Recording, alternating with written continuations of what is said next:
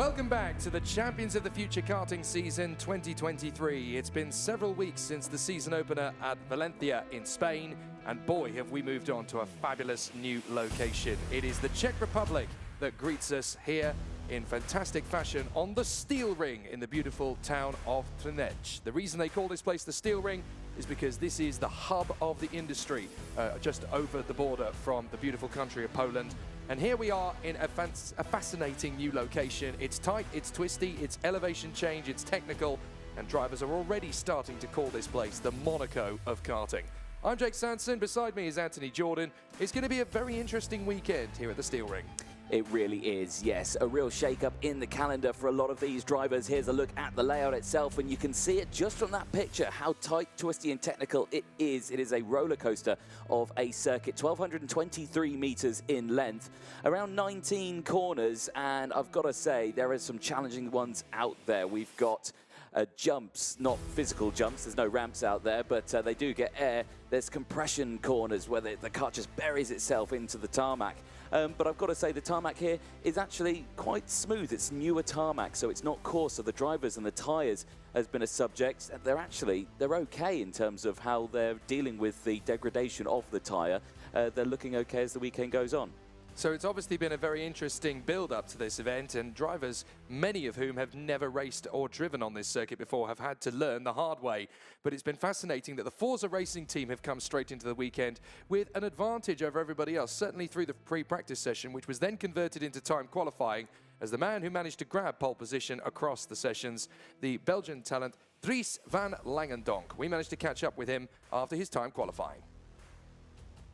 Qualifying Group 1 is done for OK Junior, and I'm here with fastest in session, Dries van Langendonk. Well, a brand new team, a brand new circuit, and you've only gone and put it fastest in group. Congratulations. Yeah, it was about finding the correct spot on the track. I managed to put my second lap as my quickest. So yeah, I'm really pleased with the results already, with the progress we booked compared to day one. And yeah, let's keep moving forward from this point. The track itself, very technical, very demanding. How is it out there? Is it quite a challenge? Yeah, it's one of the most difficult tracks on the calendar, yeah, for sure. 21 laps in the final will be challenging as well. We just gotta keep saving tires, keep doing good, and then we'll eventually get there. Well, a brilliant session, and qualifying heats coming up later on today and tomorrow. Do you feel prepared with the brand new team? Yeah, I think we are in a good state at the moment, and yeah, I'm looking forward to it. Congratulations, well done. Thank you. Great to chat there to Dries van Langendonk yesterday. He did take a race win after a penalty for his teammate Lewis Werrell, who unfortunately did get a 5-second time penalty for a jump start on the line. So disappointing, but Werrell would get redemption later on in the day. In his second heat, he took a race win out there, but he is not in this one. This grid, of course, consisting of Group A and E, so the fastest in qualifying with some of the slower drivers. Now, I say slow, I use that term very loosely because when I say this, they're only about a 10th off. It's just that's how close it was out on circuit. So, yeah, still very, very competitive groups of drivers all in this one. And I've got to say, a very interesting front row. Dries van Langendonk, obviously, starting on the inside row. He's done that before. We know he can get away well. But he's got Zach Drummond alongside. He finished third yesterday in his heat. And I feel like going into today could be one to keep an eye on. There's quite a few drivers that you could say that about at this place. I mean, obviously, there's going to be quite a couple of contenders out there who didn't really get the run of the draw from time qualifying, but fascinating to see Jacopo Martinez really starting to climb up the ranks. And Adi Consani for Shamik Europe in the Paralin, he's been very strong this weekend, clearly buoyed by his father's fantastic job, Robert Consani, when he took the victory in the GT4 European Series a couple of weeks ago at Monza. He was there cheering his dad on, and now it's obviously his turn to come forward and put on an excellent show. So the carts are out there on the circuit doing their formation laps. Dries van Langendonk and Zach Drummond on the front row from Jacopo Martinez and Alfie Slater, Adi Consani and Tiziano Monza, Salim Hanna Hernandez and Tobias Chichenyi, then Bennett Kaspar and Vivek Kanthan from Louis Cochet and Nicolas Schaufler, Marcus Schilkunyas and Luna Fluscher from Marius Barryberg and Kimi Tani, Morello Dorocha and Thomas Vanchik, from Romeo Haag and Merrill Peldez, Matthias Viver and Alp Aksoy, from Louis Castellini and Victor Smith, Rolf van Tharen and Sebastian Kolpeng, from Kit Belowski, Kilian Josserin, Travis Teo, Tobias Pasco, Benjamin Jalmgaard and Enzo Ruggiero at the tail end of the field. Now, I'm not entirely sure whether Ruggiero has got out onto the circuit or not. He has, yes. He's just left the pit lane now. Ah, there we go. So he was a little bit behind everybody else, but has managed to get himself up to scratch again for the Kart Republic Motorsport team. And based on what we saw yesterday, some interesting performances. We saw Lewis Werrell cross the line in first position twice yesterday. One of those races was unfortunately then taken away from him as he got a penalty for a jump start. It was actually his teammate, Dries van Langendonk, that inherited the victory. The man to watch, though, in junior, other than Alfie Slater, who picked up a win in his first race of the weekend, and he'll be starting from 4th on the grid this time, is Jindra Pezel, the man who is the local star, local favourite for Formula K, and is looking very rapid indeed. Yeah, indeed. 2 race wins yesterday on track and a real dominant performance that we saw from him. So definitely a driver to keep an eye on throughout the day.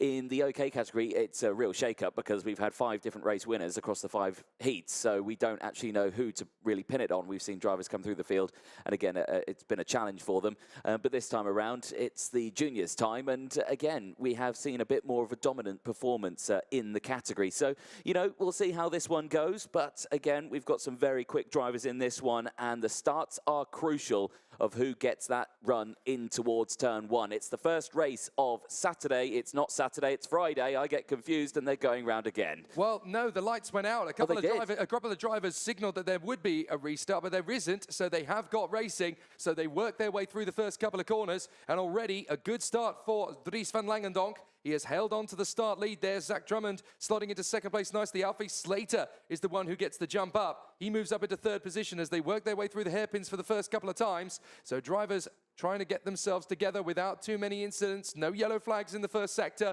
So everybody has worked their way through nicely. But Alfie Slater following in behind your first 2, Van Langendonk and Drummond, 4th position. That looks like Andy Consani, I think, has moved his way up into 4th position. Or is that his teammate, Tiziano Monza? No, it is Monza. So Monza has worked his way forward to creep up into 4th position. Yeah, indeed. Relatively decent start then. The whole pack getting away well. One driver really struggling at the back of the grid, though, but the rest of the field coming across the line now. Yellow flags as 2 cuts off at the toboggan corner, and that's a disaster for those 2, but it is still Van Langendonk who leads from Drummond, Slater, Monza, Martinez, Hanna, Consani, then it's Schaufler, Canthan, and Sejesny, who is there in the top 10. And, well, so far, a nice breakaway there for Van Langendonk, who is working well with the kart. And, again, we saw this yesterday in the heats that weren't live, but you could watch them on the live timing. It was the same story there. The Forza drivers breaking away at the front with that clean air this time around, doing exactly the same today, but this time he's on his own.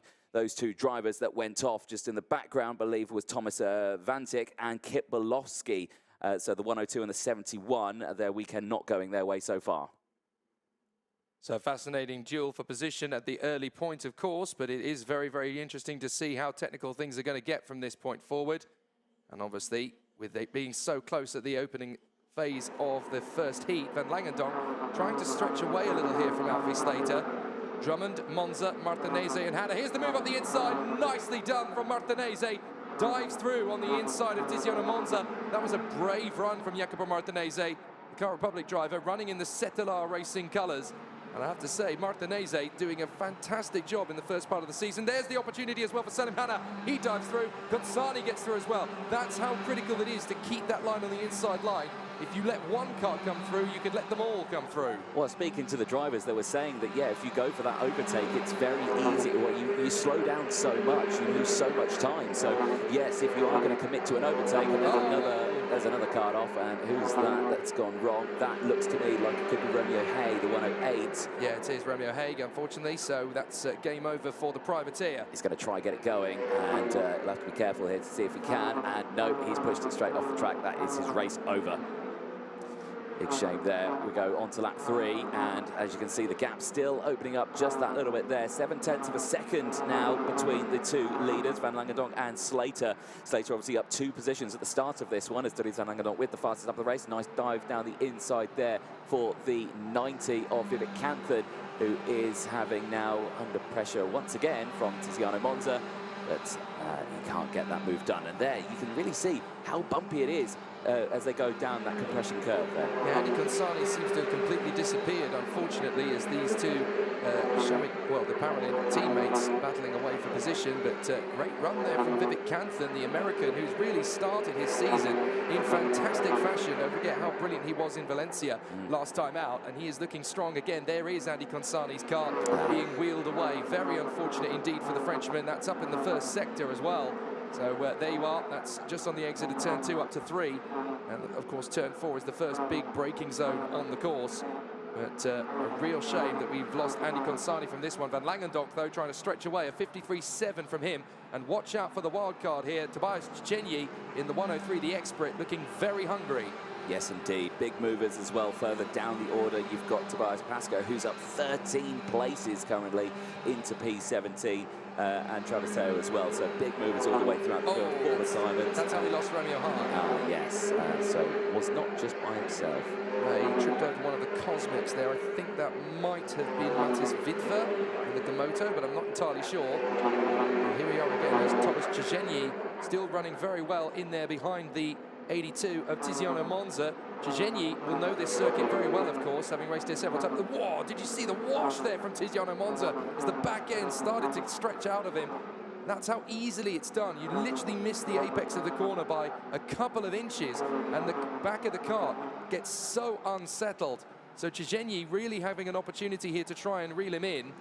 But you've got so many of these tight hairpins as well. You're literally lurching your body from one side to the other. It gets very physical on a track as technical as this one. Well, it's, like you say, a very physical circuit. There's not a lot of rest time. You've got 2 seconds maximum as you go down the start-finish straight to really try and rest your arms and rest your hands. Other than that, it's a constant battle all the way throughout. And as again, they show this beautiful section here as they go up through the second part of the S's. You know, it just shows. Now, turn 1 here that Dries Van Langendonk's going through, completely flat out all the way. You have a little lift through this section here, then it's on the brakes, because this corner here is off camber. It's against you. So a lot of drivers actually do run out slightly wide there if they carry a bit too much speed, so they do have to be careful. That next corner that we're just going through there, it's essentially just 1 corner. It looks like 2, but you know, you barely turn the steering wheel. It just hooks around and it goes through the corner. Then you come up through these S's here, again, very fast, very slow as well, but you always see those big lunges into that first of those 2 hairpins on the S's. So yeah, very technical circuit, very demanding, very physical on the drivers as well. And like we heard from Dries in his qualifying pole interview, you know, he's saying the final 21 laps, it's going to be exhausting. Well, it certainly will be. The 34 has just been given a warning flag. That's Marius Barryberg, another of our privateers. So a bit of an issue there for the Norwegian. But yeah, this circuit really does have its own sort of unique style and flavour to it. I was speaking to Sasha Bondarev a couple of weeks ago after he came testing here and asked him what it was like. He said, how do I describe this circuit? It's a bit like Wackersdorf and Lonato in Sector 1. Then you've got a bit of Buckmore Park in Sector 2. Then you've got PFI in Sector 3. It's a little bit of everything, this place, but it's all compressed into this one long rectangle square kilometre run. So it's very tricky, very treacherous. You get a lot of peaks and troughs, particularly down here through the drop. That's actually a really heavy crest drop. It is. As you go through there flat on the throttle. So you really feel that on the underside of the chassis. Martinez and Hanna still very close together, these two, the Italian and the Colombian. A very big wobble, and that's a bit of a peak and trough there as well. You get an elevation change as you come up, then it kicks back down again as you come through. So this is a very physical part of the lap. 2 to go. Dries Van Langendonk has extended to 2 seconds in front of Alfie Slater. The Belgians, since switching to Forza, this racetrack is his. Yeah, indeed. I think the Forza team have done a brilliant work on the setup. You know, the kart's just on rails here. It was the same yesterday. All the Forza drivers just really driving away from the rest of the field. And again, that's being shown here. 2.2 seconds is the gap. There, though, second place, Alfie Slater, kind of, just driving around, really. It's a nice drive on a sunny Friday morning, really, and getting it going. I'm going to have to get used to that. It's Friday today, not Friday, not Saturday. Not Saturday. So yeah, real shake-up in the format as well of the weekend here. Travis Teo just made the move on Tobias Pascoe further down the field. Pascoe on the Hageman racing machine. So as they work their way through, this has been a masterclass opening heat from Dries Van Langendonk. Doesn't really need to break a sweat so far. He picked up a win yesterday after his teammate ended up getting a jump start penalty, and that has obviously given him plenty of positivity coming into this. The final lap begins, and I don't think Salim Hanna is done yet on his attempts to go for Jacopo Martinez. He's still trying to find that little bit of space to play with. Nicolas Schaufler still battling away with Vivek Kanthan and Tiziano Monza. Half a second between the first two, another second covering the next. Then Shilkunias is doing a fair job. 9th position indeed for the Lithuanian Markus Shilkunias on the Gamoto. That's a very impressive run from him, as Dries van Langendonk is going to come through, having set the fastest lap, a 53.6 for him. But this is just heaven sent as far as Dries van Langendonk and the Forza Racing team are concerned. The Belgian really wanted to open his account here with a strong performance. He got the pole position in time qualifying yesterday. He inherited a win, and now in his second race, he is going to take a second win to go straight up to the top spot on 100 points out of 100. Very nicely done from Dries van Langendonk. Slater in second, Drummond in third, from Martinez, Hanna and Schaufler. Yeah, brilliant little race there. Schaufler will be pleased with that one, I suspect. 6 places gained to finish in that top 6.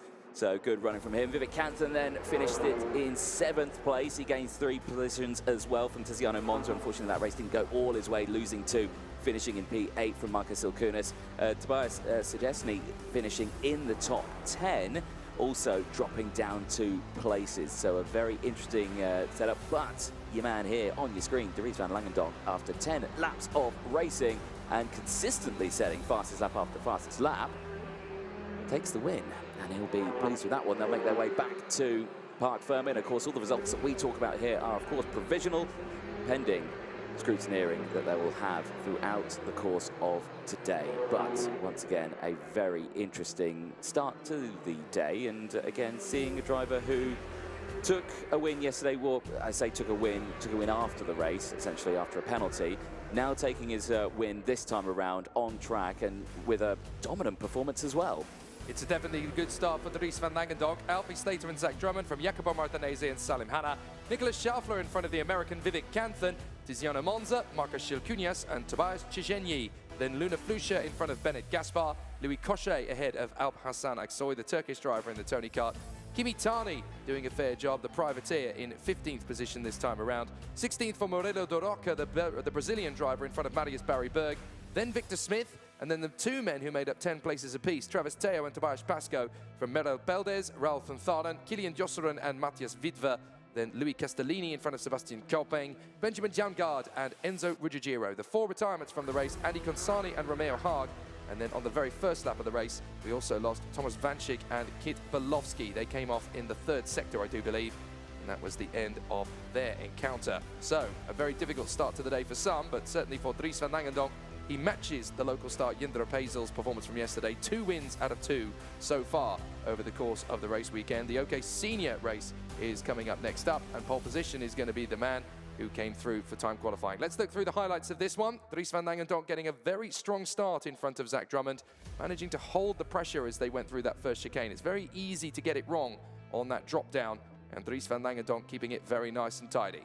Yeah, indeed. And again, you see it in that later part as well, where they go nearly 3 wide. Is very, very tight and twisty through there. This was the coming together later on in the race. This is where we saw, I think, Romeo Hay, who went off the track. We missed the incident that involved Belowski and Vanchik, but that happened on the first lap. And then, of course, all the way to the end. And it was a dominant performance, really, and nothing really you could really do about this man here, Dries van Langendonk, who just drove away from the rest of the field and making his way back into Parc Fermé. And, of course, good to see that the drivers congratulating each other out there. Slater giving the thumbs up to Dries van Langendonk after a dominant performance. Like we were saying, the qualifying Heat A and E for OK is coming up next, and yesterday's qualifying was very, very interesting. Gabriel Gomez, who took a win in one of his heats, he also polled it. This is what he had to say. Qualifying practice Group 2 is done for the OK category, and a new fastest time of the sessions. Gabriel Gomez putting in a 52.048. Gabriel, a fantastic time. The circuit looking good for you. Yes, we have a really good pace this week. Already from the test here, we have amazing pace. And now already in the 2 free practice P1 and now also in the qualify. It's a really good start of the weekend, and we hope still like this at the end. You've seen previous qualifying sessions here, and we've seen a lot of the local drivers going very quick here. Is that going to be a threat to going into this weekend?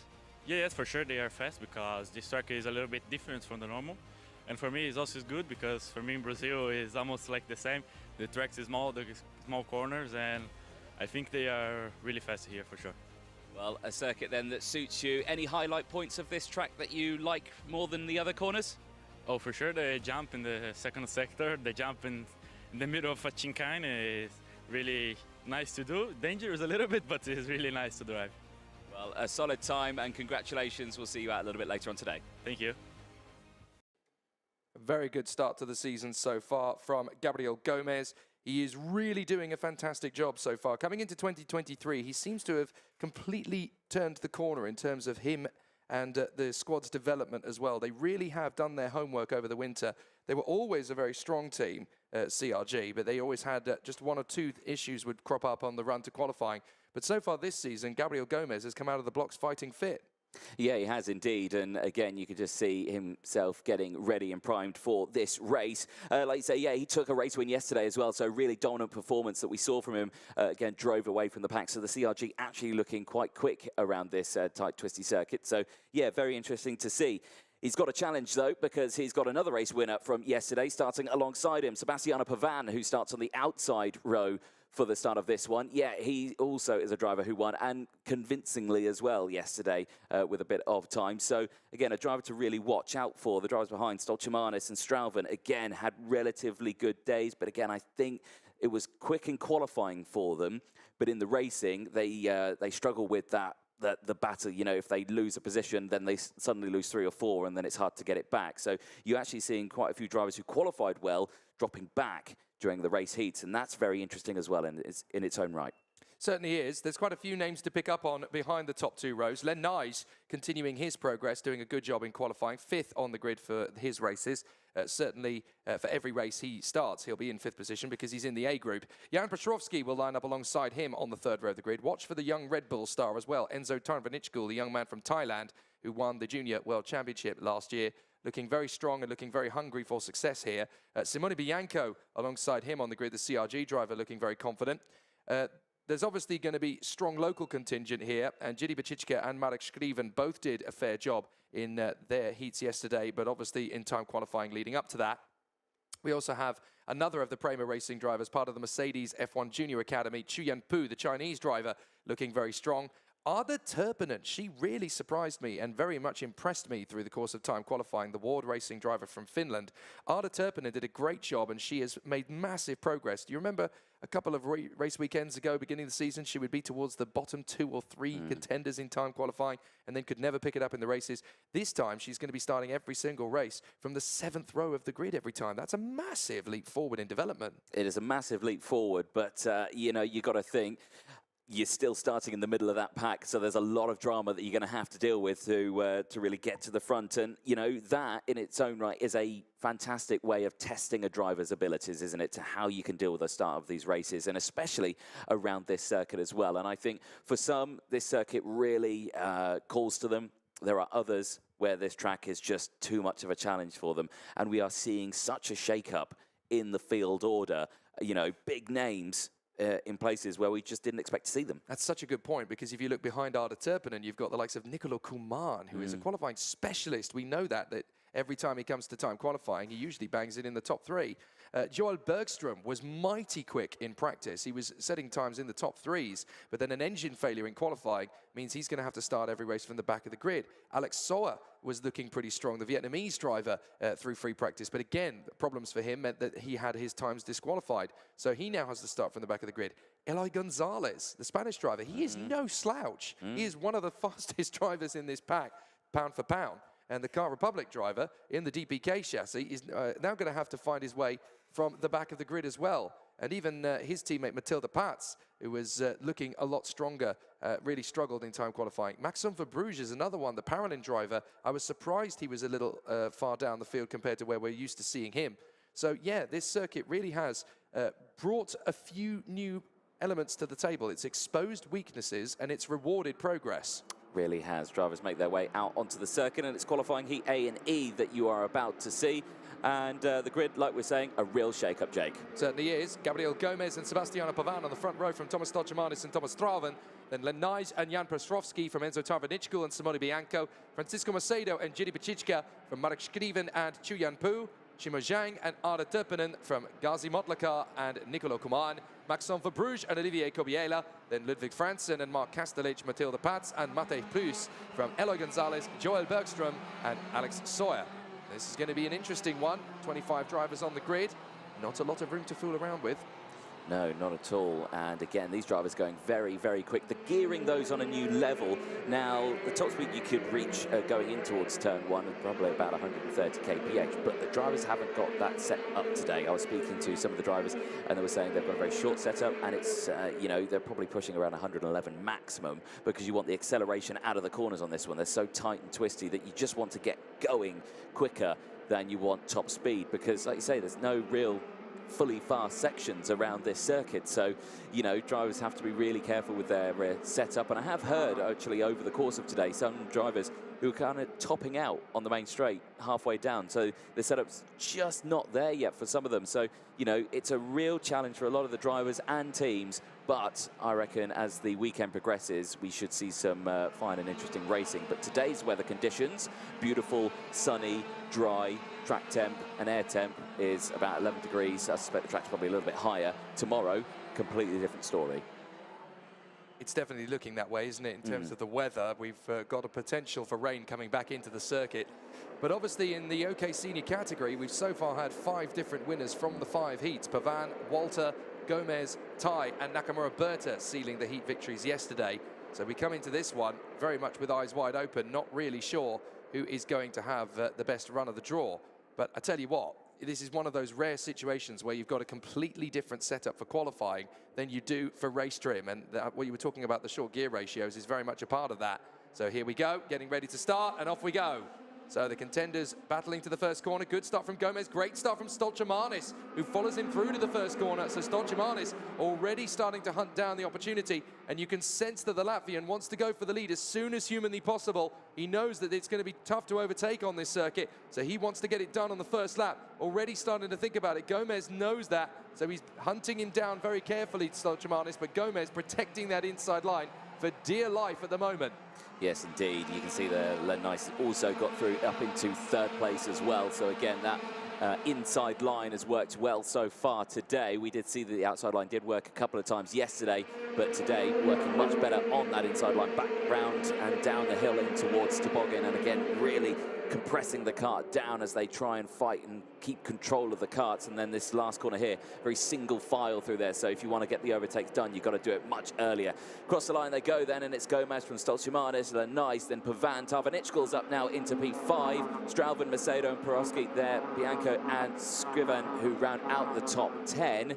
So nice little breakaway, but not so much. It seems quite compact still early on, doesn't it? It really does. Nobody's really able to break away. Gomez seems to have good raw pace over one lap in qualifying, but in the race trim, there's a lot of drivers trying to compete with him. As up the inside, there is the move from Thomas Strauven. He gets through on Enzo Tarvanichkul to move up into 5th position, and I thought I saw Pavan getting very hungry in behind Len Nijs for 3rd position. So Nijs slots into 3rd position. There is the move that has been made by Strauven to get through on Tarvanichkul, and that's a beautiful dive from Petrovski. He gets through on Macedo, but that was very hard to finish off, wasn't it? They almost came off the road. Yeah, indeed. And that corner very, very easy to run wide, and of course it dips away from you, so it looks very inviting. It looks very fast, and then by the time you get over the crest, you realise, oh no, I've run out of track. So you know, it's a very tricky part of the circuit, very tight as well. Keeping an eye on this battle, because Tarvanichkul, you can just see there, now has that battle forming behind him here. Petrovski there, Macedo, Bianca as well.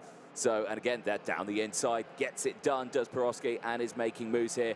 Dropped down the order, now is recovering back. Yeah, Petrovski getting through on Tarvanichkul, and it looked as though Simone Bianco got through past his teammate as well, Francisco Macedo. There they are, the 2 CRG twins. So nicely done from Simone Bianco. Francisco Macedo just has to sit back and watch it happen. And there's a move in the middle of the field as well there. That was one of the DPK drivers, I think Shimo Zhang, getting his bid on the inside of Gazi Motlakar. So some good moves, some great battles so far, and it's all coming full guns blazing. They come off the turn. Gomez has 0.4 of a second still on Stoltemanis, but he's not getting away, is he? The Latvian in the energy course, still trying to hustle him all the way through, hoping for a little gap to appear as Sebastiano Pavan is trying to organically create one behind Len Nige. Well, yeah, Sebastiano Pavan is actually your fastest driver on track as well, 52.808. He is closing in on the drivers in front, so keep an eye on that Tony Card as he makes his way through the field. Fastest in Sector 1 on this lap, though. Gabriel Gomez in the lead of this race as a chop and change there once again for the two CRG teammates. Macedo on Bianco this time around. They swap back, or is it a little further back in the field? So they've got to be careful. They keep swapping positions, Bianco and Macedo. So that was Macedo originally getting back past Bianco. Then Bianco got him again. These two cannot afford to waste time, particularly as teammates. They need to cooperate here and work through the field. They cannot really afford to waste too much time swapping positions amongst themselves. They've got to work as a unit to try and guide the rest of the field further up to the top 6, because they are struggling now and have lost a lot of time to Enzo Tarvinichkul. But it does look to me as though the Kart Republic's pace for the Prema team driver, Enzo Tarvinichkul, for whatever reason, he just doesn't seem to have the same sort of rhythm to his kart than the others do. You can see the 255 there just in the background.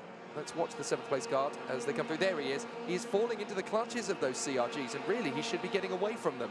Yeah, indeed. And again, it's the circuit. It's a challenge. It's so demanding on the drivers. We can talk about it all day. We really can. But it's a real shake-up in the calendar.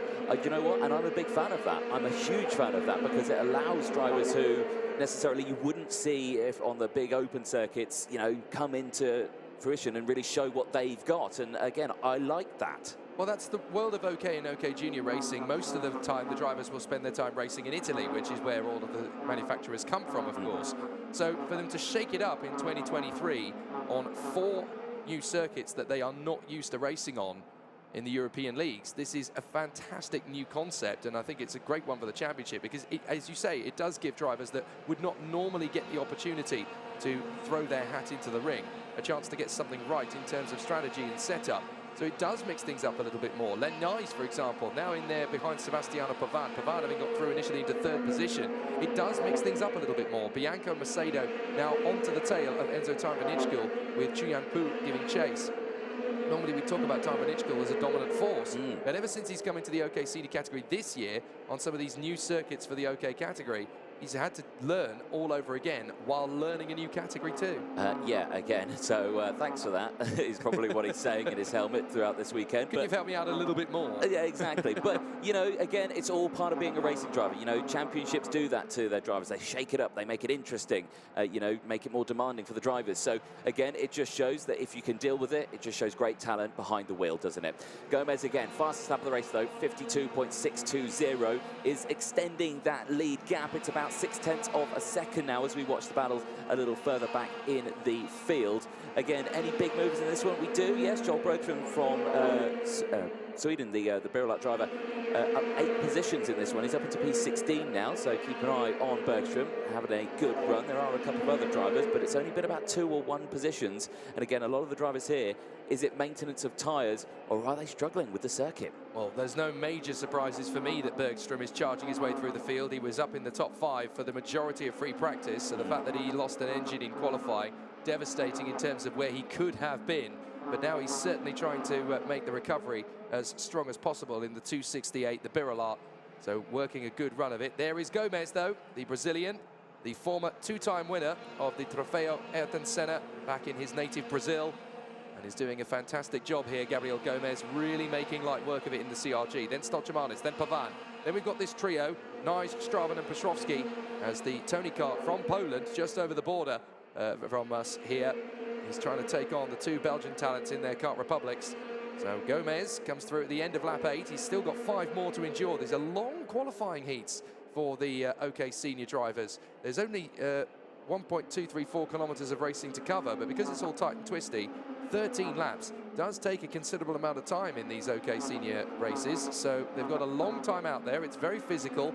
Yes, the distance is equal to what we normally get to see, but it's not like Zuera where you're flat on the throttle for the majority of the lap, and the races are actually quite quick. Dive up the inside. There's Piotrowski getting his move on Thomas Straven, and that splits the 2 Belgian Kart Republic aces. Yes, indeed. Straven looked like he was going to go for the move back on it, but thought against it as they go down this compression bit now. Back up the hill they go, and it is very high up these hills. It doesn't look like it's much on the screen, but actually about 7 meters difference as they go through in such a short space. So it really does shoot up into the sky and then comes crashing back down into the latter part of the session. But again, we're going to see this throughout the majority of the weekend. Drivers going for those moves into the hairpins. But it's always going to be, if you lose a position, you have to fight back for it almost immediately. Otherwise, you're most likely not going to get it back again. So as the field continues to make light work of things, it's going to be a really intriguing and very exciting setup. Through comes Strauven to try and take on Petrovsky again, but there's only 3.5 laps left to try and retaliate on the pole. Jan Petrovsky will know this circuit reasonably well, of course, having grown up through the karting ranks here. Only a quick jaunt across the border for him. So this is a circuit that they will know very well, but it's very different compared to what we saw at Valencia last time out. So it's obviously a big challenge. Here they come again. Still dicing for position in this mid-pack. You've got so many drivers. Macedo has now dropped all the way back behind Skriven, Tarvanichkul and Bacichka. So even Tarvanichkul has struggled to keep the pace and has now fallen behind Bianco, Chu and Skrivan. So not the easiest of runs for the junior world champion of last year so far. He's having to learn about life as a senior very much the tough way. As Petrovsky now really starting to size up the move on Len Nyes. He's going to try and make the dive for the inside line. Nyes doesn't give him enough space to really go for the maneuver. So now he's going to try and make his bid up to the hairpin. Not close enough. Nyes protects the inside line again. Is there going to be a challenge this time? Yes, there is. And Petrovsky finds the gap. Nicely done. Yeah, nice little late move there. I don't think Nyes was ready for that. So I think caught him sleeping just a little bit there. And now his teammate's going to come on in. Strauven down the inside of his teammate. They nearly collect each other and they get away with it. But look at the time immediately that Strauven loses when he exits the corner there. You get bogged down so much around this track. Look, Len, you're not going fast enough. I need to get through. That was pure desperation from Thomas Strauven. He left that to the last possible minute to try and size a gap up the inside. And he knew, you know, if I commit to this, we're going to hit each other. So he had to bail out of it. Yeah, very much so. Just listening to that sound of the track as they go through turn one, you hear the revs high and then the tyres, the wheels hit that rumble strip on the exit and you just get that beautiful sound in your ears. If you're watching at home, turn the TV up so you can hear that. We'll be quiet when they go through turn one, we promise. At some point in the day, we certainly will. So through down the drop, up towards the S's again, through the hairpin section. And 257. Len Nyes still running in front of Thomas Strauven as they come through, but they have lost a lot of time now in comparison to Jan Petrovsky in the Tony Kart. But Gomez, Stochamanis and Pavan running a very good race. Let's see if we can pick up that noise as they come through. It's so fast and you get such a run of the rumble strip. There it is. You get that nice little honeybee buzz, don't you? Oh, it's a good sound, that. It's a very good sound. I might have that as my new ringtone on my phone. Ooh, good call. Like that. So Gomez, 9/10 of a second clear of Thomas Stochamanis. He hasn't exactly dominated this heat, but he's certainly led every lap. He has been able to pull away just enough to keep the Latvian at bay, and that's how you're going to get the job done in these qualifying heats. Gabriel Gomez, the first driver of the weekend in the OK Senior category to win each race he has started. And that's quite a crucial position to be in, knowing how fast he was in time qualifying. And don't forget how it all fell away from him at Valencia. He doesn't want a repeat of that this time. He comes off the final turn, across the line, nicely done. Gabriel Gomez seals the first race of the day in the OK category, with his second race of the week so far here at the Steel Ring. Stochamanis second, Pavan in third. Still looking very confident at the moment, though. The CRG squad have their boy Gabriel Gomez well in check. Yes, indeed they do.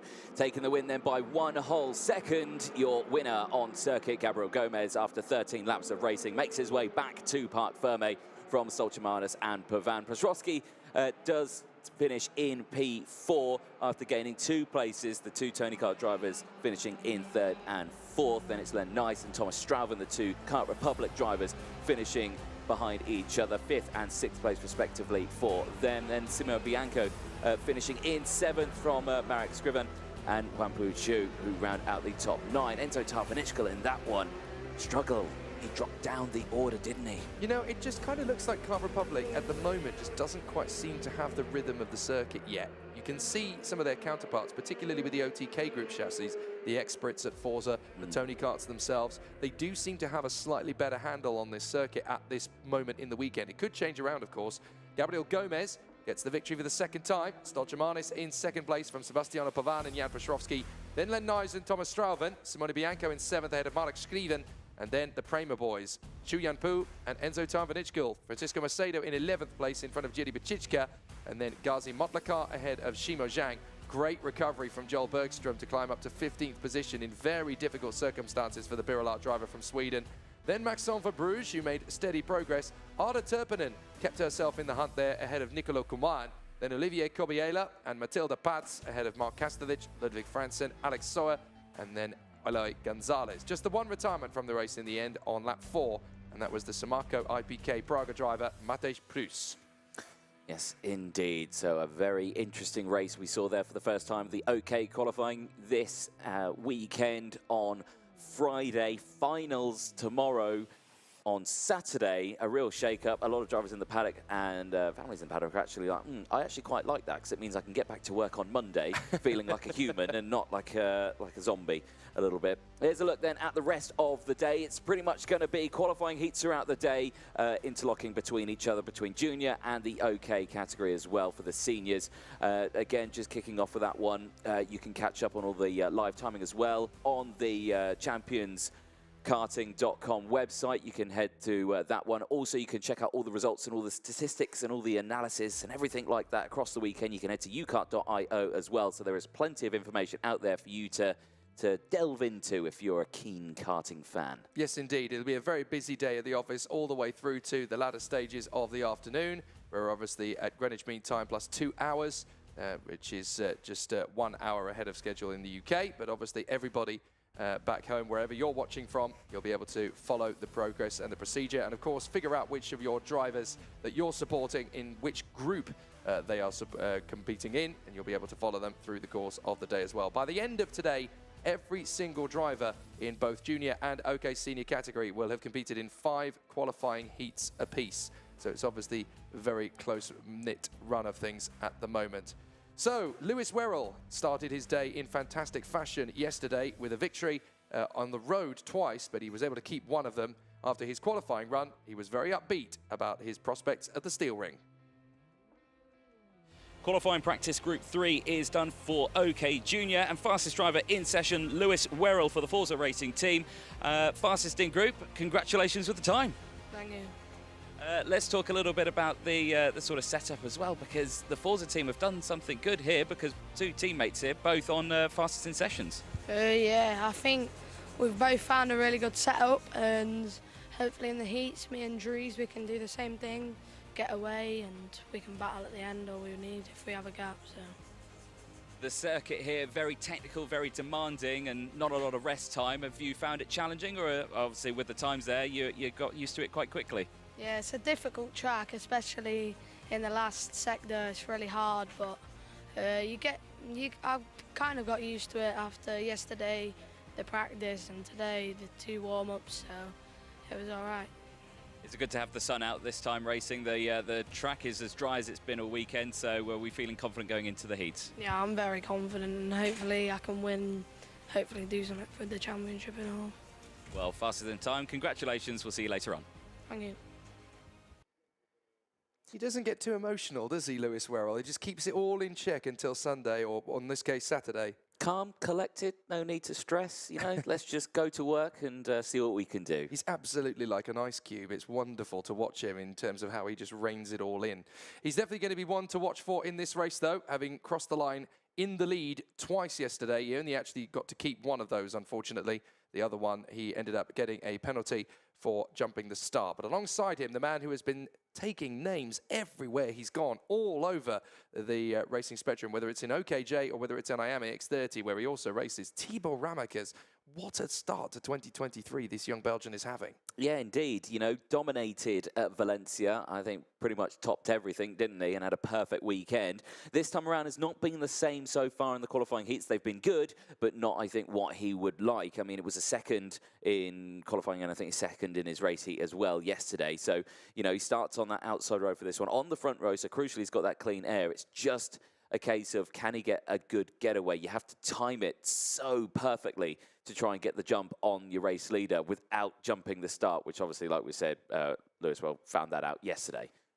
Well, what about the drivers that are going to give chase to them? Because you've got Elliot Kaczynski there in third position for the Ward Racing team on his Tony kart, and the CRG of the Brazilian Gabriel Koenikan. He's obviously going to be one to watch out for as well. Here we go. Let's talk you through the grid. Lewis Werrell and Tibor Ramakas, Elliot Kaczynski and Gabriel Koenikan, then Alexander Chartier and Maria Germana Nito in a brilliant sixth position, Alexander Bondarev and Lukas Obruchnik, and then we have Lev Krutelov and Mies Huben, Joel Pokela and Xiao Juzhen, and then it is David Kozma and Roman Kamyab, Vasilis Apostolidis and Guy Albag from Santino Panetta and Jason Bralich, then Jared Clark and Arthur Braun, Boris Leisen and Oliver Kinmark, then Kosai Ogumwa and Wojciech Woda, and then it's Dominic Javodny in front of Lorenz Campos, Matis Reiber, Apo Timonen, Javier Herrera, Mila Marchand, and Natizo Mabunda, the South African, who is there in the 112 at the tail of the field.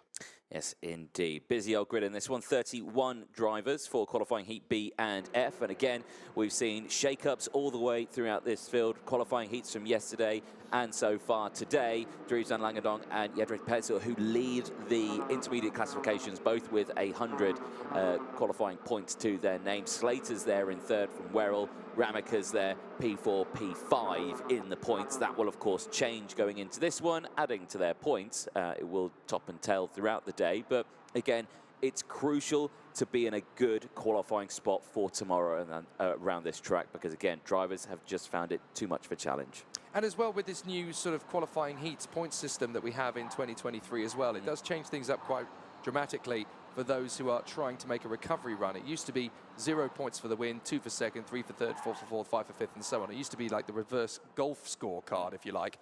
But now that we've changed it up this year, the FIA regulations mean it's 50 points for the win, 44 for second, and 41 for third, all the way down to 1 point for 36th. It does kind of mean that there's I think it's 1.5 times the amount of points difference that can be scored compared to what it was last year. And then you add to the superheat, there's 75 points on offer for the win. It really can transform and change a weekend. So it definitely gives those drivers in the middle of the field a chance to rejoin in a much faster light. Here we go.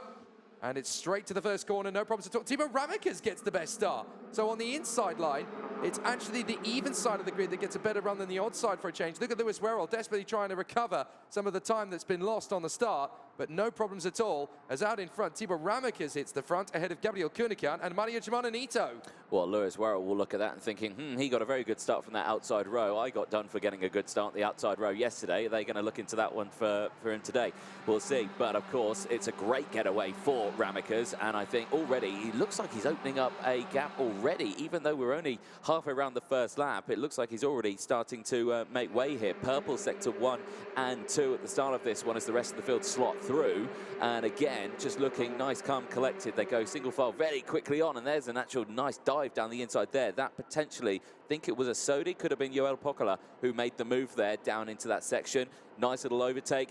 Across the line they go. Ramakas leads from Koenikan. Neto. Where's Lewis Werrell? Werrell's dropped down the order. Werrell's in P6. Indeed he is. He didn't really manage to get as much of a start as he wanted. He dropped into about 5th position initially, but he's already lost the place now to Mies Huben, the Dutch driver, and that's a move up the inside from Obruchnik. Obruchnik on the Lando Norris chassis, making good hay while the sun shines, and dives up the inside of Maria Nito, gets into 3rd position, bit of a run wide, but Obruchnik still holds on, and the wild card doing a fantastic job here as he runs in 3rd position now. Like I say, this is local knowledge here for Obruchnik. You know, he knows the track like at the back of his hand, and look at that, instantly out of the corner, pushing the kart forward. He's on a charge here, and already he's up 4 places, make that 5, of course, with that new position he's gained here. So real shake-up in the order like we're seeing here into 3rd place. We're going to have such an interesting day here. I'm so looking forward to seeing what the points are going to look like at the end of today.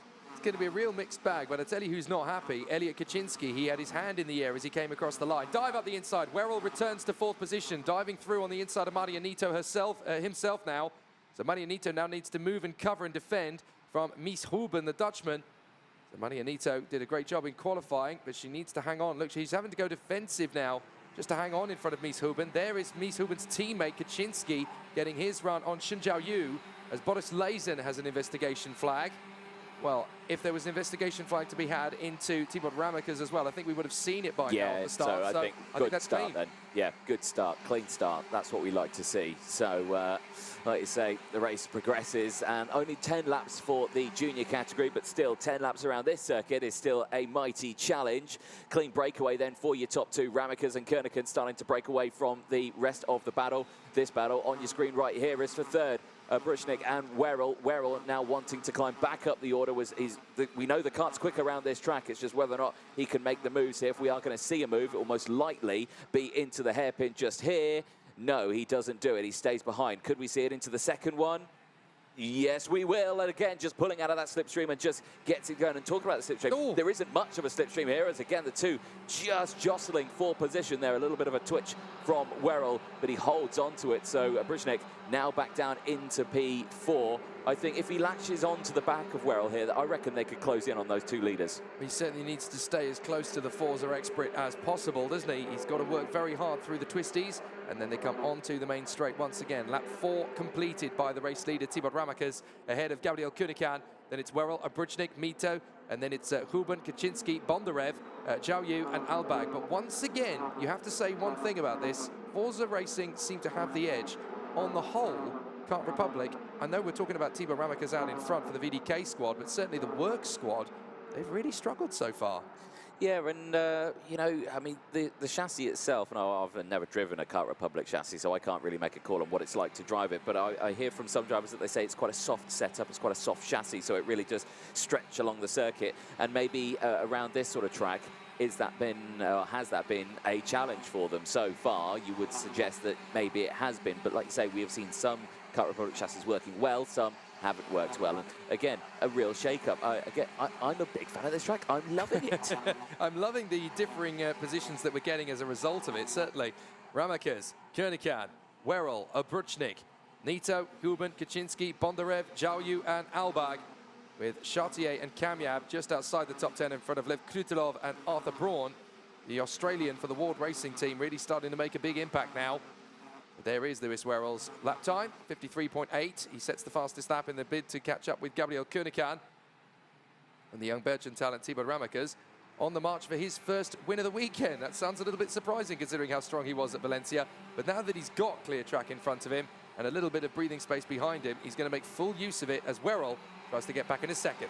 Yes, indeed. He has closed in on Gabriel Kernighan, who is there in second place. And we know that that Forza kart is on rails here. And when and if we see a move come through from Werrell, back on the start-finish straight they go. The gap for the lead has opened up to 1.2 seconds. And Kernighan has already checked over the shoulder and seen Werrell fighting back. And is going to think, oh dear, right, here we go. Where's he going to try and go for this move? Where can I position my kart here? As he latches onto the back, so really quick, really confident under the braking there is Werrell through the first of the hairpin. But Ramekers, with the fastest up of the race, is taking full advantage of this battle that is now going to ensue. Are we going to see the same move that we saw last time from Werrell? No, thinks against it, not quite close enough to go for that move down the inside into the first of the S's. Down compression they go, and into the second half of the S's.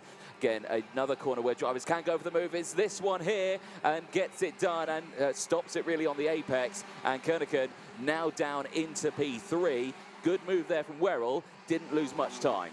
So fascinating performance so far from the contenders as they continue to give us plenty of excitement out on the course. So we are going to continue this battle all the way through. 3 laps to go. Ramekers in front of Werrell, Kernighan, Bruchnik, Nito, Huben, Bondarev, Kaczynski, Albag, and Zhao Yushun. So it is still very tight indeed. Dominik Żywodny is the only retirement from this race at the moment, having started his day in a relatively good manner yesterday, really struggling over the course of today. Now, the man on the move appears to be Sasha Bondarev. He's made a very good work of it so far, as Sasha Bondarev up to 7th position now, working his way past Guy Albag, past Elliot Kaczynski.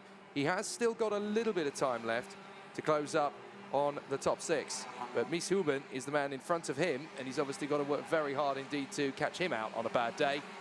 There's great racing in the midfield and now as well, I can see, but Tibor Ramekers sets the fastest first sector of anybody in the race. Lewis Werrell sets the fastest second sector of anyone in the race, so it's very even Stevens between them with 2 laps remaining. And who's just set the fastest lap across the line on that one? It is Lewis Werrell. 53.767. That gap is close to 1.8 seconds now, so keep an eye on that one. But time is very quickly running out. I think with the pace that Ramakas has got here, I think he's okay, pending any disasters. I'll knock on wood. Commentators' curse is a real thing. He would lead the intermediate classifications as well with 138 points from Lewis Wells, 135. So if Werrell can get this move done, I suspect he'll be okay. But looking at that gap, it's not coming down quick enough for him. Well, Arthur Braun has just lost a massive amount of positions, unfortunately. Oh, and we've had an off on the back straight.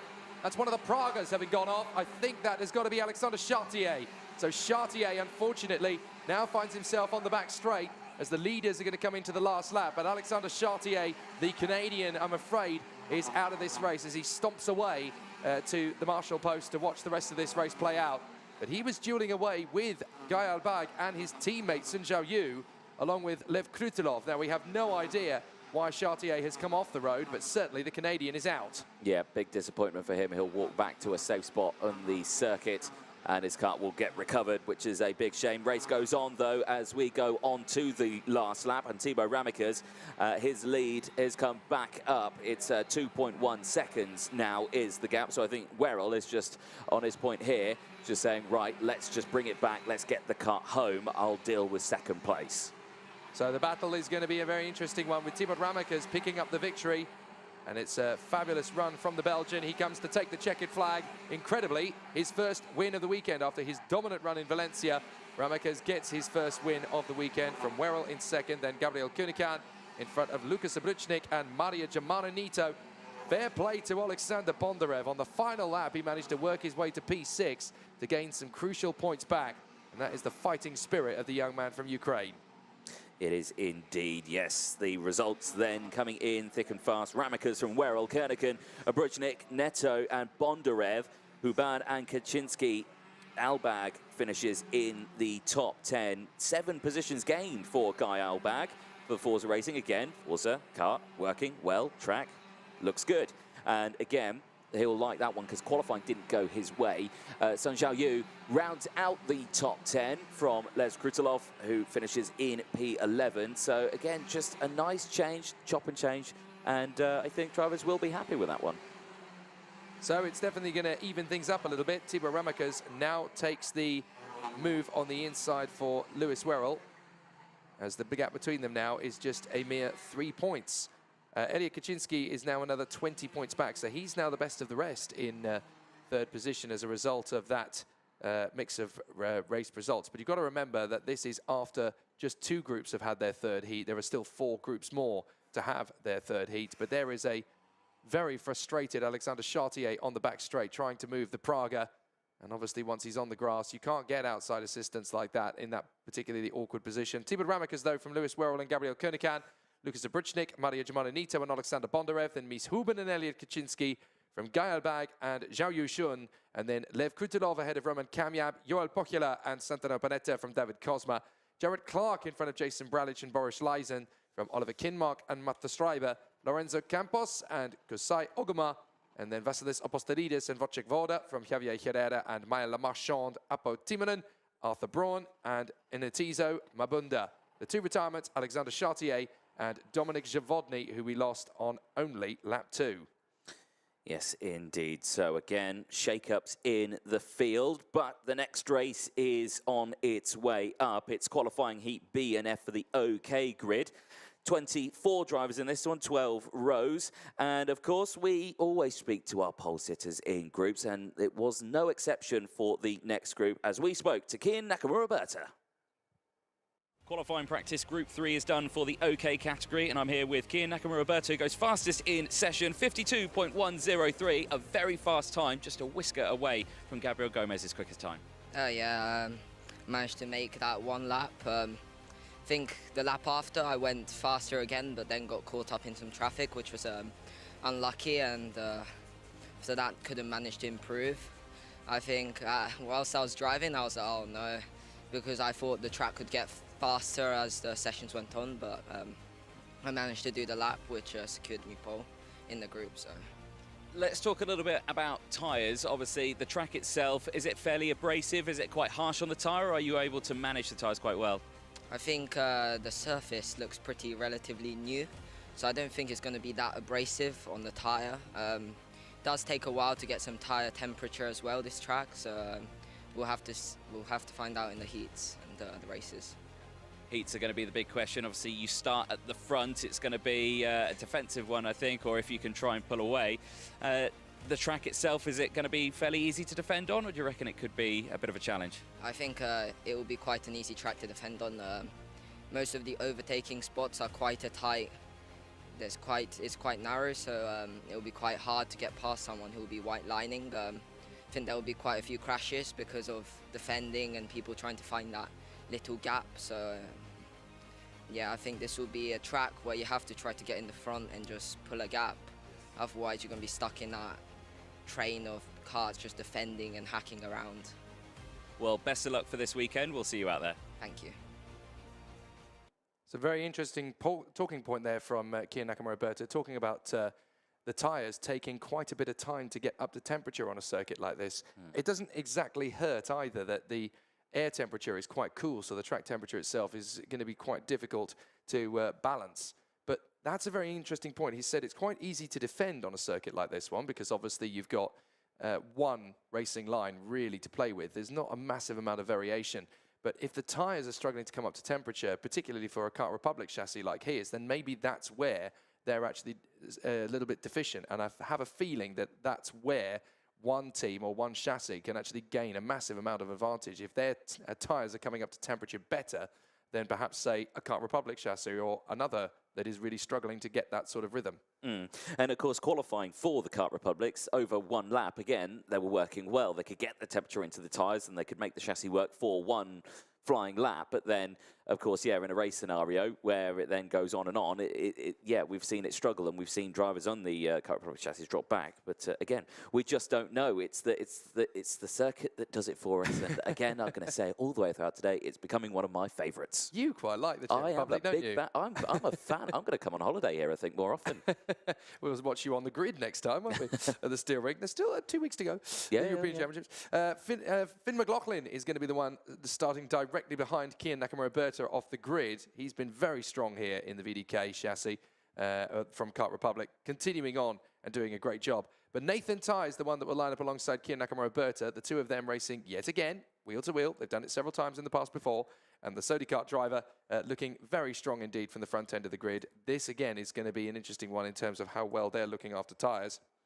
René Lammers lining up on the second row of the starting grid. And his father, the fabulous Formula One and Le Mans 24-hour racer, Jan Lammers, is here. Very, very smiling, very happy. They're very pleased with what René is currently doing and continuing to make massive progress in the Paralympic squad. Arthur Poulain and Gilles Caranta making it an all-French row 3. Two drivers who are definitely coming into this 2023 season with eyes wide open and great expectations. Two drivers as well that you wouldn't normally have expected to see right at the front for completely different reasons. Gilles Caranta coming straight out of junior last year, expecting to come straight up to the top is very, very big indeed for him, but he's acquitted himself at the Energy Course squad very well.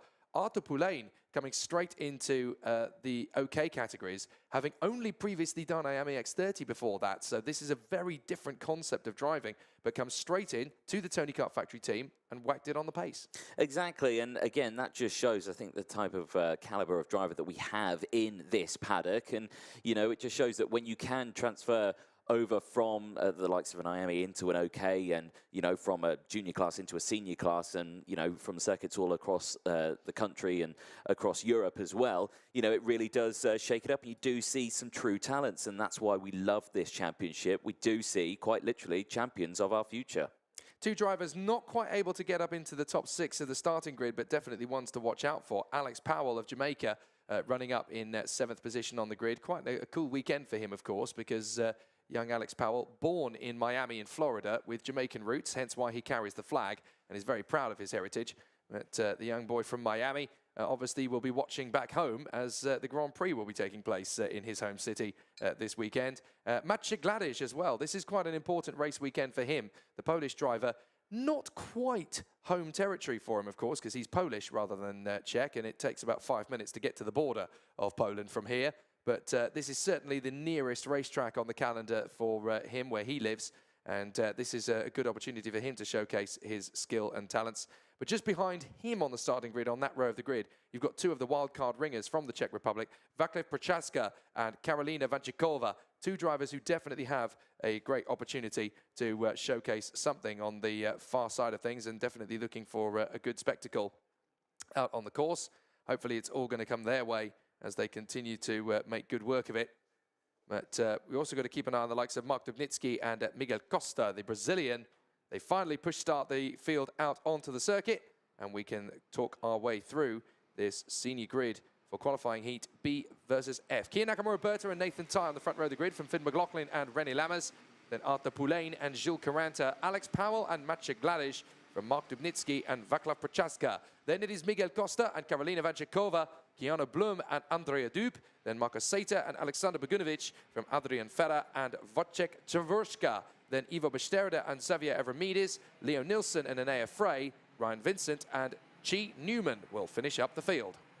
Yes, indeed. Busy old grid on this one. 24 drivers ready to get going. And again, what are we going to see from the start of this one? We saw the outside row work, didn't we, in the previous junior race? So again, are we going to see that again this time around? Let's find out. Drivers making their way up into the final section. I suspect we're going round again. Yes, we are.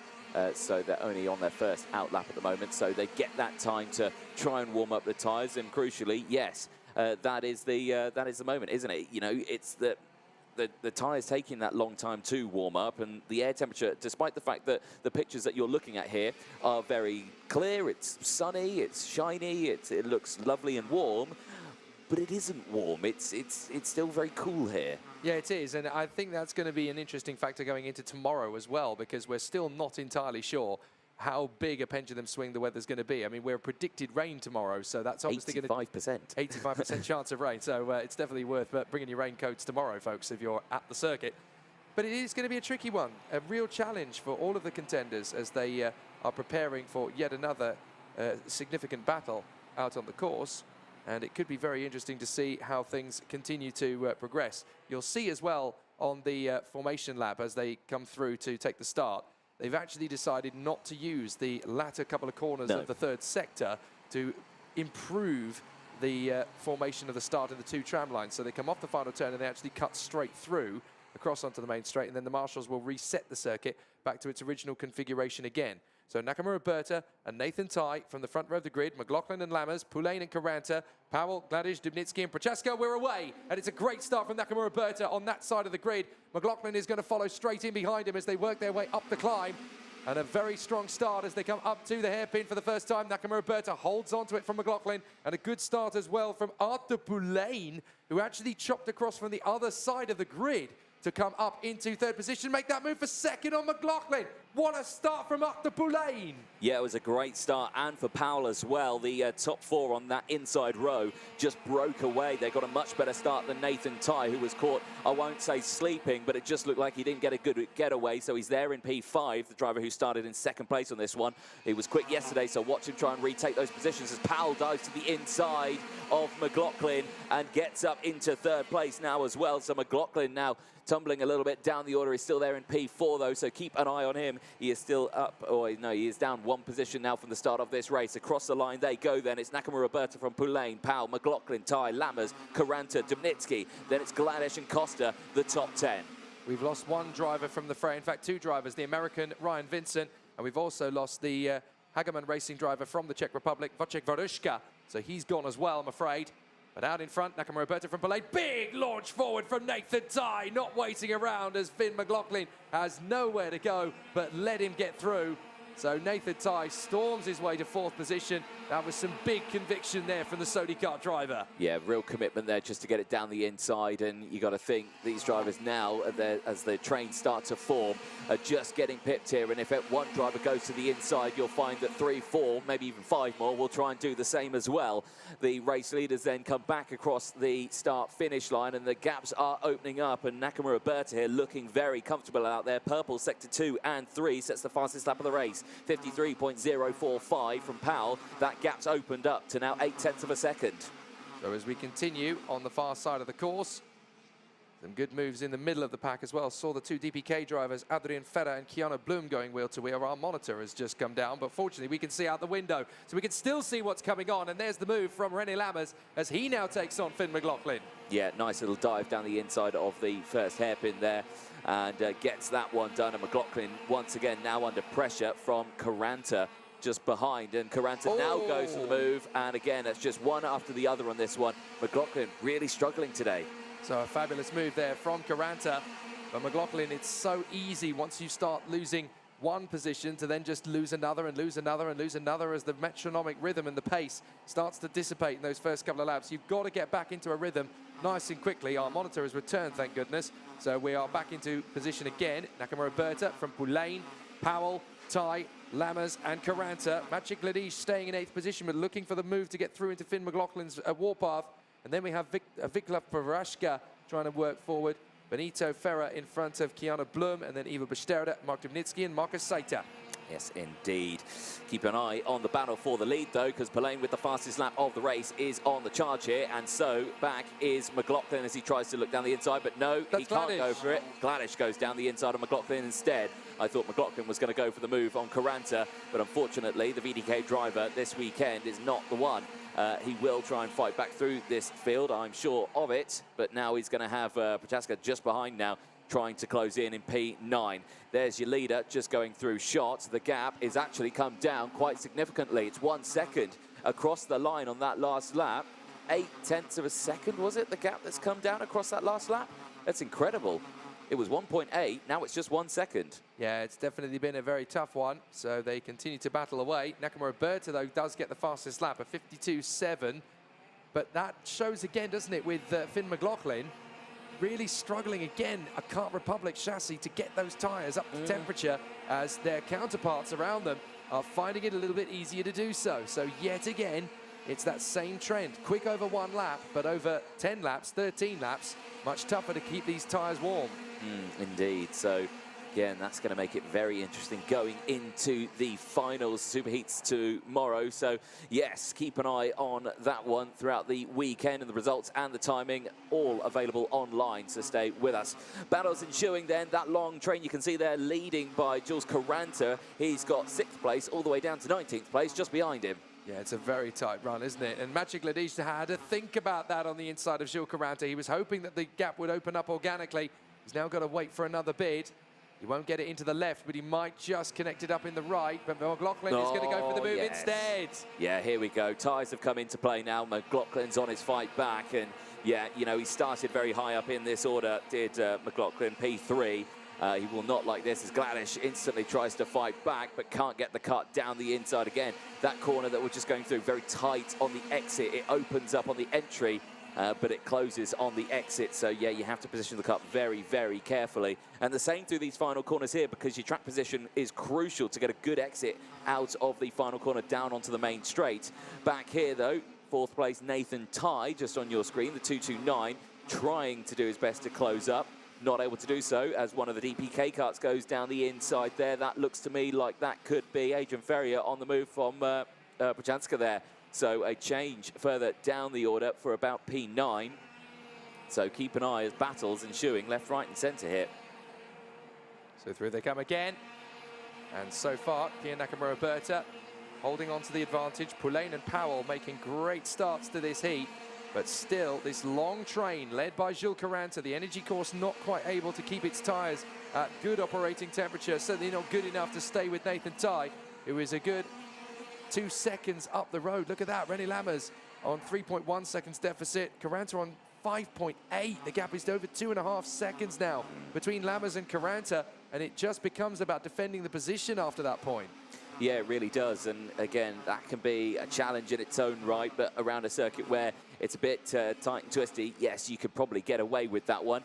A driver who is maintaining it though, Kian Nakamura Berta, as he continues to just try and drive away now. The gap's gone back up now to 1.4 seconds. So Poulain, even with his best efforts here, is trying his hardest to close up, but not able to do so. And I will say, I think Powell is closing in on Poulain here, because you can see here from your pictures, look at it there, very, very close between the two of them. And Powell just set the fastest lap of the race as well, a 52.5 on the last lap, so it's definitely looking good for the Mercedes F1 Junior to try and challenge the Frenchman Arthur Poulain. They come down the main straight again. Nakamura Berta, Poulain, Powell, Ty, Lammers, and then a big gap back to Caranta, who then leaves McLaughlin, Gladish, Ferrer, Prochaska, and then Dubnitsky, Blum, Saita, Costa, and Besterda. A very long train of carts as the battle is definitely mixing it up. But this man, flawless at the moment, Kiya Nakamura Berta, very distinctive with the plain white helmet with the red spot of Japan. This is absolutely brilliant from Kiya Nakamura Berta, just streaking away. Yeah, indeed. Yeah, he'll be liking this one. Well, he had a race win yesterday in the final senior OK race yesterday, so it'll be good to get another one on the timing screens, and he'll get away with a nice chunk of points, 144 so far in the intermediate classification, so he'll be very pleased with that one. And again here, just keeping an eye on that second place battle, keeping an eye on that gap. About 3/10 again, it's roughly the same still, so Powell just trying his best here to close in, and a guarantee if he does close in, then as soon as he starts battling, Ty and Lammers will be on the scene in a flash to try and gain any sort of opportunity to get past. Again, looking like Poulain went slightly defensive there in towards the first step, and then a lunge back from miles away. Wow, Alex Powell into second place. I don't think anyone expected that, even himself. Alex Powell knows how to get these moves done from so far away, and I have to say that's bravery and commitment that you just don't see every day. That is just an astonishing move. I'd love to see that one again, because he just suddenly thought, do you know what? He's not going to expect this. Why don't we just try it? Let's just see if the gap's going to open up. Let's see if this is going to be good enough. And that spooked Poulain big time. He's ended up losing a couple of cart lengths just because he wasn't able to get close enough. I'd love to see it another time, because that really just demonstrates the sort of the commitment, that sort of dedication, that phase of good quick reactions and lightning reflexes that we see from Alex Powell week in, week out. The same from Poulain as well, because of course that move came from quite far away, and he was able to just avoid any contact between the two of them. So McLaughlin as well trying to close back in on these two, but Ty and Lammers still there now. They've latched onto the back of Poulain here, who, like you say, has probably been, I wouldn't say spooked, but definitely discombobulated by that overtake that came in. So Nathan Ty now fancies his chances of grabbing a third position finish, and he's got 2 laps to do it for the Sodi Kart driver, and we know that he's one of the last of the late breakers out here as well. So Nathan Ty hunting down the opportunity. René Lammers is staying as hungry as he can in 5th position in the hope that he can find a way past as well. But Nathan Ty and the Sodi getting hungry in behind Arthur Poulain, and he knows, having seen Alex Powell go for a move like that, that maybe he might be able to as well.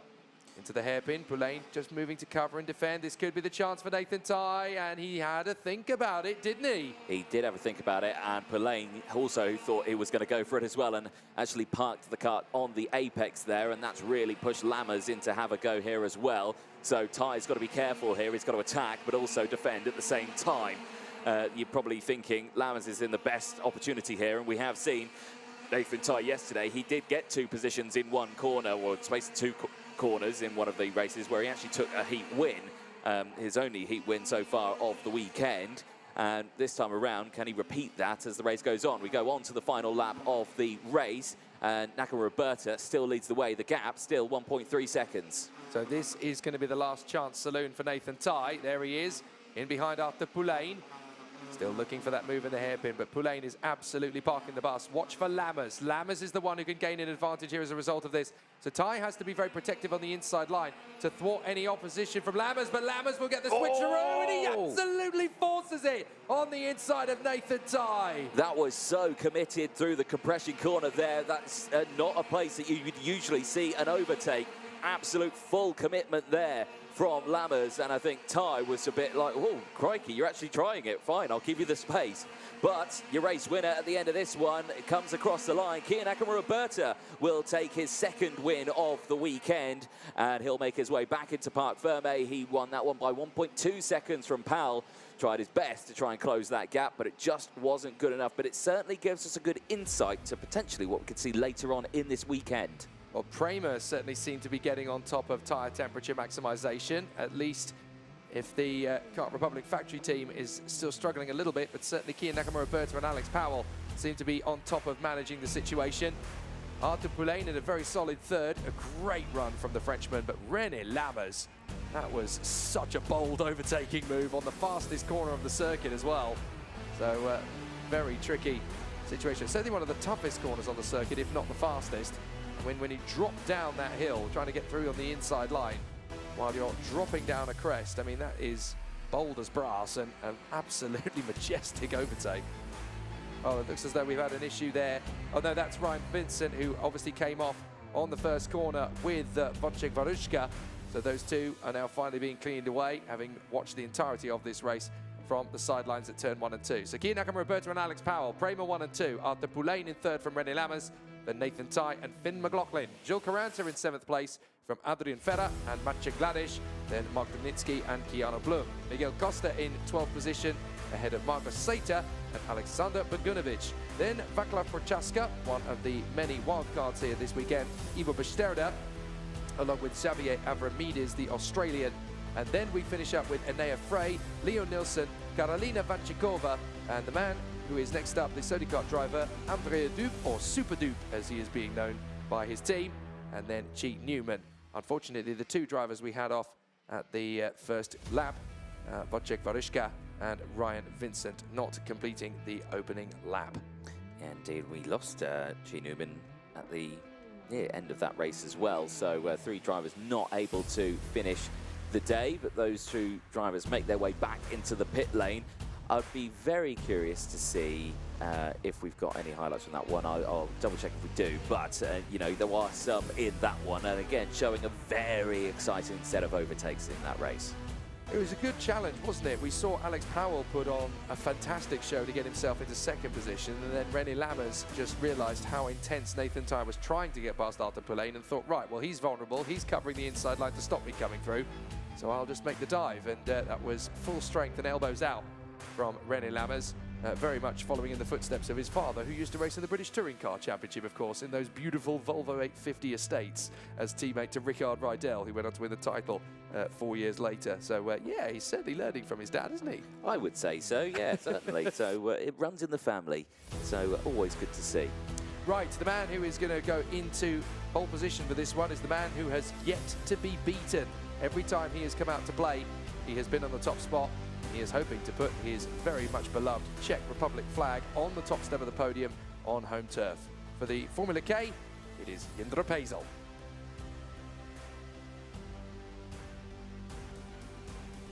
Qualifying Group 2 is done and dusted for OK Junior, and I'm here with our fastest in session, Jindřich Pesel. Jindřich, congratulations, fastest time in session. How do you feel around the Czech circuit here? Well, I'm really happy to do a pole position here at my home soil. I live basically around the corner. I want to thank my team, IPK Racing, Serafini, my engineer, Maciej Engines, and my family, of course, and my dad for being a good mechanic. Yeah, I'm really happy that I did it. I really like the circuit. I'm driving here from the time it was built, so I'm really happy, and it means a lot to me. The racing a little bit different than qualifying. Getting through the field if needed be, is that a bit of a challenge? Well, yes. Here, this circuit compared to the other ones is not like really tight, but the corners are quite tight, so it's really hard to overtake. And if you overtake, you lose a lot of time, so it will be hard. But yeah, I'm happy that I'm in the front, so this is the big first point. Well, congratulations, well done. Thank you. Yes, indeed, and again, starts this one on pole position. Like you say, 2 race wins so far. Can he make it a 3rd? He has certainly shown us that that's possible. And yes, we'll have to see what he can do. Like I say, been racing here since the track opened. It opened in 2017. In the month of July, it's a very modern circuit. It's very new. And I've got to say, it's probably one of the nicest commentary boxes I've been in so far this season. Yeah, to be fair, they were certainly thinking of us when they built this place. They did. Air conditioning and also, oh, it's lovely. Yeah, it's, I have to say, it's a hallmark. Every other karting circuit in the world, take note. Come here, have a look at it. This is how it's built. This is how it's supposed to be done. Anyway, so Jindra Pezel, gearing up from the front row of the starting grid, and it's definitely going to be an intriguing one for him. Having taken 2 wins so far, it's clearly business as usual, but it's easier said than done, isn't it? You can't just go into it expecting to repeat the same feat every time you come to the circuit for the qualifying heat. You're going to have a different driver alongside you, and Zach Drummond is very good off the line indeed. Yeah, indeed. So keep an eye on him. And as well, the drivers just behind as well. The Paralins have been working well. Jack Iliff actually had a really good day yesterday as well. The American who's coming back after, I think, he had an injury at Valencia, hurt his arm. So, yeah, to come back fighting and already be quick at a technical circuit like this shows great commitment. Well, I have to say, coming into this next phase of the season, the Paralins in particular really have strengthened in terms of, you know, the strength of the team. And you've got two teams there. You've got the Paralin Motorsport factory team, and then you've got the Shamek Europe team, which really helps to develop talent. But look at the drivers you've got there. You've got Drummond, you've got Iliff, you've got Canthan, you've got Monza, you've got Ponsani. So many big talents in the red and white machines. They're doing a great job so far this weekend. There is Zach Drummond, who's actually going to be starting from the front row of the grid alongside Jindro Pazel. So it's Pazel and Drummond, then Jack Iliff and Alfie Slater. Noah Wolf, we've got to watch out for him as well from fifth on the grid alongside Tiziano Monza. Then Matthias Orjuela and Tobias Cijenyi, and then Augustus Toniolo and Vivek Canthan. Clara Kowalczyk is alongside Nicholas Schaufler, then Matt Corby and Luna Flusha. Henry Domain and Kimi Tani from Scott Marsh and Thomas Vanchik. Then Morgan Knudsen and Merel Peldes from Martin Tuth and Alp Aksoy. Kian Fardin and Victor Smith from Noah Montero and Sebastian Kalpeng. Then it is Radek Vavra and Kilian Josseren from Victor Rad, Tobias Pasco, Mark Brovko, and at the back of the grid, Enzo Ruggiero. It's indeed, once again, another busy old grid. 32 drivers, maximum size we can have in the qualifying heat races. I believe it goes up to 36 for the pre-finals and finals. Well, I say pre-finals, super heats and finals that you will see tomorrow on Saturday. So stay tuned with us if you are watching day 2 of the qualifying heats. If you're joining us and thinking there is a lot of heats going on right now today, but it's only Friday, what's happening? That is because it is a pushed forward schedule. I'll be back home in the UK on Sunday, so just in time to see some other racing. Absolutely. We're really liking the increase, the brought forward schedule, isn't it? And of course, a lot of that comes down to various different things. It comes down to the sustainability argument. It comes down to the logistics and mental health argument of getting drivers to go home on a Sunday just to give them that little bit of an extra breathing time. There's so many different factors as to why bringing this forward an additional day works. And also from a television point of view as well. You said that, you know, you wanted to get home and watch some more motor racing.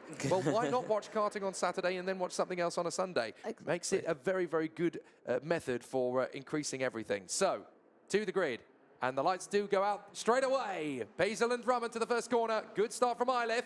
He's going to try and stretch in front of his teammate Drummond. The field knits its way through the hairpin without issue. Everybody gets through. Are there going to be a couple of moments in the back? No, everyone's kept it nice and tidy straight off the bat. So Jack Iliff are in a second position. Up to third has come Noah Wolf. A very good start from him as he now gets in front of Zach Drummond. So Noah Wolf and Zach Drummond dueling away for third position nice and early. And Wolf absolutely determined to hold that inside line. There's problems further back as we've got one of the Birolats dropping back. That's Kilian Josseren, I think, who has fallen to the back of the field, but everybody has got through on the first lap so far. Yeah, relatively clean and tidy, which is good. A little bit of a coming together. 2 karts off at the second of the S's, and who's not gone through? That looks to me like it's Thomas Vanchik and also the Kart Republic driver Sebastian Korpeng, who have come together. Both of them tried to get it restarted and going. One of them successfully does so, one of them doesn't, and he'll have to retire from the race. He had his one chance to get it done, and he's not managed to do it. The driver who's not got it going is Thomas Vanchik for the Auto Bratka team. He has unfortunately retired from this race. Yeah, Kolpang is still going. He's had a bit of a transponder issue by the look of it, but you've got Thomas Vanchik and Martin Tuth was the other one, the e-motion driver. So Martin Tuth has ended up at the back of the grid. What a run from Noah Wolf to hang on there in front of Zach Drummond, and that's really opened things up as Alfie Slater now starts to creep in behind. Tiziano Monza trying to get the move on the inside. Drummond having to move to cover to defend from Alfie Slater, and Slater now trying to get well clear of the 2 Paralins behind of Monza and Canthan. So Vivek Canthan, the American driver, really starting a good run. And don't forget that Vivek Canthan actually has such a little amount of experience by comparison to some of the drivers around him.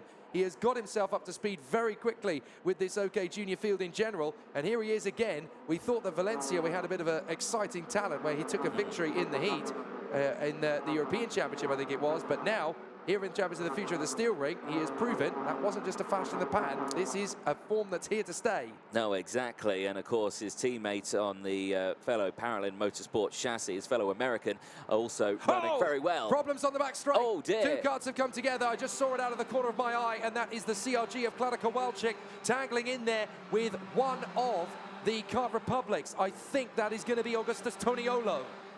I think. Oh no, it's the Birla. CRG, and it's declared by Lennox. It's Matthias Orduela. Yeah. So Matthias Orduela and Klara Kowalczyk, unfortunately, they tangled into each other. Kowalczyk actually toppled over the top of Matthias Orduela's car. Kowalczyk absolutely determined to get going again. Maybe she should be able to, but it's definitely going to be a bit of a rough shove. And look at what that's done. The gap has opened up now between Alfie Slater and Vivek Kanthan, who had to take avoiding action. Track crews on the scene very quickly to try and clear the circuit. Yeah, Kowalczyk hasn't made it. Yeah, no, they tried to get it going, and it just, unfortunately, it went down. There's your race leaders already coming into shot, in towards yellow flag conditions, so they'll have to be careful. There's a car on the inside and the outside around this circuit, so both get through. So Jendro Pazel still leading the way. No, I want to say comfortably, but I don't think it's too comfortably, because Jack Iliff is right on that rear bumper. I was just going to say, with Jack Iliff right there, I don't think it's going to be too long before he's starting to make waves for the overtaking manoeuvre, because Jack Iliff is all over the back of Jendro Pazel, and it would be a very big coup if he could be the first one to really get the move on him and drop him down to second place, as Pazel has won both of the opening races. But then Pazel knows this circuit like the back of his hand. Jack Iliff is still in the process of learning it. So it could be a fascinating duel between the two of them, and very indicative of what the American Jack Iliff is capable of under the circumstances. So here comes the move from the Paralin driver. Give it a couple of laps, and he'll be right on the warpath to do it again, as the yellow flags are withdrawn from the scene of the incident between Kowalczyk and Orduela. So Vivek Kanthan now sets the fastest lap of the race. I tell you what, they really have found a pair of fast Americans at Paralin, haven't they? And now Iliff, having got through to, sorry, no, that is Kanthan having got through to make the move on Alfie Slater. That is for 5th position. So Vivek Kanthan absolutely charging his way forward. And wait, that's Drummond that's still. Drummond, yes, that's Drummond on Slater. I think that's got that one done for. So they've swapped positions a couple of times now. They have, yeah. They've been chopping and changing, which is why they've somewhat dropped back a little bit there from Noah Wolf, who, as you can see, now is all on his own and wanting to close in on the two drivers in front. Has he been able to close that gap? I don't think he has, because the gap keeps opening up. It's 1.7 seconds now between third and second place, as Jack Iliff now sets the fastest lap of the race in this one. The gap 0.2 of a second. The battle for the race lead very much heating up as they go down into the first of the major braking zones of hairpin 1 here. Then we see all the overtakes happening, and look how much more comfortable that Iliff is under braking there. Was able to really close the gap. Do you know what? I think Marco Parolin and the engineers have absolutely nailed their setup. Oh, and into the barriers further back. There was a squeeze there of one of the Kart Republics being basically run out of road. I think that's Kian Fardin, as Drummond again has to really extend the width of the Paralin to keep Alfie Slater at bay. Slater will not allow that, and he gets through, taking Vivek Kanthan along for the ride. Yeah, Kanthan took a quick look at what was happening and thought, yes, I want a piece of that. It's Kalpang. Sebastian Kalpang ended up with absolutely no room at all. He was squeezed on the exit of the hairpin, and unfortunately the Kart Republic was always in a one-way trip to the barrier. Be a big clean-up job at the end of this one, as several karts now stranded on the circuit, as Jendro Pazel has now responded to Iliff's fastest lap and thought, anything you can do, trust me, I can do it better. So a very interesting duel between Pazel and Iliff. As we look back, there's Alfie Slater having worked his way to 4th position with Vivek Kanthan in tow. Here is Vivek Kanthan, one of the standout new faces of 2023. I have to say, Vivek Kanthan definitely demonstrating an incredible amount of confidence and exuberance behind the wheel, despite his fledgling years and his lower amount of experience than some of the others around him. He has got straight up to the front in OK Junior. This is a boy you've got to watch out for in the future. Yeah, definitely so. Really working well here. So showing that he's got the pace at most circuits, and that's a great skill to have. Yes, you could be a quick driver at one circuit, but if you can be quick at every circuit that you go to, really demonstrating what you can do, that's a true driver at heart there. And at the moment, Pazel still leads the way here. The gap has opened up to now 0.4 of a second, so he has pulled the pin and showing that he has got the pace around this circuit here. Wolf still there in 3rd place. He's still pulled away from the drivers behind, and Slater still looking relatively comfortable here. Kanthan has closed in, And the cameras just switched there. Did we have a change for... No, we didn't have a change for... They are still in the same positions. It's tough to know what to watch for at each individual It's very moment. busy, isn't it? It's a very busy race circuit here at the Steel Ring. There is Vivek Kanthan following in behind Alfie Slater as he continues the duel. And look again, Jack Iliff has responded to Pazel and has taken another 10th out of him, but we're running short on time. You're going to need to have a really bold move if you're going to get one over on Jindra Pazel now. And Jack Iliff hasn't given up on the thought of it. Very fast indeed at the end of the lap. He actually set the fastest lap of the race at the end of that last one. And he's very quick again in the opening sector. There it is, a 53.9, the only driver in the entire race to duck under 54 seconds for the lap. The opportunity is getting closer, but will he be able to take it before the checkered flag? That's the question, but you see the gap that he's got there, and we've seen lunges from that distance in both classes, so I reckon we could see a potential move here, but whether or not it will happen is yet to be seen as they go back down the hill now in towards toboggan section, and up the hill they go now again, the cut going heavy and then light and then heavy again as they negotiate their way up and down the hill. Back onto the start-finish straight they go as they go on to the final lap here. The gap still 0.3 of a second. Iliff doing everything he can. Much tighter on the apex there was Iliff, but has that compromised his corner speed as they go up the hill? It looks like he has closed in by quite a considerable way here now. Are we going to see a move down into this first hairpin? He looks close enough. Does he feel like he is? No, thinks against it. Second opportunity into this hairpin. Again, not quite close enough. I reckon he might just stick behind here of Pazel and just get to the checker flag. Well, don't ruin a decent result. Second place would not be a bad way to finish up this qualifying heat under the circumstances, but certainly now Jindra Pazel feeling the heat on home turf. He certainly wouldn't have found that one any easier than the previous two. Unfortunately, the Formula K driver is just going to have enough of a gap over the Paralympian behind him to sustain this one. So off the final turn, it's been tricky, but Jindra Pazel has made it 3 from 3. 150 points out of the possible 150, going well then for the Czech superstar.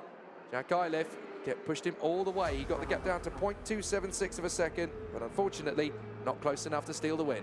Exactly that. He takes another win though, does Jindra Pazel, and he'll be delighted with that one. 2.2 tenths clear from Jack Iliff. Noah Wolf and Alfie Slater then round out the top four from Vivek Kanthan. Zach Drummond at the end drops down to P6, but still I suspect he'll be slightly happy with that result. Tiziano Monza and the rest of the field, Augustus Toniolo, Henry Domain and Tobias Szczesny.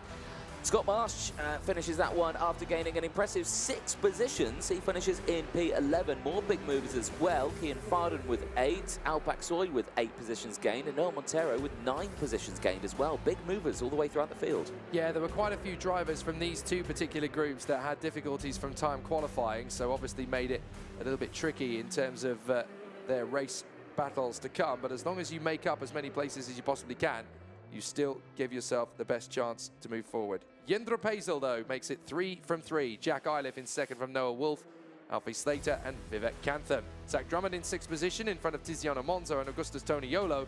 Then Henry Domain, and rounding up the top 10, it is Tobias Chichenyi. Then it is Scott Marsh in front of Matt Corby, Kimi Tani and Alp Aksoy in 14th position ahead of Kian Farden. 16th position for Noah Montero ahead of Luna Flusha. And then Meryl Peldes from Morgan Knudsen and Victor Smith ahead of Radek Vavra and Kilian Josserin, Victor Rad, Mark Brovko, Enzo Riggigiro making progress ahead of Tobias Pascoe, then Martin Toth, and out of the race we had Sebastian Kopeng. Nicholas Schaufler was also involved in an incident along with Matthias Orwela and Klara Kowalczyk, and then we also had a retirement for Thomas Vanchik on the second lap of the race. So some big problems from various quarters all around, but certainly a very tricky start to the race. But certainly for Jindra Pazel, it's been 3 from 3 for the Czech talent, and a fabulous performance from him. From one Czech superstar in the junior category, though, we turn our attention to another in the senior category. He did a fantastic job in time qualifying again on home soil, and yesterday it was Anthony who managed to catch up with the pole sitter for the next race, Jakub Kamenik. Qualifying practice Group 1 is done for the OK category, and Jakub Kamenik puts it on fastest in group session. Jakub, congratulations, well done. Thank you very much, I'm so happy. This is my first qualifying victory in big race. Let's talk about, obviously, the track. You're local to the circuit, or do you live quite far away? Yeah, this is my home circuit, and I very like this circuit. Perfect. And so a lot of practice you've had around the track, so you know it well, and all tips and tricks? I don't want to tell you. I'm so sorry. It's secret. It's a secret. Yeah, but I made a lot of practice here. Perfect. Well, congratulations. Well done on fastest in group. Thank you very much. A proper racing driver answer. I don't want to tell you. It's secret. Good job. Well done, Jakob. I tried to get it out of him, but yeah, unfortunately, he wouldn't give it to me. No.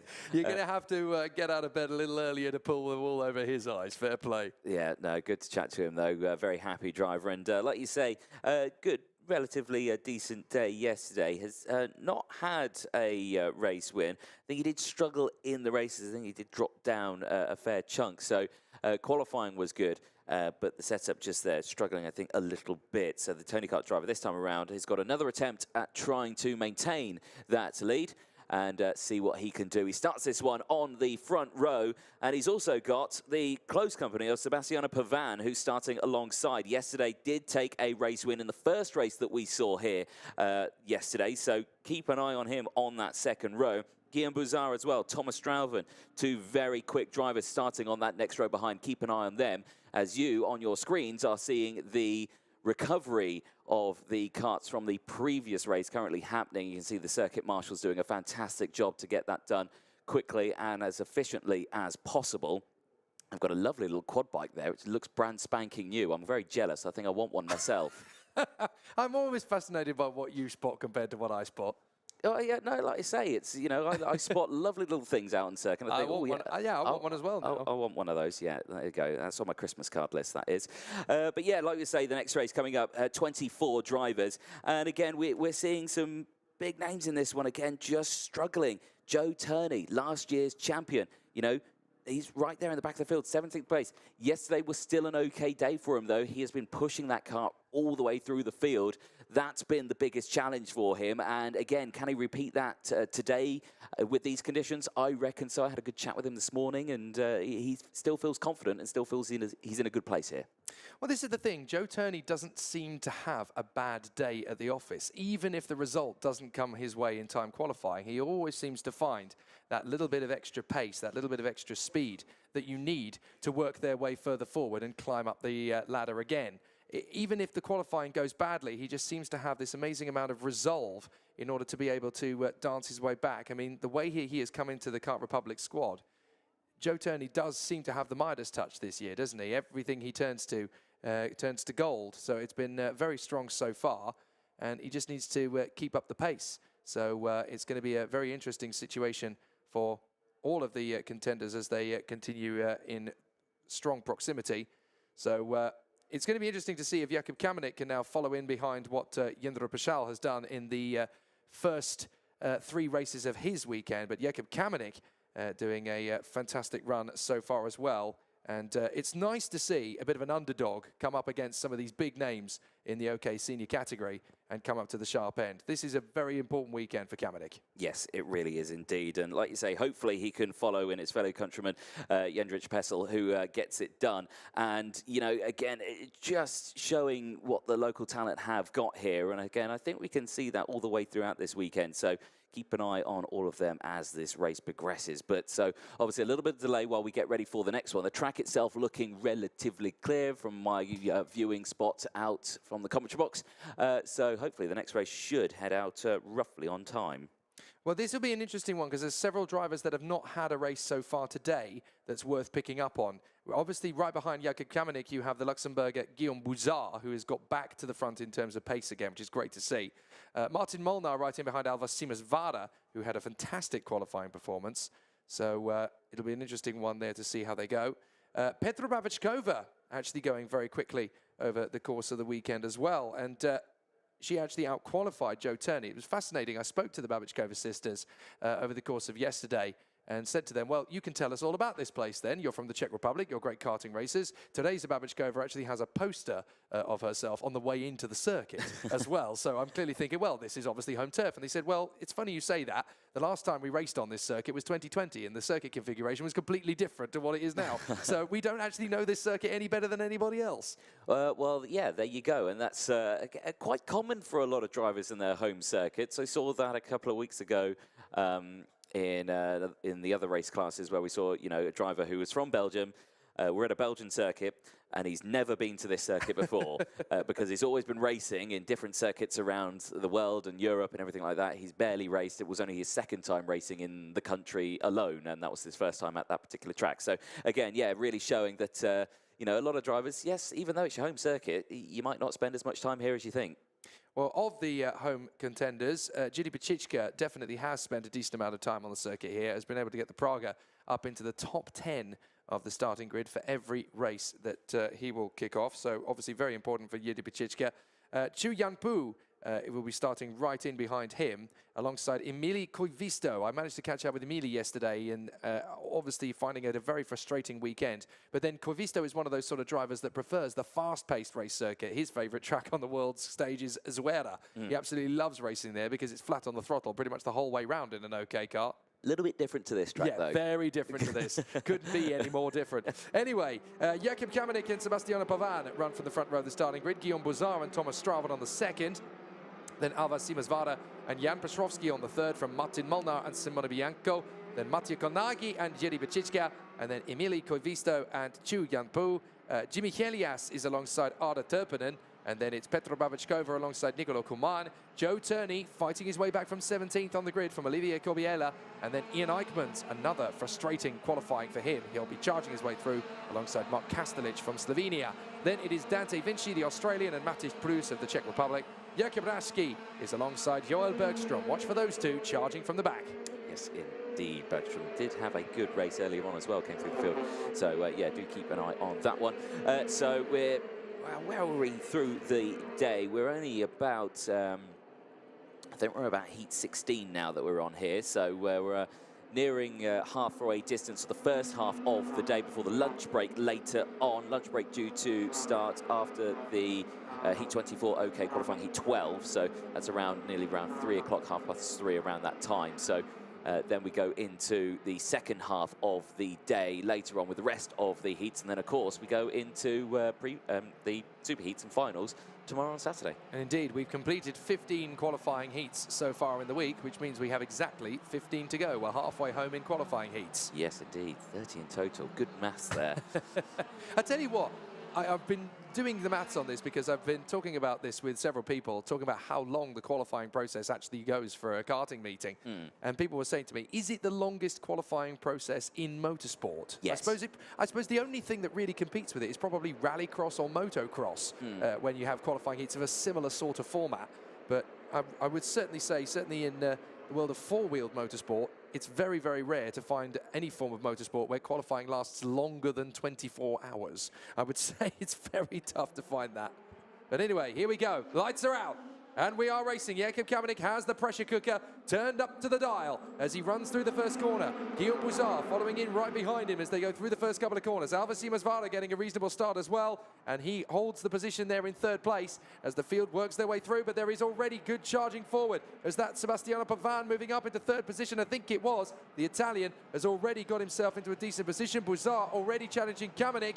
And there could be a big charge forward for him to try and take the lead. Kamenik determined. You are not going to take the lead from me. Yeah, Bouzard really tried to get it down the inside there now. And again, it's all kicking off further back in the field as they all try to scrabble for position. Drivers still diving it down the inside further through. But a great battle here at the front on this first lap. Your top three still very, very close. And we are going to see this throughout this race and see if it progresses. And you can see there, Pavan is all over the back there of Bouzard, just trying to get that move done. Back across the line they go.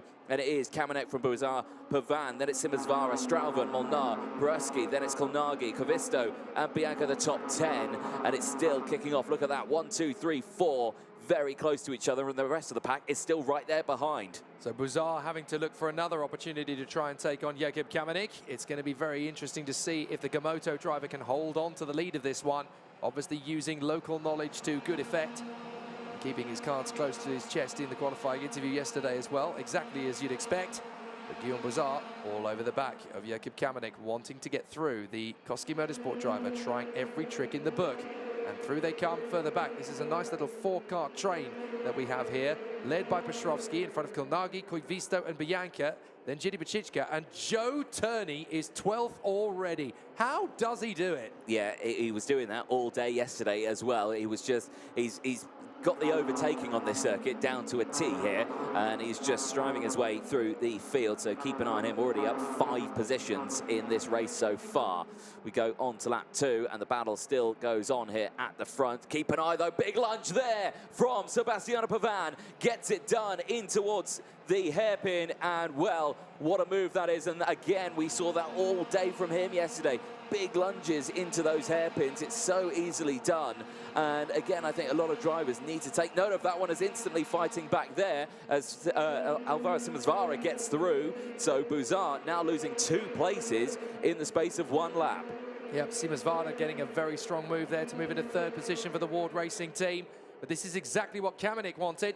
He's managed to move his way now into the lead of the race and checked out to half a second to Pavan.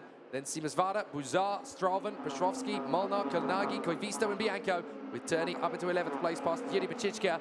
Harda Turpinen going very well though. She's 13th at the moment in front of Ian Eichmans and Joel Bergström. So Eichmans and Bergström trying to work their way through the field at the same rapidity as Joe Turney. But certainly the 3rd place battle getting intense as Guillaume Buzard trying to shake off the machinations of Thomas Straven at the moment. Yeah, indeed. Jakob Kamenik with the fastest lap of the race on that last lap is responding to the charge of Sebastiano Pavan, who is now up into 2nd place. The gap's still about 0.4 of a second, so we'll keep a very close eye on that one as the race goes on. Simões is still there in 3rd. Big movers further back. Joe Turney up into P11 now, has made positions. More positions further back as well. Wampu Chu is up 1 position as well into P17, with Mark Kashalik, Jacob Rashke dropping 2 positions, but already is up 4 places from his original starting spot, so still having a good race nonetheless. Back across the line they go. Joe Turning now up into P10, 7 positions gained, and he is making moves here, and he'll be on this lead battle, I suspect, in a whisker. So Jakob Kamenik holds on to the lead for the time being, but Pavan really has got the rhythm of this circuit down pat.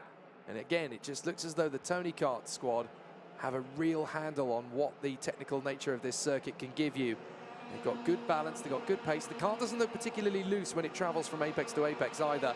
Now, back end of the card is not really traveling very far. And look, he's just able to get good acceleration off the turn. That's where they're really strong in the Tony Karts. It's off the slower corners where they get good purchase off the throttle. They can nail the grip. They don't have to slide around so much. So they give themselves a little bit more of an advantage. Look at this. Pavan is absolutely all over Jakob Kamenik now as they come across the line to finish that 5. Expect the move from Pavan. It won't come in the first 4 turns. He's got to build up to it. Got to still hang in behind the Gamoto. A little bit of a twitch from Kamenik. That's definitely going to leave him vulnerable to attack. I thought the move might have come in the left-hand hairpin, but now they drop back down the hill. Pavan looking for the opportunity. He'll probably try in the second. He goes for it in the first hairpin. Yeah, again, times it perfectly. He's got the braking zone for that hairpin down to a T here, and it's just been perfect through that hairpin and just showing what he's got in terms of pace through this track. And again, instantly not needing to defend there as Kamenik not able to get it back. But this is a great, much better running here from Kamenik. In the earlier races yesterday, he did drop down the order. This time around, he's held on now to 2nd place in the lead for much longer here. Back across the final corner and back across the start-finish line. Simões has closed in as well, so keep an eye on Alvaro Simões wanting to go for that move, potentially also into that hairpin. Keep an eye then, up the hill they go, everyone twitchy and everyone slowing it down, because again, the rubber's going down on the circuit. You're now seeing the darker line starting to form. Like I say, drivers were struggling in the wet conditions in free practice, where they couldn't actually tell if the track was wet or dry because the track was so dark, so they couldn't tell which was the damp patches. Here's a replay of that move, and they're going back in time to give us the replay here as they dive down the end. Look how far back it was. It's about 3 or 4 kart lengths back, that overtake. Yeah, Pavan knew that the kart was going to stop and turn on the dial through the curbs, so he had it absolutely perfect. He nailed the middle of the road for the next apex as well to shut down any retaliation. Sebastiano Pavan really getting it right. It proves that you can get the overtaking move if you're brave enough to go down to the inside line and know in your head that the kart will stop, it will turn in, it will give you a little bit more acceleration off the throttle. So nicely done from Pavan. Now, Kamenik has got to try and sustain that from Alvaro Simões. who in the Ward Racing team is also on a Tony Kart chassis. So as long as Seamus Varda can provide the same sort of manoeuvre, he had to think about it, but it was a little bit too late for my money. And I think he would have really done better to consider the second hairpin for that one rather than the first. He'd probably be ahead of him by now if he'd just given himself a little bit more time. Yeah, as well, and now after that attempt, Guillaume Bouzard is back on the scene as well, so keep an eye of the driver just behind. I just saw a chop and change. Joe Turn is now up into 7th place. He's gained now 10 positions in this race, and this will be his best finish so far. His best yesterday was P8. He then did a P11, I think. Now he's up into P7 on track. Back across the line they go. We're all 8 laps completed. There's not much time left, and Pavan has started to open up that lead now. It's just another day for Joe Turney doing Joe Turney things, isn't it? Absolutely brilliant to fight his way through to 7th position. We just saw him go through our picture. We'll probably pick him out in the background as we watch again Seamus Varda make his bid on Jakob Kamenik. He's not close enough, that's the thing. You can throw it up the inside if you've got a little bit of pace off the turn, but he was just a little too far back. He needs to stick like Kamenik, like glue, as he works his way through. He had to think about it there. Now he's going to try it. It's a little bit lackadaisical. Kamenik's off the road. And that's going to be Bouzard through in a second. Yeah, Bouzard took full opinion of that. Impatience. Yeah, just straight into the position, gets it done. And Kamenik there really trying to defend that position. Unfortunately, yeah, drops way down the order now and falls. Where is he? He's going down the order now. Everyone crosses the line. He crosses the line. P6 now for Kamenik. Disaster for him. So the local driver who was so quick in qualifying just struggling with the drivers in this one, and unfortunately that's how it goes. That was pure impatience from Alva Seamus Varda as well. He just realized, you know what, I need to get past him. There's no chance I'm going to get a top 3 finish if I can't make the move on him, because everyone else is going to get me. And he just said, well, maybe this will work. Maybe. You need to have full confidence that when you turn in, the kart is going to slow down. It is going to get you through the turn. And I think he was just being more brave than calculated there. As a result, Joe Turney's now made his move on Kamenik. That puts him into 6th position. And there's still 3 laps for Joe Turney to try and work his way into the top 5. And Seamus Varda now losing out to Guillaume Bouzard. It wouldn't surprise me as well as running onto the curbs might have done those tyres a little bit of damage. Let's look at it again. See, look, he thinks about it here because Kamenik's gone a bit wide, so he thinks, right, well, I can get him in the next turn. But you're already turning in at that point. You've got to know that the kart is going to travel through, and as a result, they both drifted wide. Poor Kamenik is on the grass. He manages to recover, but Seamus Varda drops the place to Bouzard in the process. You've got to know that that move is on, not guess that it's on. Yeah, and it's a tricky corner as well to do it on because it's so tight, and the kart actually goes light through that one because it kind of crests up a hill, and it does tighten on the exit. So very, very tricky corner to get it done, and unfortunately it's ended in a bit of a coming together. Now, more big movers in this one. Joel Bergström, from the back of the grid, is up into P14 so far. Another 10 positions gained, so see him there. It's actually gone up into P13 now, so the Swedish driver making moves here. And again, we did say watch out for him if he got through. I think that is the battle there on your screen a little further down the order. I think that's roughly around P18 downwards. Jimmy Helias and Jakob Raschke. I think Petra Babičkova, who's not had the best race in this one, is trying to get back up the order. Yeah, Babičkova got forced off the road, I think, on the first lap and ended up dropping to the very back of the grid. There's a warning flag gone out for Alva Seamus Varda. That's got to be for the move that he attempted on Jakob Kamenik. So Joe Turney has now got the gap down to 4.3 seconds to the race leader, Sebastian Pavan. But watching in the background, there is Joe Turney. There he is. So he is absolutely eating up the road to Thomas Straub and his teammate in front of him. And he would dearly love for the Belgian to get out of the way, but there are no team orders in the world of karting. If Turney's going to get into 5th position, he's going to have to roll his sleeves up and have a proper go at it. And he will definitely have a proper go at it because he knows how to get around this track. He's shown great pace and great overtaking skills, so keep an eye on him coming into the latter part of the weekend. But like we're saying, rain is predicted tomorrow, but for now, we can enjoy the sunshine and the cool temperatures as across the line they go. They get the last lap board, and actually the temperature is actually shot up to 15 degrees here so far. So now as the sun gets up, temperature, everything's now starting to heat up. It will help the tyres get up to temperature much quicker. But Sebastiano Pavan on this one, well, a brilliant race. Dropped down in the early stages of it, came back after that inside line. Once again, the train diving through. It's really tricky to get off the line well on that outside row. But this driver here has made it work through the race and has done a fabulous job. 2-4-3, dominating so far this weekend. And that's going to put him just 3 points back from Kian Nakamura-Berta in the qualifying heats phase as well. So Sebastiano Pavan really stepping up here. It's about time we had another Supreme Italian for the Tony Kart factory team in OK Junior and, in OK Senior, I should say. And Sebastiano Pavan has absolutely stepped up to the plate to do that. The winner of qualifying heat C versus E ahead of Guillaume Bouzard and Alva Simasvara, with Jan Petrovski and Thomas Strauven ahead of Joe Turney. But let's not forget that warning flag for Alva Simasvara, that's going to drop him from 3rd position. You get a 5-second penalty when you get a warning flag in Champions of the Future. So that's going to promote Petrovski to 3rd, Strauven to 4th, and Joe Turney to the dizzy heights of 5th. Indeed, so chops and changes throughout this one. But Sebastiano Pavan, after 13 laps of racing for the Tony Kart Racing team, takes the win and his 2nd win of the weekend. Like you say, just a few points behind Kian Nakamura-Berta at the end of the race here. Guillaume Bouzard and Alvar Simasvara then finish in 2nd and 3rd from Petrovski, Strauven. Joe Turney finishes up into P6. A great race there for Turney, who is fighting back after a terrible qualifying yesterday. Kamenik then finishes in 7th place on the road from Kavisto. Mateo Kolnagi rounds out in 9th place from Jiri Bechka, who finishes in 10th place. Bergström finishes in 11th place out on that one as well from Martin Molnar, Arda Turpinen and Wampu Chu as well. Mark Kastelik then rounds out the top 15 out on track, who was some 14 seconds further down the road. Ian Egmans, the Ward Racing team, the Belgian driver, was kind of all on his own in that one. He gained 3 places and he finished it in P16. He had Jakub Raschke just behind in P17, who was in a close battle with Dante Vinci, and Petra Babeczkova finishing 17th, 18th and 19th on circuit. Jimmy Helias and Oliver Kubeli, Nicola Kuman and Matisz Preus round out the top 23. Simona Bianco retiring from the race on the last lap. Finishes in P24 for CRG, 1 lap down from the rest of the field. That race then, very interesting, and we saw overtakes thick and fast in the race. We'll have a look at some of the highlights in just a moment. I can see, actually, Simona Bianco CRG in the middle of the track at compression.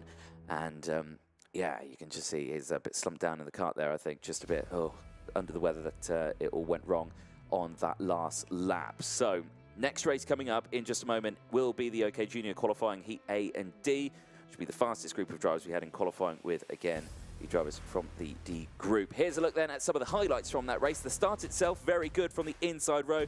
Kamenik got away well. Bouzard, Simasvara all got up there as well. Pavan dropped straight away down into P4 as he tried to get the moves back, and you'll see that that does happen later on in the race. The group behind all struggling to find a piece of track, drivers taking to the inside curb.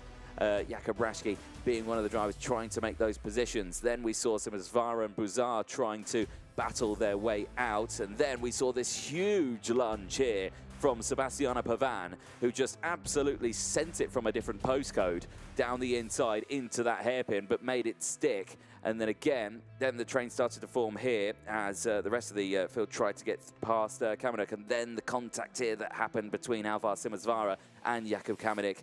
There's the breakdown at the end of it. That's where Simona Bianco came to fray. I'm not sure if it was a breakdown or a contact between another driver, but your race winner on that one, Sebastiano Pavan, took the checkered flag by 1.2 seconds at the end of that one, with the fastest lap as well. 52.813 closes in on Kian Nakamura-Berta's points in the intermediate classifications, 144 versus 141. OK Junior qualifying Heat A and D is next, and of course we spoke to our fastest driver with a brand new team. He moves to Forza, Drizan Langendonk.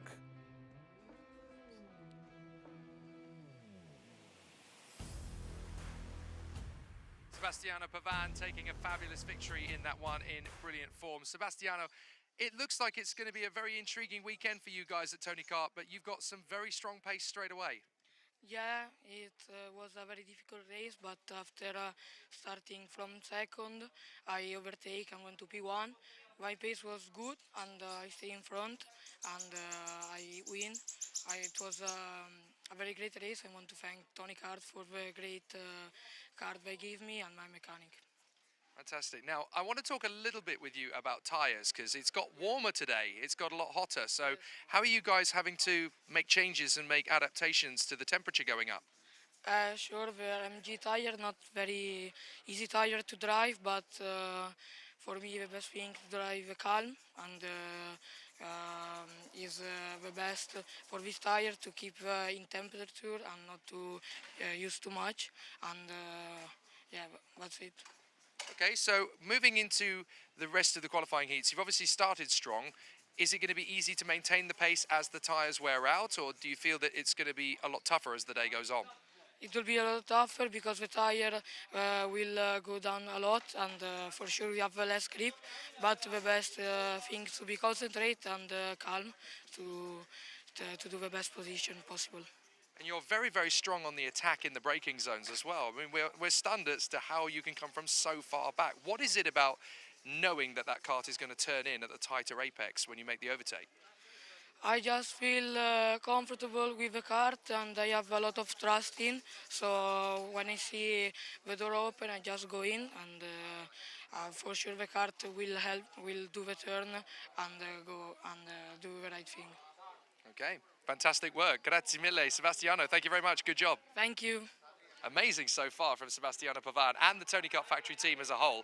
They're going to be very tough to beat, especially from what we heard from Kia Nakamura-Berta earlier in the weekend, that it's going to be very easy on this circuit to defend from the lead of the race. So as long as he keeps doing what he's doing, it's looking good for Tony Kart. Looking good for Tony Kart indeed. The next session then heads out onto the circuit, and the closest Tony Kart to the front of this one would actually be Ludovico Busso. Starts on the fourth row of the grid. Dries van Langendonk then will start this one on pole position. Currently, he's got 2 race wins under his name. He starts this one on pole position with Christian Costoya alongside Jacopo Martinez and Filippo Sala. They go from row 2. Andy Cosani and Arjen Kraling go from row 3 with Selim Hana and Ludovico Busso on row 4. Bennett Gasper and Tame Soleil round out the top 10 on row 5 with Louis Cochet and Louis Francis from row 6. Marcus Silkunas and Alphonse Mittinen, they start this one from row 7. Marius Barryberg and Scott Lindblom round out the top 8 rows with Murillo de Rocha and Ethan Lennon running out the top 9 rows. Romeo Hay and Sebastian Lettamaki round out the top 20 on row 10.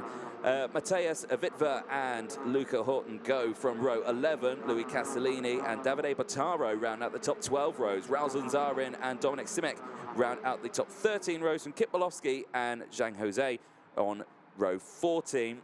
Travis Teo, Thomas Gender, Benjamin Jamal and Lisa Billard round out the 16 rows. 32 drivers, busy grid of juniors. And, well, this is going to be another interesting one because the main question is, can Dries van Langendonk hold on to that top spot? It is going to be tricky, isn't it? And it was interesting hearing from Sebastiano Pavan as the day goes on. You know, the circuit is getting hotter. I think a lot of people weren't expecting it to already reach this sort of temperature at this point of the day. So all of a sudden, when we've been talking about the weekend, there's not a lot of tyre degradation. Have a look at that midsection out the window now. Look at how much rubber has now started to go down off the racing line. So this has actually caught a few of the teams out, I think, because we weren't expecting it to be quite so warm, quite so early in the day. So definitely tyre degradation is going to become a factor, but so is the battle to the first corner. Jacopo Martinez getting through in a second position after a cracking start.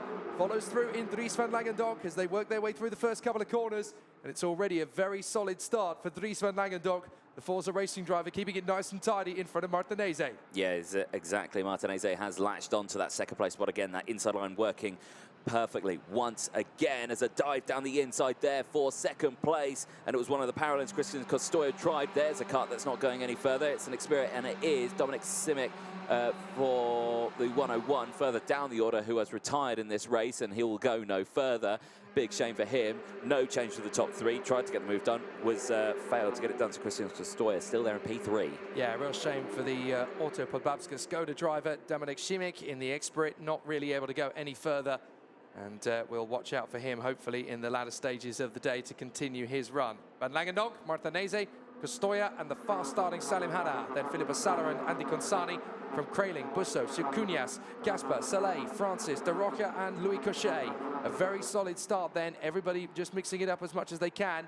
The man on the warpath at the moment is Marcus Cunias, 4 places made up, but then so too has Kit Belowski. He's made up 4. The big mover on the first lap, though, is Lisa Billard. The French lady has come up 5 places off the start, so a very impressive run from her as she continues to make good progress. Yeah, indeed, rounding out the top 27 out there from the back of the grid, so yeah, very good start indeed. Looking out the window, you can see there that the gap and Dries van Langendonk, again, we're going to say this, Forza, they've got it nailed on the head with that setup. It's just driving away. The gap is almost a second here as they make their way out of the final corner. Martinez still under pressure, though, from Costoya. You can see that the train starts to form behind. Salim Hanna still there as well. Filippo Sala, Consani as well. Kraling, Silkunas, Busso, Saleh, all there as well. The top 10 very close, separated by only about 3 seconds, 3.8 seconds from the race leader. And again, the train starts to form as they go diving into the first of the major hairpins. Down the inside there goes Silkunas on Kraling for P7.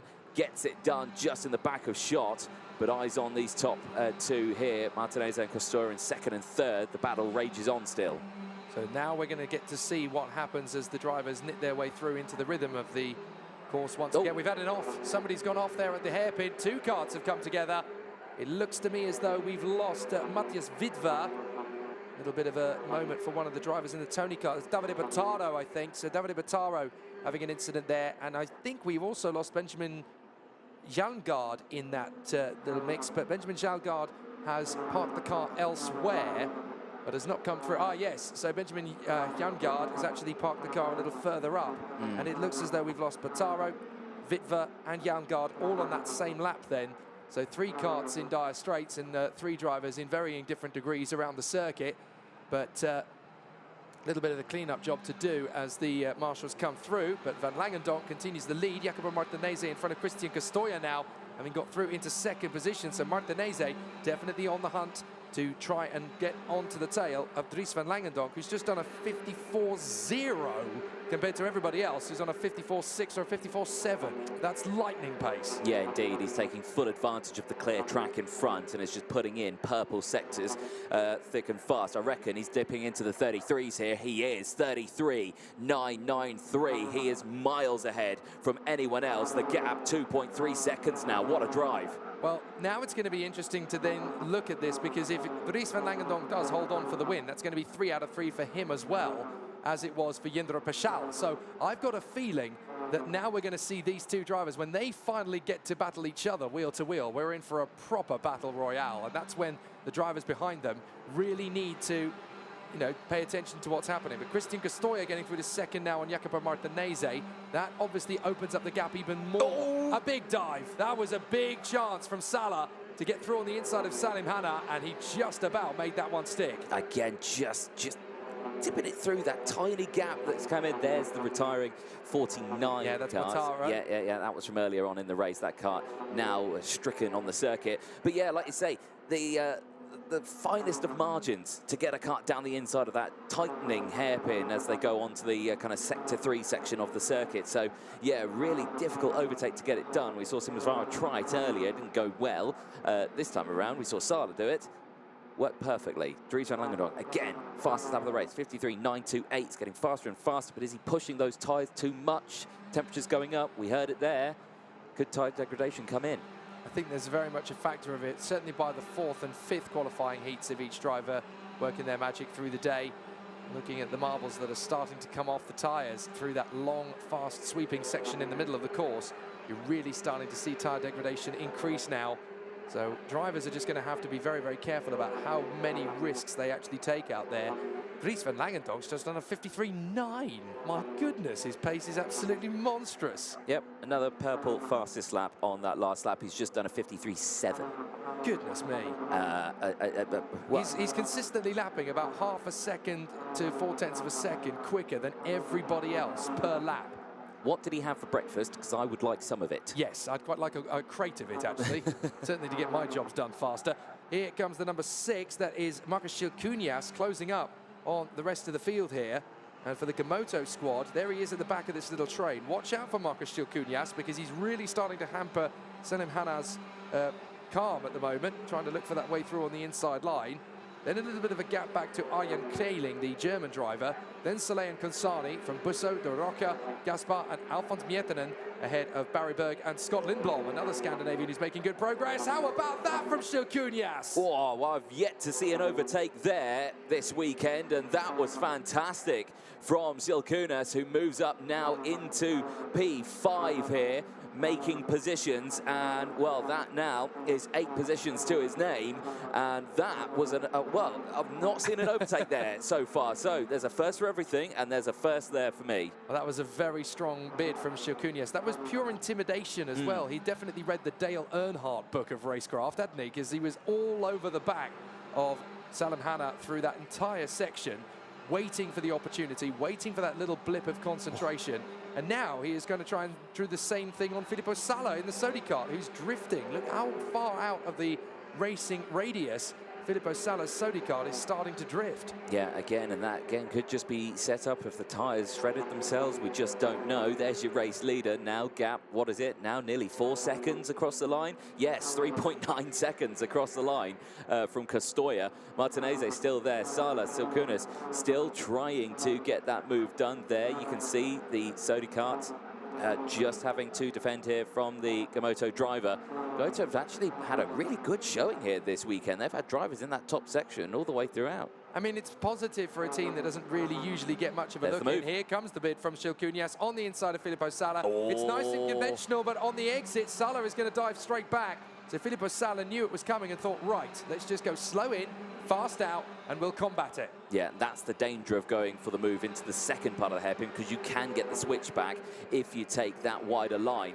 So, yes, it's very good to see, but now they're going to lose time to Jacopo Martinez just ahead, who is going to be able to break free from this battle. And crucially, that will allow Hana to kind of close in just behind as well. So Selim Hana closing in P6. Keep an eye on that battle as we go on to the final lap. We've spoken a lot about him, and we'll speak about him a little bit more because he goes even faster. 53.652. My goodness me. Dries van Langendonk, calm down, lad. Well, yeah, he's trying to set a lap record by the look of it. Now here is Cilcunias trying again and getting frustrated, sat behind Sala. Stop defending! What are you doing? Says Marcus Cilcunias. I'll tell you what he's doing. He's trying to back him into the path of Selim Hana to cost the Lithuanian another place, and that's exactly what happens. Cilcunias is not happy at all with Filippo Sala's defensive tactics. Nothing wrong with doing it, though. If he decides he's going to hold the place, that's how he's going to perform, as Selim Hana nearly drifts off the road in front of Marcus Cilcunias. But Dries van Langendonk dominates proceedings. A fabulous end to the race there for him as he pulls 4.5 seconds clear of Christian Castoria and Jacopo Martinez in only 10 laps of racing. Dries van Langendonk looks very hard to beat right now. He really does, doesn't he? Like you say, he takes that one and he matches the maximum points, 150. So Dries van Langendonk and Andres Pachel lead the points, both on 150. After 10 laps of racing, the Belgian for Forza Racing, after his swift move from the Energy Course team to Forza, takes the win after those 10 laps. Christian Castoya and Jacopo Martinez then round out the top 3. Filippo Sala takes 4th place of the top 4, and the top 2 rows not having any drama with their positions. They start in those positions, they finish in those positions. Selim Hana takes 5th place then after gaining 2 positions from Marcus Cilcunias, who goes 7 places up in that race to finish in P6 from Arjen Keiling and Tame Soleil. Andy Consani rounds out the top 9 from Murilo de Rocha, the Brazilian driver for the Energy Course team, also up 7 positions in that one, who started this one in P17. Ludovico Busso and Alfons Miettinen rounds out the top 12 from Bennett Gaspar. Scott Lindblom rounds out the top 14 from Marius Barryberg, who started the race in P15 and finishes it in P15 as well, so he'll be happy with that result. Easton Lennon gains 2 places and finishes in the top 16 positions from Lewis Francis, Romeo Haig and Sebastian Lettermarke, who rounds out the top 19 from Raul Zanzara, who rounds out the top 20 as well after gaining 5 places. Kip Bolowski just behind as well after gaining 6 places, finishes in 21st place from Louis Cochet. Louis Castellini finishes in 23rd place from Lisa Billard. Travis Teo and Zhang Jose finishing in 26th place. Luca Horton and Tamas Gender round out the 28 karts that finished the race. Mateus Witwer, Davide Botaro, Benjamin Jalmagard and Dominic Simonek round out the 32 drivers and the 4 retirements that we had in that race. Here's a look then at the highlights, and again a great start from that inside road. Dries van Langendonk latching on to that inside curve to then switch it back round and get up the hill, and then from there he would then go on to dominate the race by taking the win by over 4.5 seconds at the end of that one. Then the battles and shoot further behind there, a little bit of contact that we saw, and that was the first retirement that we saw. That was Dominic Simonek, who we saw at the side of the track at the start, and unfortunately I suspect a damaged track rod on the car after that contact, meaning his race was over before it really started. Then we had this coming together between these two drivers, Davide Botaro and Mateus Witwer, I think, were the two drivers involved in that one at the second of the hairpins on the lap. Then we saw Sala starting to go for moves here as the races progressed all the way throughout, and you can see just everyone trying to get through. Salim Hana also getting moves here, and again Marcus Silkunis with a fantastic overtake in a part of the track that I didn't expect was possible. And again here on Filippo Sala, just sizing his way through the field to gain 7 places in that race, and would just charge through the order. Filippo Sala would finish ahead, and Martinez as well, having a good scrap. But the man here on your screen, Dries van Langendonk, taking the win by 4.5 seconds. A dominant performance. He takes his 3rd win of the weekend. And as you can see, the sun is shining. We are ready to head down to Parc Fermé with Jake Sanson and our race winner, Dries van Langendonk. After a performance like that one, I had to come and have a word with Dries van Langendonk. I mean, Dries, for most of that race, you were finding the sort of pace that drivers dream about, 4 to 5 tenths of a second per lap. What an absolutely amazing performance. Yeah, I'm really happy. It's just about being calm and collective. At the end, we have 3 wins. I'm really happy with that as well. We're looking good. Speed is absolutely amazing. I'm really pleased with that, and we'll see you tomorrow. Now, you came into the paddock a little over 6 months ago, making your debut in OK Junior at the World Championships last year in Sarno. Ever since then, you've been on a bit of a roller coaster ride. Just how incredible has it been to find the pace this early? Yeah, me and the team, we have been working really hard. Of course, it wasn't easy. We had to adapt a lot of things, but at the end, we really found the pace, and I'm really happy with the progress we booked. So what is it about this particular circuit with the combination of the expert chassis that you're seeming to find the pace on? Do you just favour the sort of the slightly slower, slightly more technical circuits? Yeah, it's a really nice track. It's just, this track is just about not sliding, just really sticky with the card, just finding the grip around the corner and getting the best of exits you can. And one of the things I wanted to point out, we've got a couple of karts coming in behind. The tyre degradation really starting to come up now. How are you guys actually finding that compared to everybody else? Because in terms of pace, you guys seem to be able to hold on to the lead. Yeah, at the end, I wasn't really pushing. I was just trying to save the tyres quite hard. And yeah, I think we're quite good on tyres for the moment. So yeah, it's looking good. Okay, well, good to catch up with you, Dries. Thanks very much for giving us your feedback on it. Great job. Thank you. Amazing. Dries van Langendonk there, telling us that he wasn't really pushing at the end there. You could have fooled me. Could have fooled me as well. Yeah, indeed. It certainly looked like he was pushing it, but like you say, cool, calm, collected. So the Forza team keeping their cards close to their chest with setup, what they've done there. So very interesting to see how they progress on. The cleanup job is still underway as the karts making their way back off the circuit now on the quad bike. The next race gets itself lined up, ready to go, qualifying Heat A and D for the OK category. Gabriel Gomez starting this one on pole, and so far has had 2 race wins and potentially could go for a 3rd in this one. What can the Brazilian do from that front row? He's got David Volta alongside, a driver who has also taken a heat win so far this weekend. Is another driver is to keep an eye on. So again, the front row, both drivers with a race win it's awesome to see this one. Thomas Stolchemanis as well and Gustav Finevsky, who start just behind them. Also, you know, Stolchemanis third in the OK category last year in the championship. Starts this one on that second row, so keep an eye on that one. Len Neisch as well, that inside line did work. We saw Neisch come through the field, the Kart Republic chassis working well for him and getting it done. And then Teresa Babičková, we were talking about the Tony Kart chassis, and they were working quite well here. Babičková, who is not fully familiar with the circuit, still qualified very, very well, and starts this one in P6. Enzo Tarvinichkal and Emanuele Oliveri, I should say. They start in the fourth row. They've got a bit of work ahead of them, and Tarvinichkal did struggle in the Kart Republic chassis in the previous race, didn't he? Certainly did, and it's that drop-up of pace that really starts to bite in for some of these competitors. They've really got to be very careful about just how much pace they lose. And I was looking, you may have noticed at the end of the race there, just the tyres of the karts as they were coming back in. They are really starting to grain now. I mean, we're at the end of the third heat for most drivers. And I think a lot of people will be taken aback a bit by just how much tyre degradation there is today. You've got to remember the humidity is quite high. It's over 50% in terms of humidity because of how likely it is that the weather is going to change dramatically tomorrow.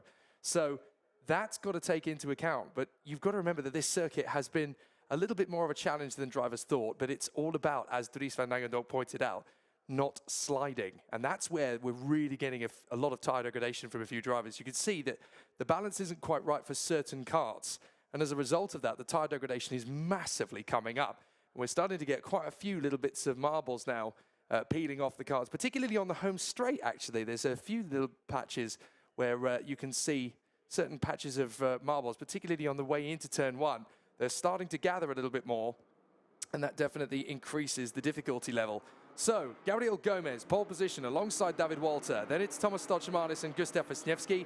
Len Neisch and Teresa Babičková, Enzo Tarvinichkal and Emanuele Olivieri. Francisco Macedo and Matthias Mogata, the reigning world champion. Marek Skriven and Narcha Tunion from Shimojang and Jens Trua. Then Gazi Motlakar and Luvoway Sambudla. Maxon Verbruge and Ronnie Stefani, and then Ludwig Franzen and Zoe Florescu, Matilda Pats, Leon Hiedfjords, Eloy Gonzalez, Max Karhan, and then Alex Sawyer at the back of the grid. 25 drivers in this one, and if you're going to get past Gabriel Gomez, you better have done your homework. Oh, yes, indeed, because he's had a pretty decent day so far. He's currently on the 100 points. I think he's had 2 race wins so far in his heat. So, you know, he is definitely a driver to keep an eye on as the weekend goes on. But again, oh, actually, David Walter, he's not crossed the timing beam. Has he got a dodgy transponder? Has he stopped before the... grid? I can't see anyone stationary. That is a bit of a worry, isn't it? But my timing screen says that David Walter has not left the pit lane. That's a big concern at this stage of the meeting, if that's the case. I'm looking down to see. There's no panic-stricken Koski Motorsport kart down there in pit lane. Have they even missed their way into the... Yeah, there is no sign of David Walter on the grid. Did they miss the way into the grid?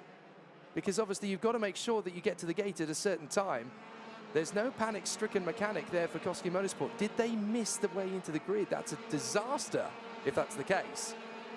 It is. Because all of a sudden, David Walter appears to have gone missing. We need to find out what the situation is. I might have to run down at the end of the race just to kind of get an understanding as to what has happened to David Walter, because that's a big name to fall from the wayside. He won a race yesterday, don't forget, so he is a major competitor. But where is David Walter? Well, we'll have to find out. There's a comic strip here about to be developed. Where's Walter? Where's Walter? Yeah, exactly.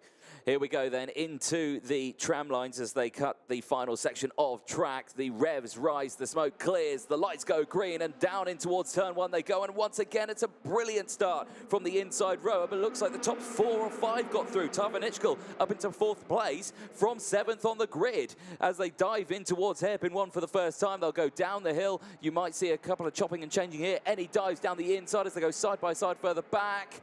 Everyone takes that inside tight line. Nice breakaway from the top 4. Gomez, Stolchemanis, Nice, and Tarvinichkal leading the way as they go back down in towards compression. And again, the bumps and curves hit the bottom of the karts as they try their best to maintain control as the rest of the field dives through. moves further back as one of the CRGs. I think that's Francisco Macedo making moves further up the order as well, as he's making good positions in this first lap. More action a little further behind us again, side by side, as drivers just squabbling for position. But so far, a relatively clean start and a 5-car breakaway across the line. Gomez, Stolchimanis, Nice, Tarvanichkul and Vinevsky breaking away from the main pack. So with the absence of David Walter, it's a big opportunity for the rest to make big points. Gomez, Stolchimanis, Nige and Tarvanichkul, your top 4 at the moment, with a little bit of pressure from the 5th place driver in the Forza, Gustav Wisniewski. Obviously, a big move on the inside. That is Len Nise. He gets the run on Stolchimanis for 2nd position. So the Car Republic does go into P2 for the moment, but Stolchimanis and Tarvanichkul are right in behind still. Tarvanichkul looking for his way to get past the Latvian. No chance. He's going to hold the inside line. Now an opportunity comes in, but Nise is going to defend as Wisniewski gets his run on Tarvanichkul to 4th. Yeah, everyone will be liking to see this, especially Gomez, who's just at the front there and doesn't have to worry about it at all. He did win a race earlier on this weekend by, I think, 2.5 seconds, so taking a leap out of Dries van Langendonck's book there and driving away from the field as they all kick off behind. But Nice is still there in 2nd place. Stolchimanis wanting to go for the move, but it looks like he's actually dropped back slightly there and is a bit struggling under braking going into this top section. Vinevsky might have a move here as further back as Macedo's just got past Tarvanichkul, so that's happened a little further back in the field. He's up into P5 now, and down the inside goes Vinevsky straight away on Stolchimanis. So Vinevsky making moves here as well, gets that job done, and that's allowed now Len Nice to break away a little bit, so a little bit of breathing room now as the field tries to close back up. But again, Nice overtakes in the early stages of this race. There's a very good chance that the top 2 may already be done. Gabriel Gomez out in front. In 2nd place, Len Nice. There's an investigation going on for Emanuele Olivieri in the Formula K chassis from the Praga group, so that's a bit of a problem.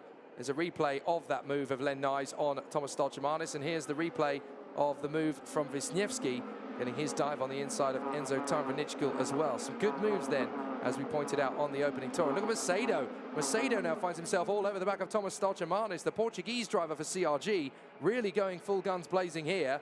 And Stolchimanis having to play the defensive card at the moment. Yeah, going really defensive in the second hairpin, and Macedo thinks better of it and dives it down the inside, but loses it on the exit now. Tarvanichkul's going to go down the inside. Oh, so close between the two of them. They almost came together, and Tarvanichkul here is really wanting to get past Macedo. He tried to get past Stolchimanis. It didn't work out, and oh, they're so close. Yeah, Tarvanichkul was not quite as far alongside as Lammers was on Thai earlier on, for example. So Enzo Tarvanichkul tried his best to get back through on the inside line, but that's too big a gamble. We've seen too many moves like that in Champions of the Future in the past that just end up ruining a weekend, and Tarvanichkul just deciding discretion, the better part of valor on that particular run. But how about this? You've got Gomez and Nige having a solid race up front. Gomez has pulled clear. Nige has now got pressure from Wisniewski. So Wisniewski in the Forza Racing Expert, now with a good opportunity to move forward, is down another place. Unfortunately, Teresa Babičkova has lost out to first Marek Škriven and then to the reigning world champion Matías Morgado on this lap. So that puts her to 9th position for the time being, and there's the bid from Gustav Wisniewski. What an overtake on Len Nise. Yeah, Wisniewski taking full opportunity of that one there, moving up into P2. We potentially could see a battle for the race lead here, because the pace that Wisniewski's got here, he's sized his way through the field. He's got away with the start of this one as he's back up now past the position he started in this race, and now he's making his way up into that first place spot. We'll keep an eye on the gap, we'll keep an eye on the times. And, well, Gomez obviously faster on that one because he didn't have to overtake anyone. But, yeah, I suspect they may come down as this race goes on. I tell you what, this is a very impressive run from the Forza Racing team as a whole entity. And what Mr. Croxford has come up with this weekend in terms of a setup, he must be grinning from ear to ear. This is absolutely brilliant as far as he's concerned. And it certainly returns Forza Racing back to the halcyon days of George Russell and Alex Albon and all those that have come through his awning in the past. Very exciting stuff, as now we watch Matías Morgado. He's now stepping up the attack on Marek Škriven. try and make his bid on the inside. Oh, Matthias, I know you're a world champion, but that is far too narrow a gap to squeeze a Birolart into. Yeah, that was quite an ambitious move there. Again, we've not seen an overtake into that corner. We've seen overtakes going into it, but definitely not on that tighter exit corner as you go back up the hill. Again, it really does like a 90-degree right-hander as they go through there. Gabriel Gomez, though, again, fastest lap of the race, 52.792. The pace between the OKs and the OKJs is only about a second, isn't it? There's not much time difference between the two of them. Not at all. Gomez, a 52.792. And Gustav Wisniewski at 52.866. There is a gap of 2.5 seconds to make up, but Wisniewski is doing just that at the moment. So he is slowly chipping away. In fact, they're trading sector times at the moment. CRG look particularly strong in sectors 2 and 3. Forza Racing and the Expert look very strong in sector 1. That's where they're making up the time to the CRGs up front. So there goes Gomez through. Here comes Wisniewski through, and the gap comes up again, 2.7. See, the CRG is quicker in sector 2 and 3, but the Forza Racing Expert is absolutely mighty in sector 1. Yeah, indeed. And, you know, sector 1 being the, I would say, faster of the two sectors, and, you know, going through turn 1, definitely technical, very fast. It actually reminds me of turn 1 and 2 at Wilton Mill, Oblivion, Crook and Oblivion, you know, very fast. The left-hander kink and then the flat-out right-hander. But this time it's downhill, and there's a nice move down the inside from Morgato, gets it done on Scrivan, moves up into P7, a brilliantly timed move, and that was the move he tried to do earlier on. It failed. Now he's done it this time, but at a different part of the circuit. Utter audacity from Matthias Morgato. I'm not waiting around anymore. Looks like Shimo Zhang got the move there on Liverway Sam Budler as well, so that's moved him up another position. Looks like a decent fight going on here between Teresa Babichkova and Emanuele Olivieri as well on the Formula K chassis as they come through this time by. And then Nasha Tunion is next up in 11th in front of Sam Budler.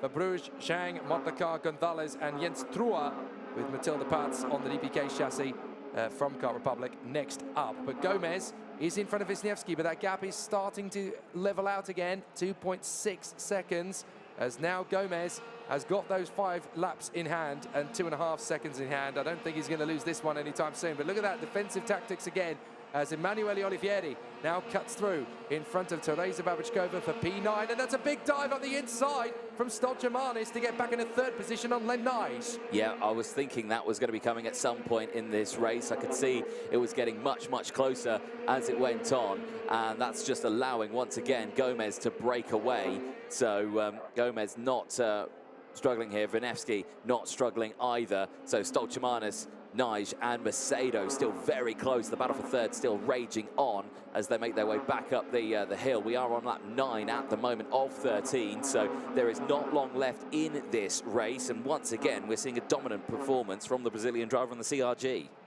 So a very tricky situation continues as the battle progresses, but it will be a very tricky race battle for Gomez in the following 2 heats, if anything from the Forza Racing pace is to go by. Time for Nitschkel, all over the bag. Oh, no problems again in the Birolart. I cannot believe it. That's Matthias Morgato broken down again. This happened at the end of the race last night, and it's happened again today. Mechanical problems in the Birolart. Yeah, and that, to me, how quickly it came to a stop would suggest potentially a chain off on that kart, and unfortunately, yeah, that kart is just going to get dragged off the circuit, and what a disaster for him. That happened yesterday as well for Matthias Morgato. I don't know if it was exactly the same issue, but the world champion in 2023 just cannot catch a break. He returned home to his beloved Birolart factory team that he raced with prior to moving to DPK last year to win the world championship. He's gone back to the boys in red and white, and ever since then it's been a nightmare. Here's the move on the inside from Macedo, but it was just too big a launch. Len Nijs had him absolutely covered. Yeah, it was, again, we see the ambitious moves down the inside of those hairpins, and again, sometimes they work, sometimes they don't, and Len Nijs just thinking better of it and slots it back down the inside. Although, meanwhile, Stolchamanis has seriously broken away now from these two and is on the hunt for Wisniewski, but unfortunately for him, that gap is about 2 seconds, 1.8 to be precise, as they go across the line. Gomez still leads by 2.5 seconds. Actually, I tell a lie, it's 2.9 seconds now from Wisniewski. Stolchamanis still there in 3rd from Nijs, Macedo, Tarvinichkal, Scrivan, Oliveri, then it's Babichkova, Tunions and Budler, who's had a great race at 5 positions, the same with Verbruge. and Motlaka as well. The top 13 separated by not much. Eloy Gonzalez, though, has gained 9 positions in this race. As back down the inside goes Macedo this time around, gets it done on Lenaj, and Lenaj not able to respond this time around. So the CRG getting in front of the Kart Republic karts as they make their way back up to the top section of the track, and look at the gap that Macedo's opened up already. Lenaj again, this could be coming in, tyres could be coming in. We're talking about graining on the tyres as well, pushing too hard. We've seen a lot of battles in that midsection. Are we starting to see the downside of pushing so hard in these races? Your driver here, though, who has probably not been pushing, we heard it from Dries, who said, oh, no, I wasn't going quick at all, I was just doing what I needed to do, has driven away and is setting another fastest lap of the race. 52.790 has opened up a gap of over 3 seconds, 3.1 in total through the next timing beam, and has just driven away. It was a solid day yesterday for Gabriel Gomez. It was a solid earlier start of the day as well, and he's going to make it 3 for 3 here. Is the Brazilian for CRG as he makes his way into the final section of the circuit. Only one more corner to go and he'll round it and see the checker flag, and will end the qualifying heats after his third one with maximum points, 150 across the line. He is clear by 2.4 seconds from Gustav Vineski, from Stoltemanis, Macedo, Lenaj, Tarvinichkal, Scriven, Emanuele Oliveri, and Teresa Babičková. Nacho Tunion rounds out the top 10, just further behind, but your winner after 13 laps of racing for CRG is Gabriel Gomez. So Gomez taking the victory on in fine style. A very exciting performance indeed. Just doing some investigation into the absence of David Walter, who won the race yesterday. He's actually having to miss the rest of the race weekend due to personal reasons. So that's been announced on his Instagram. But at least he's happy and confident now going into the European Championship 2 weeks from now that he's got good pace. He obviously knows he's got a kart that can win underneath him. He has to sit out the rest of the weekend. Very unfortunate. We're not entirely sure the details of the reasons, but certainly personal reasons have kept David Walter from finishing the event here at the Steel Ring. But when he comes back in 2 weeks' time, this man had better be nervous, because David Walter is very quick. Gabriel Gomez, however, is the quickest in this one, able to hold on in front of Gustav Wisniewski and Thomas Stoltemanis. Francisco Macedo ahead of Lenaj and Enzo Tarvinichkal. Marek Scriven and Emanuele Olivieri in the top 10, along with Teresa Babičková and Nacho Tunion. Liverway Sam Budler in 11th in front of Maxime Verbruge, then Gazi Motlaka and Eloy Gonzalez. Jens Trua in 15th position in front of Shimo Zhang and Ronnie Stefani. And then Ludwig Franzen ahead of Matilda Paz and Alex Sawyer. Zoe Florescu is in front of Maximilian Garhan, and then Leon Hietfors was the last driver home. Devastating retirement for Matthias Morgado with a mechanical problem of some kind befalling the world champion. And David Walter sitting out of the rest of the weekend due to personal reasons. Yes, indeed. So a very interesting race in that one. And I've got to say, we saw several overtakes as well, going thick and fast, and of course the tyres being the main focus on this one, as well as we see the replays will come up in just a moment from that one. But you've got to take away Gabriel Gomez, who's had a dominant performance so far. 3 for 3, 150 points. We have seen that from a fair few drivers in this one who can get that good getaway at the front. The start itself was relatively calm, everyone getting through the first few corners unscathed, and of course the inside row worked well. Tarvinichkal, nice. Stoltemanis and Gomez just broke away at the start of that one. Then there was battles further back. That was the dive from Lenaj to get into second place, which started the ball rolling really for Gomez to just break away from the rest of the field. Then Tarvinichkal became under pressure here from Vineski, who came through, and Vineski would go on to finish this one in P2. He would then later get past as Macedo, with that huge dive down the inside there of Stoltemanis, not able to hold it as he went through. And then this incredibly close moment here where Tarvinichkal just tried to get down the inside of Macedo but failed to do so and slotted back into position. Then the battle ensued further up as Vineski and Lenaj just kept on battling and going for that position. It was a brilliant fight all the way to the flag. Then Morgado getting the move done further back as well, getting through past Marek Scrivian, but it all to go wrong later on with a mechanical failure, his kart coming to a stop halfway round the lap. And so a disaster, there it is on your screens. And Again, just a quick glance down, and it's just, nope, it's gone, and immediately gets out of the kart.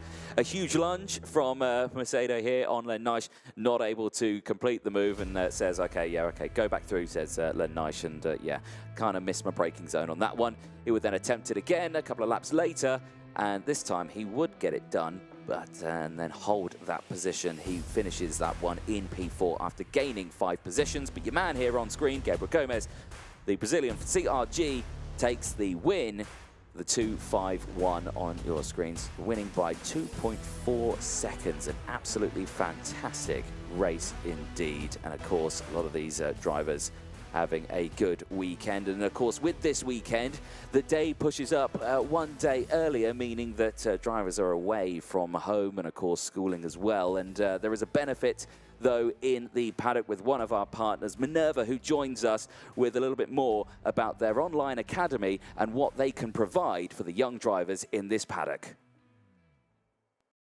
MVA is a multi-award-winning online school for pupils aged 10 to 18. We offer a flexible, personalised schedule, allowing students to learn on their own terms from anywhere in the world. A dynamic weekly timetable includes assemblies, e-learning, live lessons, one-to-one mentoring, and after-school clubs. Our high-performance club is specifically designed to support elite athletes. Specially trained mentors give weekly one-to-one sessions and report on academic progress and well-being. With over 300 pupils from 30 countries worldwide, MVA has redefined what's possible with 21st century learning, making it the perfect solution for balancing training and competition schedules with a world-class education. Great to have Minerva on board as well. You can chat to Sol, who's walking around in the paddock as well. He's your man you want to talk to if you want to look a little bit more into the world of Minerva and what they can offer the young drivers in this paddock.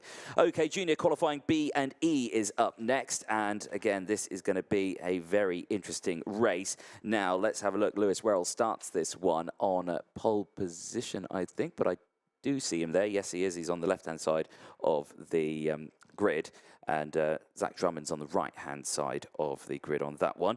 Elliot Kaczynski and Alfie Slater, they start just behind them. And again, it's been a very interesting day for the OKJs. Lewis Werrell did take a race win yesterday. Can he maintain that today in this one? The drivers make their way out onto the circuit. Let's look at how they will line up for OK Junior qualifying Group B and E. Werrell will start on pole position with Zach Drummond alongside. Elliot Kaczynski and Alfie Slater go from row 2. Alexander Chartier and Tiziano Monza ran out the top 6 positions on row 3. Alexander Bondarev and Tobias Zhenesny on row 4. Lev Krutilov and Vivek Kanthan start on row 5, rounding out the top 10. Joa Pokala and Nicholas Schaufler, they go from row 6. David Kozma and Luna Flusha, they round out the top 7 rows from Asperdelis and Kimi Tani on row 8. Santiano Panetta and Thomas Vanchik go from row 9, from Jarek Clark and Mero Pelders.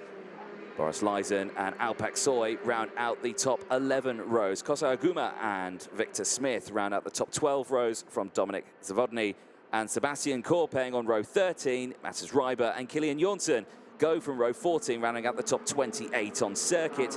Javier Herrera and Tobias Pascoe go from row 15, and Nateso Mabunda and Enzo Ruggiero, an all South African final row, go from row 16. A very busy grid once again, 32 drivers, plenty of action we're about to see. And, well, the question is, can another Forza driver dominate here and open up a gap of nearly 5 seconds? He certainly looked very confident this weekend, hasn't he? In fact, in 2023 in general, Lewis Werrell, he had his flashes of brilliance in 2022, but he certainly seems to have gained a little bit of confidence and authority in his own stature. He definitely seems to have a little bit more composure in 2022, when last year those mistakes would sort of take away from his efforts. They are very few and far between now. Yes, okay, he had the jump start penalty yesterday, but that was all very marginal, and it has been in particular around this circuit. Are we going to go racing this time? No, we're not. False start procedure. So a difficult one for the drivers as they try and work their way around. But just to finish off the point about Lewis Werrell in the Forza Racing team, he definitely seems to have taken a bit of a step up. It wasn't that long ago that we saw Freddie Slater really command his troops in the OK Junior battle as a British driver, and it looks as though Lewis Werrell is very much going on the same journey. Yes, indeed. And again, he's had a dominant performance. He's got a great team behind him, and just have to see what the young driver can do. Like I say, loved his qualifying interview. Very, very cool, calm, collected, like an ice cube he was, and just showing exactly what he needed to do. And yeah, and I think putting the fear into the other drivers as well. Be like, yeah, I'm not worried about this weekend. I know what I need to do. It's interesting you say that, because I have seen a lot of conversations between people in OK Junior across practice and qualifying sessions, and one of the things that I do tend to hear a lot from people is, what times is Werrell doing? Yeah. Which is interesting. That's what they used to say about people like Sterling Moss. You know, he's just always at the front. So that's an interesting psychological thing that Werrell has in his upper hand here. Lights go out. We're racing! Up to the start. He and Alfie Slater break clear, and it looks as though he's going to have a bit of assistance from Tiziano Monza as well. They work their way through. It's a good start initially, everybody getting through okay. But a very interesting start to proceedings as everybody tries to knit their way through. Monza has crept into third position behind Werrell and Slater off the line. Bit of a run wide from Zach Drummond initially, but now finds himself sliding into fourth position. Bondarev getting a good move on the first corner, and there's problems further back. Merel Beldes got connected, unfortunately. We had one of the Sodis dropping back as well. That's Jared Clark, and we've got a retirement. That is Tobias Pashko in the Hagerman Racing Machine, so he's out of the race too. But already some big movers and shakers up at the front. Yes, indeed. Dramatic start, and like you say, the marshals doing a good job of clearing the circuit quickly and promptly to allow the race to continue. That's Merel Peldes, unfortunately, the Richard Mille Talent Academy driver, out of the race as well. Yeah, disaster. So across the line they go. Werrell leads the way from Alfie Slater. Tiziano Monza. Drummond's down into fourth place now as he tries to fight back from Chartier, Bondarev, Kaczynski, Canthan, and Szczesny as well. Schaufler there in the top 10. And I've got to say, Werrell has already opened up a gap. It's about half a second now, but Slater is not going to allow that gap to close up anymore. We saw Slater for the Ricky Flynn Motorsport team very quick earlier on today, as the 105 is under investigation. Santiano Panata for the Gamoto team, potentially for a start infringement.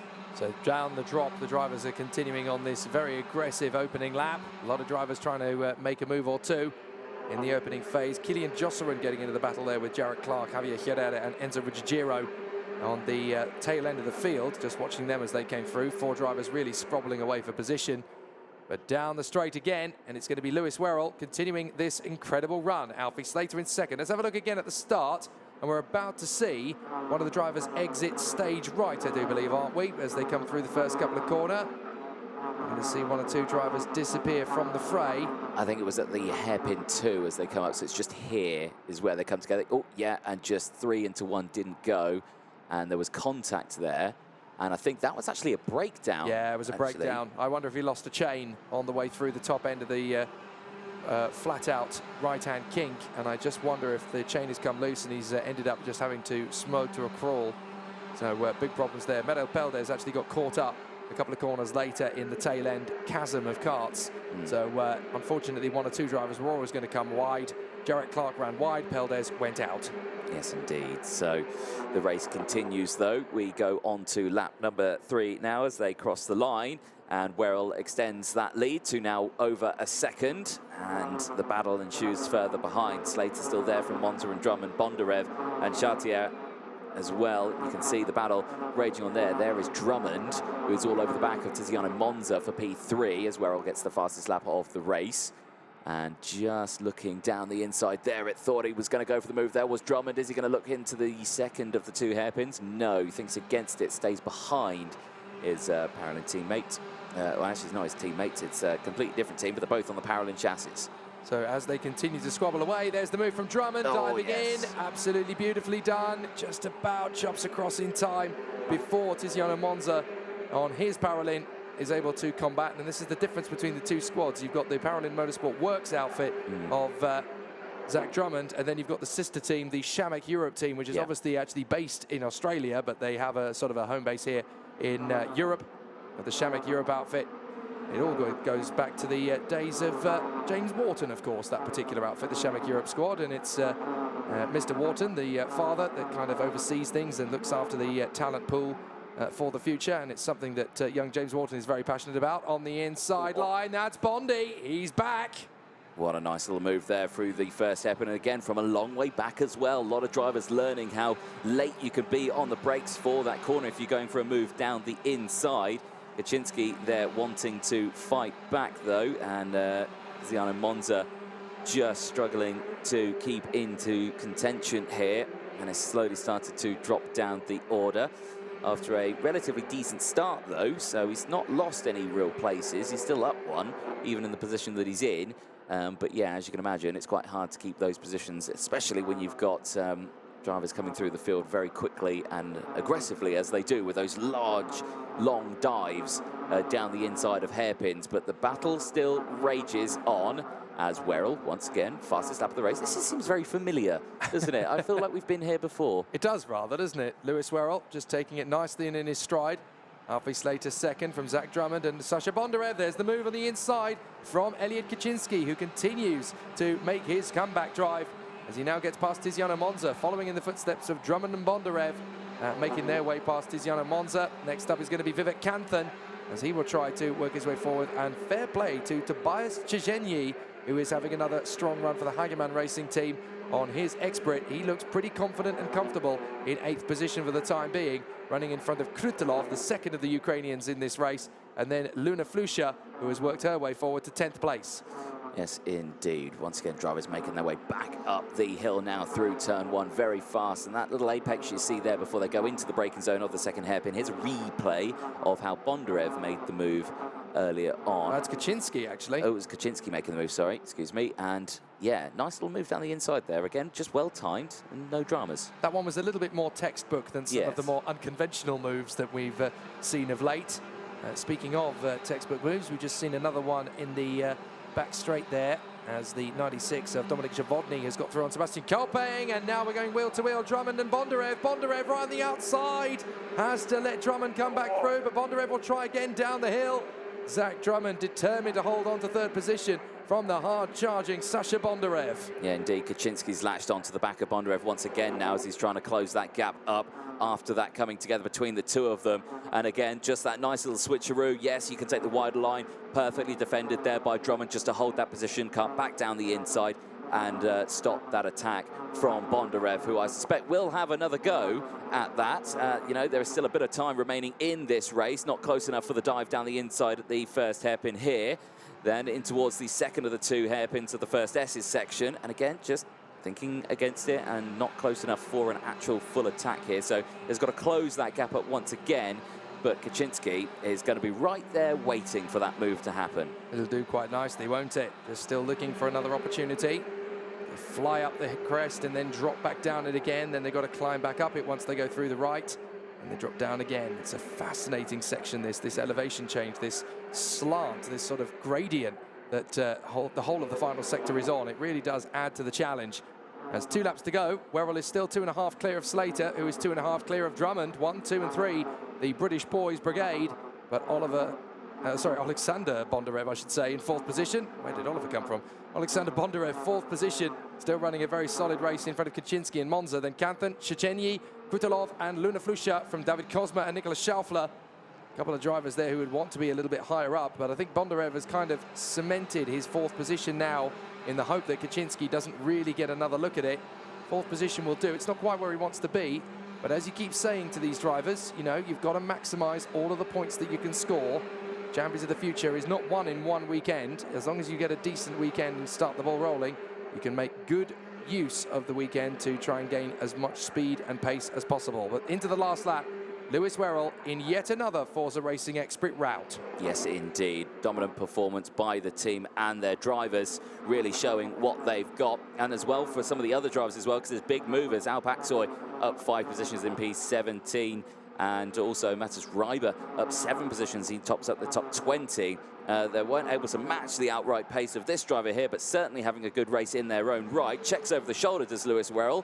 Don't do that too much, especially going into that corner. Focus on where you're going. And yeah, because you're leading by 2.5 seconds, you've got no worries in the world, and you've only got about 4 corners to go for another race win. It's a perfect run from Lewis Werrell, not for the first time this weekend either. Looking good to win his 3rd race on the road but it's certainly going to be his third actual win now, having taken a fabulous performance earlier in the weekend. It's now 185 points for Lewis Werrell out of a possible 200. Very impressive run indeed, and looking so strong at this phase of the race weekend. Alfie Slater in a confident second place, Zach Drummond in third ahead of Bondarev, Kaczynski, Monza, Canthan and Chisenyi. Yes, indeed. They'll make their way back into Parc Ferme, and I suspect the drivers will be fairly happy with that result. Then after 10 laps of Forza Racing, Lewis Werrell takes the win from Slater, Drummond, Bondarev, Kaczynski, Monza, Canthan and Chinesny, and Krutulov rounds out the top 9 from Luna Flusha, who rounds out the top 10 in that one, gaining 4 positions from P14.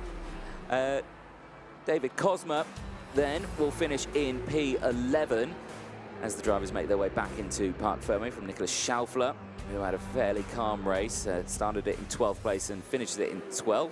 Joel Pocola and Alexander Chartier. Vasilis Aspatolidis will take 15th place from Kimi Tani.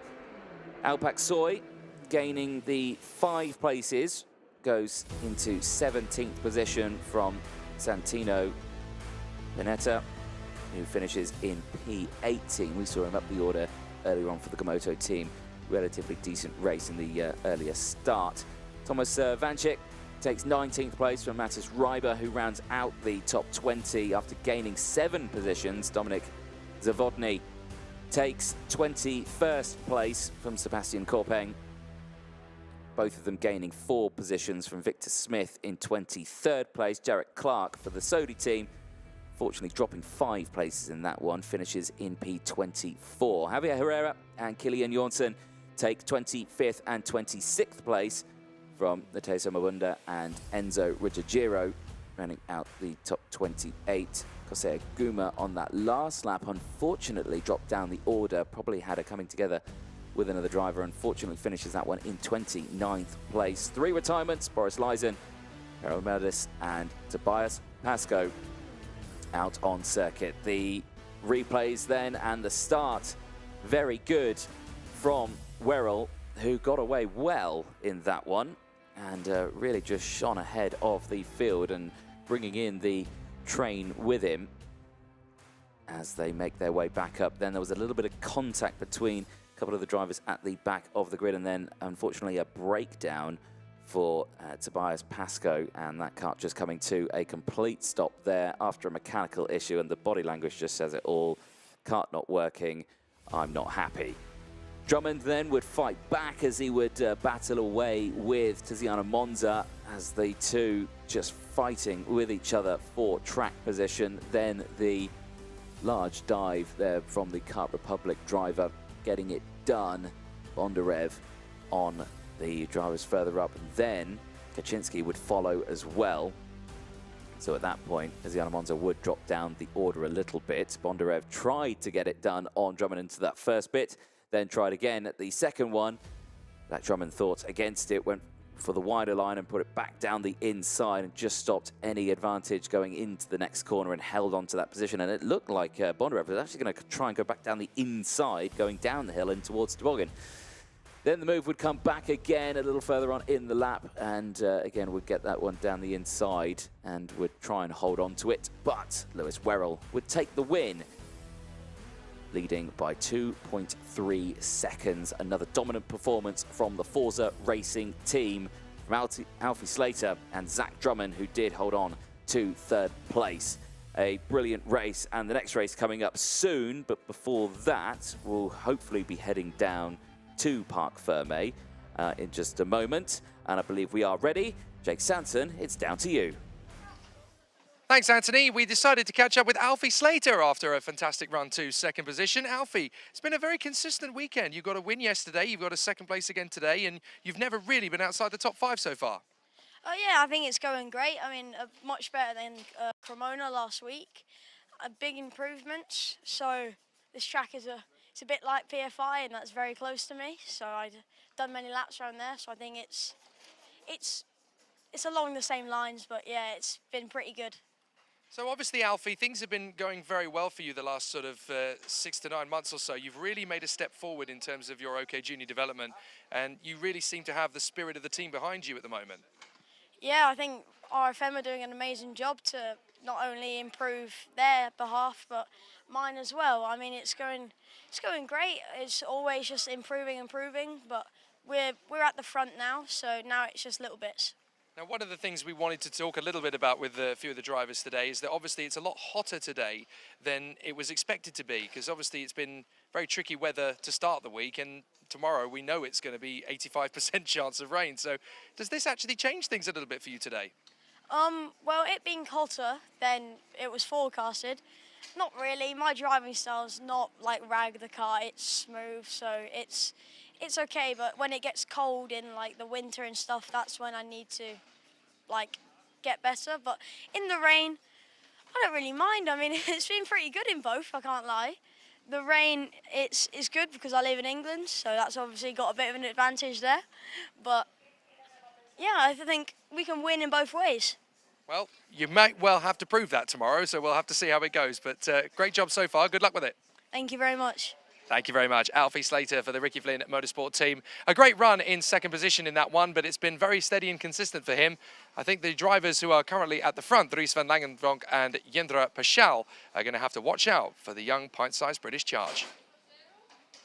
Yes, indeed. And a happy chap he is as well, finishing in P2 in that one on circuit. The next race, though, lines up ready to get going. Qualifying Heat B and E for the OK, the senior group, and Kian Nakamura-Bertrand, the 260, starting this one on pole position. He took a race win yesterday, and I suspect we'll like to replicate that one over the course of today, as well as the board goes up at the front.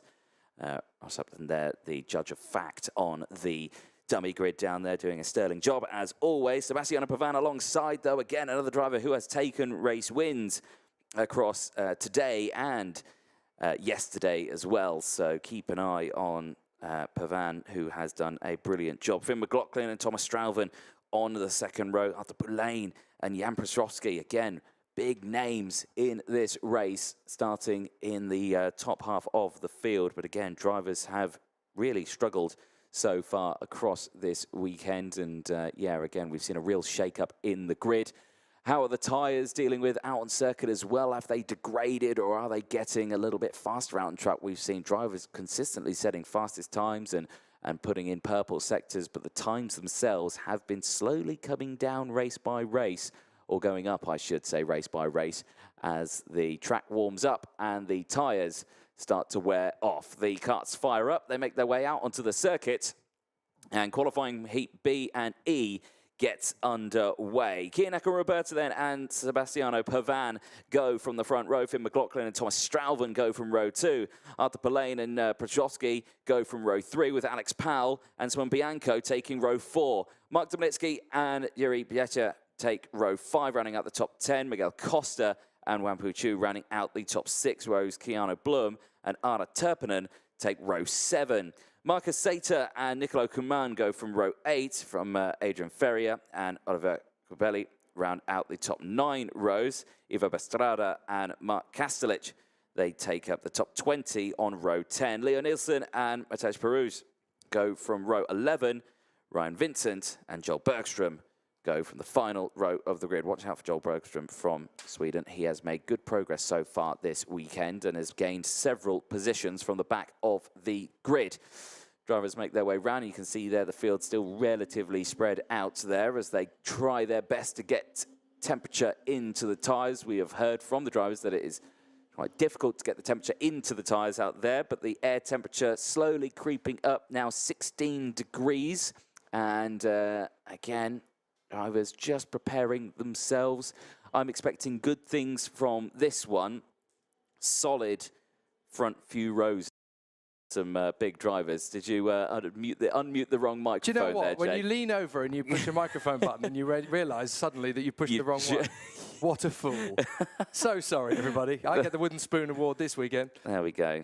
Penalty for you. Yeah, absolutely. 5-second penalty. Right, I will finish down in 48th position then for that one. Apologies, everyone. Right, Kian Nakamura and Sebastiano Pavan then from the front row of the grid. You are absolutely right, though. It has been a very interesting dynamic coming into this one, and I think as long as Kian Nakamura makes it through that first couple of corners in the lead, it's going to be very hard for anyone to challenge. But Sebastiano Pavan has been a bit of a firecracker out of the blocks in those first 3 or 4 laps. So he's definitely going to be one to watch out for off the start. And certainly if anyone can catch Kian Nakamura, it's going to be Sebastiano Pavan. Let's find out. Here we go. Finn McLaughlin comes through into second position. A great start from Finn McLaughlin, so no worries at all there. And I think Sebastiano Pavan has been able to run still in the top 5. He's down to 4th position. That is Arthur Poulain that has followed in behind McLaughlin and moved up into 3rd position. So that's going to be a bit of a headache for Sebastiano Pavan. He doesn't want to be sat behind his teammate too long, and his teammate is actually going defensive. And look at what that's done to the 2 leaders up front. Nakamura and Finn McLaughlin have already started to pull clear of Poulain and Pavan. They've got to get on with this, and they can't afford to hold each other up anymore. Pavan dives for the inside line. Take that. Poulain comes back at him. This is civil war at Tony Kart. It really is. And look at Powell now. He's struggling to keep the rest of the field behind him. He's got the whole grid wanting to get in on this battle as it's just being held up by these 2 teammates who are battling fiercer than anything else. Out of the final corner they go, and it is still Nakamura who leads away from McLaughlin. Poulain still there from Pavan. Powell, Strauven, Petrosky, then Donetsky, then Beska, then Bianco, the top one there. Mark Kashelich, though, with a technical flag. So his race is over before it's even started. I'm not even sure what's up with the kart. I think Mark Kashelich may have a faulty transponder. That might be what it is. So obviously, if the transponder isn't working, then they've either not switched it on or for whatever reason. But Mark Kashelich is not going to continue in this race. He's been flagged in for a technical infringement. Now, this is the big problem for Poulain and Pavan, because look, they are battling away for each other for 3rd position, and Nakamura and McLaughlin have already gone clear. Pavan will be seething in his helmet. What are you doing, Arthur? Get out of the way. The only way we're going to catch them is if we actually start to close up on McLaughlin, and you're holding me up. Well, right now, you can see that there's not been any sort of tries on overtakes or anything like that. They've just been line astern pushing away on that one. There was a big twitch there, actually, for Sebastiano Pavan as he went through that first left-hand kink for turn 1. Powell behind, though, is now starting to get impatient and wants to get past Pavan. So in towards this corner, they might see an overtake there as we see a replay of the start of that one. And yes, again, just very close there. And actually a spin, in the background. And that's why. Rear bumper. Yeah, the rear bumper came loose on Kastelich's car. I can tell you that Powell did just try and make an overtaking move on Sebastiano Pavan and had to let him go again. So he dived through on the inside, ran wide on the curbs, and Pavan was able to get back into 4th position. And that has released Arthur Poulain to get a little bit of breathing space in 3rd position. So there's no change in the order, but certainly a very tight mix of the 2 drivers dueling away for position. It got very nasty for a moment. Let's have a look at it again. This is Powell diving through. Again, just plonks that kart right on the inside. Unfortunately, just outbrakes himself. And you know what? He was very lucky there not to clip those barriers on the outside of the circuit. They're heavy barriers. They're full of kart tyres. And, yeah, they do weigh quite a chunk. Indeed, yeah. He was very lucky indeed there not to end up in those barriers. We actually saw that for Sebastian Kolping a little earlier in the day when he was run out of road and there was nowhere else to go but park the kart front fairing first into the barriers. So not exactly ideal. And certainly not where he wants to be at all. And Alex Powell now has to try and fight back again. Bashrovsky is going to be hunting him down before too long. But certainly Sebastiano Pavan, look, we saw how much pace he had earlier on. He's been severely compromised by having to hang up behind his teammate Arthur Poulain. Any chance he might have had of going for Nakamura in the win in this one is pretty much extinguished. Yeah, indeed. Look at that lead he's got now. Over a second here for Nakamura. And he's just, well, driving away with this one. No dramas whatsoever. Comfortable with that. Fastest lap on the last lap, 52.725. Purple sectors in 1, 2, and 3. Powell again. Thought he was going to go for a move there on Pavan, and he does go for the move on Pavan, but this time in the second part of the first S's and does get it done. They'll go back down the hill now through compression, and again, you can see Powell just doing exactly what he needs to do here. The Prama's running well. Nakamura and Powell doing a sterling job. They were 1-2 earlier on in the day. Can they try and replicate now, or have they left it a little bit too late for Powell, who's just struggled to get past in the early stages, now has been let loose, is on the charge, and the hunt to close in to Poulain up ahead. So still, this battle continues on. This is a replay further back. We're going to see a CRG run off the road. Ooh. How close was that between the two of them? Very close. I think that was Mark Dominitsky. I think you might be right. I think it was, yeah. And you saw his body language there as he came back onto the... It was kind of like, how dare you squeeze me out that how far wide? And I'm going to try and get that position back now. And he does. There it is on your screen. And, yeah, he has got Bachika just behind as well. So keep an eye on that battle as it goes on. You got the little graphic down in the bottom left-hand corner of your screen there. It does a really good job of showing you the gaps between the fields. And you can see there that first and second place of Nakamura Roberta and McLaughlin have got the biggest gaps there. Poulain still in third. Pavan still there in fourth place. No, he's not. It's Powell in fourth place. So the graphic there, I think, a little bit stuck as we are on lap 6, and that is still displaying lap 2. So we'll see if we can try and get that sorted out for you. But the race still progresses on. And, yeah, very interesting sort of development we got here that Powell has now caught up to the back of Arthur Poulain and is wanting to get that position done. He's done a brilliant job of closing that gap up so quickly. Really has, and this is very impressive stuff from Alex Powell at this moment in time, just chipping away sector by sector to try and make those gains in position. So a fascinating situation for positions at the moment as they continue to duel around the course.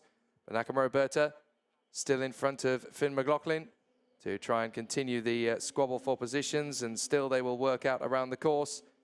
But Finn McLaughlin, Arthur Poulain, Alex Powell and Sebastian Pavan still having a really exciting run for all of the contenders as they continue to battle for supremacy. So slight issue with our timing screen. We do apologize for that. It's actually counting down that we've only completed 2 laps of racing. We've actually completed 7. And Alex Powell is going to try and make his bid on the inside of Arthur Poulain. Lovely move from the boy from Miami. Excellent stuff from Alex Powell, who flies the flag for Jamaica in international competition. He's very proud of his roots indeed, is the young Mercedes F1 Junior. And a very solid run indeed from Alex Powell to move up into 3rd position as a result of that. Yes, indeed. Nice little move there. He'll be delighted with it. And look at that timing, working well. They've got it back for us. Brilliant job there from the guys in timekeeping who are keeping us up to date with all of the live timing procedures out there. And you can catch them as well if you head to the website. You can catch all the live timing on your mobile telephonic device or your laptop or your TV or wherever you're watching here at the circuit. Nice to see the circuit map in the bottom right-hand corner of the screen as well. You can really see the gaps between everybody. I was speaking about that earlier, yes. Very, very good, isn't it? It's very handy. We've got that on our little screens as well. You can have that at home as well. So very good timing stuff that we've got here. The race progresses on, though. What are the chances? I'm going to pick your brain on this one. What are the chances that Powell could latch onto the back of McLaughlin here? Well, Pavan has decided to take his revenge on Arthur Poulain. That was a very messy overtake, but I think that was a very frustrated one as well. It's like, look, you've ruined my race. I'm going to dive through. We've got a retirement elsewhere. That is Olivier Kobiela. So Olivier Kobiela, unfortunately, out of the race in the Jezebski machine. So I'm afraid the Polish driver out of the race there. So Olivier Kobiela not able to complete this one. As in the background, I'm going to pick up on the question you asked about Alex Powell being able to close up on Finn McLaughlin. I would say the chances of him being able to catch up range from reasonable to moderate, because he's there or thereabouts with 3.5 laps to go. Well, there's the answer. Look at that. Well, in about a lap, he's already on it. My goodness. About a lap or so ago, I was thinking, well, maybe he might catch him. It's a dead cert now. Look at it. And I can imagine that McLaughlin's not going to make this easy for Powell, because remember in the race earlier on, McLaughlin struggled a little bit and fell down the order. This time around, he's in 2nd place, and it's near the end of the race. I suspect he'll make that kart, that VDK kart, as wide as he possibly can. Powell then out of the final corner. I would say gets the slipstream. There's not really a slipstream here. The straights are too short. They're not able to get much out of it as they would usually get at some of the larger circuits that we visit. Yeah, it's definitely time to make the kart as wide as a Cadillac now, isn't it? Because Finn McLaughlin has got to try his best to keep Alex Powell at bay But Powell is just one of those drivers that will not be silenced. He will not be yielded. And here comes the opportunity. He'll do it again and dives through. Lovely move. Yeah, can McLaughlin try to get the switch back? No, he can't. And Powell does that perfectly, just stops that inside line, becoming effective on the exit. And yes, Powell up into second place. Now, if I was McLaughlin, I'd latch onto the back of Powell here and just try and get pulled along. There is not long left in this race, and the gap's 2.1 seconds, but Powell here is on a mission. And once again, the Prema Racing drivers working very well as a team here and going 1-2 once again. Yeah, this is the second time that we're going to see a 1-2 from the Prema Racing team if it finishes like this. And certainly Alex Powell, after a difficult qualifying session, has got the pace and the confidence to be able to move his way forward. But how amazing was it from Alex Powell over the course of the last couple of weekends? He was very strong in Valencia, don't forget, to come through and challenge for the victory the way he did, but then to come through and storm the Crows in the KZ2 race at Zuera as well to win on his debut in the category. He's having an amazing season. Here, further back, we've got these two Tony karts battling away together, and this is Poulain and Petrovsky. This is now Petrovsky trying to close in on after Poulain. So after Pavan got frustrated, how close was that? That was very close. There was contact between the two of them as they go through the corner. Again, got to be very careful here, pushing each other to the absolute limits here, but we are on the final lap. Now, this is going to trigger a conversation after the race between Pavan and Poulain and Petrovsky and Poulain. They're going to say to him, look, come on, you have wasted so much of our time here. You need to get out of the way quicker. We're teammates. We're trying to win together. Poulain is going to be, look, I'm here to try and win this race myself. I've got to try and do everything I can to get these tyres up to temperature. We're racing. I'm not just going to move aside just because you're on the same chassis as me. It's going to be a fascinating situation down in the awning. And look at this slingshot from Petrovsky. Poulain moving across. Whoops, that's my teammate. I don't want to get into the wars, but he nearly did. Guy really tried to hold it on down the hill, and again, it has to go single file through there. I've not seen anyone fully commit side by side all the way through that corner. But Nakamura Berta is going to come through to take the checkered flag. And by the way, Nakamura Berta's lead has been absolutely sliced. I don't know how much of that is him just checking out and keeping it cool, and how much of that is Alex Powell romping around the circuit, because that gap came down to 9/10 of a second. McLaughlin in third from a very frustrated trio of Tony Kart factory drivers, Sebastiano Pavan, Jan Petrovsky and Arthur Poulain.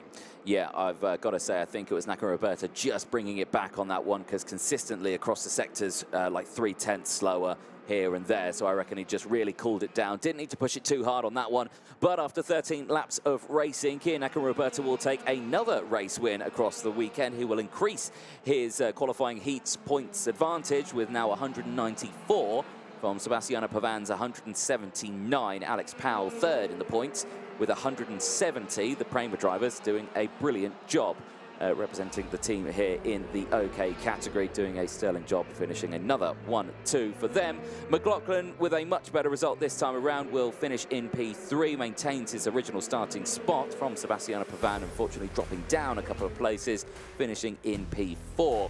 Jan Petrovsky then will take 5th place from Arthur Poulain, Thomas Strauven, and Mark Dubonitsky will take 8th place. Yuri Bechka will take 9th place from Miguel Costa, all gaining 1 position. Adrian Ferrier will take 11th after gaining 6 places. Keanu Blum and Simon Benenko will take 13th place from Marcus Sater. Joel Bergstrom at the end of that one does gain positions. We didn't really speak about him a lot in that one. He started at the back of the grid, gained 9 places to finish in the top 15. Arda Turpinen will finish the race in P16 from Wampu Chu. Ivo Bestrada and Nicolo Kuman will take 18th and 19th place. Ryan Vincent and Leo Nilsson from Mateus Perouge will take the 22nd spot out there. 2 retirements, Olivier Covella and Mark Kastelich will both retire from this race. Big shame for them at the end of their qualifying heat, Group B and E for the OK category. We'll live at the pit lane in a few moments' time, but before then, let's have a look at some of the highlights from that race. The start, pretty interesting. We saw the contact, and that's where we saw the technical flag come out for the Kastelich driver for Forza Racing, and unfortunately his race was over very early on. Then the, well, we can call it the Tony Kart feud, shall we? Pavan, Poulain and Petrovsky, who all had a good go at each other and caused a train to start to form as everyone trying to get the moves done there, and Pal behind checking over the shoulder as well to make sure it was clear. That it came thick and fast here for Pavan and Belaine, who just battled their way all the way throughout, and then it all started to kick off a little bit later on as Powell started to come through with a huge lunge. That was the first attempt. It didn't work out, and then had to try again a little bit later on.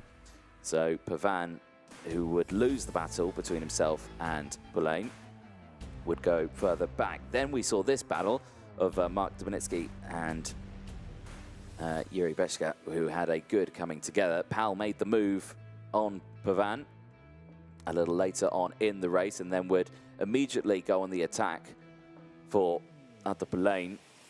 Then you can see the gap that he had there between himself and Finn McLaughlin, was able to close that gap up, and while that was happening, the battle still raged on for the Tony Kart drivers. That was the move then on McLaughlin. McLaughlin not fighting it, was happy with the third place finish, I suspect, all the way throughout, and then the battle once again raged on between Przowski and Belaine, who tried their very best to fight for position. But at the end of that one, Przowski would get ahead of his teammate to finish in P5. Nakamura Roberta, though, would take the win by just under a second as he cooled down on that last lap from Alex Powell, and Finn McLaughlin finishing that one in P3. Drivers are ready down in Parc Ferme, getting everything sorted out. All the results, of course, are provisional, but we're down in the pit lane with Jake Sanson. And Alex Powell is with me, the man who has driven his way to second position despite very difficult qualifying performances there in yesterday. I want to talk to you a little bit about that, because obviously we've been used to seeing you towards the top three pretty much every session now. Yesterday, qualifying did not go according to plan. What happened there? No, qualifying wasn't ideal. It was just my mistake really with the kart. The session before, we tried two karts and I felt that one was better than the other, and unfortunately it was the wrong decision. So it wasn't like I didn't get a clear lap or anything. It was just that yeah, the setup for the kart wasn't the right way to go. But I take responsibility for that. You know, at the end of the day, it was my decision.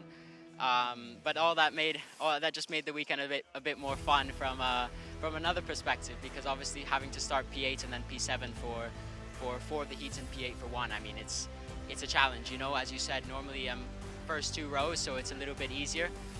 But at least, you know, we discover passing opportunities this weekend rather than for the European Championship, and that's what this weekend is all about, you know, finding the right area to work in and finding the correct direction that we need to work in preparation for the European in 2 weeks' time. So I guess essentially, because things went wrong yesterday in qualifying and you're having to make progress, you were talking about how you have to really fight hard to get back into the sort of the top 3 every time. But that obviously increases tire degradation. So I guess this weekend is a real learning chapter to see what you can and can't do with the kart when you're having to recover. Yeah, I guess it's the best of both halves. You know, you have to be able to push, and then you also have to conserve the tire, which is difficult when you're coming from the 4th row, trying to fight back every single time. So from that side of things, you know, I've been trying to pace myself a little bit. So when I know I can have an opportunity to pass someone, I might push for 2 laps, get around them, and then push for another one to get a little gap, and then I have to try and not consume the tire. Because this track isn't as abrasive as Valencia, as we found so far with tire degradation. But you know, if you're full beans every single lap, of course the tire is going to drop off before the others. So that's been a challenge. But then again, you know, it's just learning everything, learning how much I can push and how much I can conserve the tires to be able to still have good pace at the end of all 5 heats, all 6 heats. You know, so at the end of the day, it's just more of a learning experience for the whole team. Collectively. So you know, as long as we're understanding where we need to work and the areas that we're weak in, then I think we'll sort it out, and for the European we should be fine. But of course we want to win this one too. Of course. Great to get your insight, Alex. Thanks very much. Keep it up. Thank you. Thank you. Thank you very much, Jake, down there in Parc Ferme. Well, the next race is making its way out onto the circuit. Christian Kostoya and Timo Ramikas start this one on pole position. Filippo Sala and Gabriel Koeniken go from row 2. Arjen Kraling and Maria Neto, they go from row 3. Ludovic Abuso and Lucas Obrotnik go from row 4.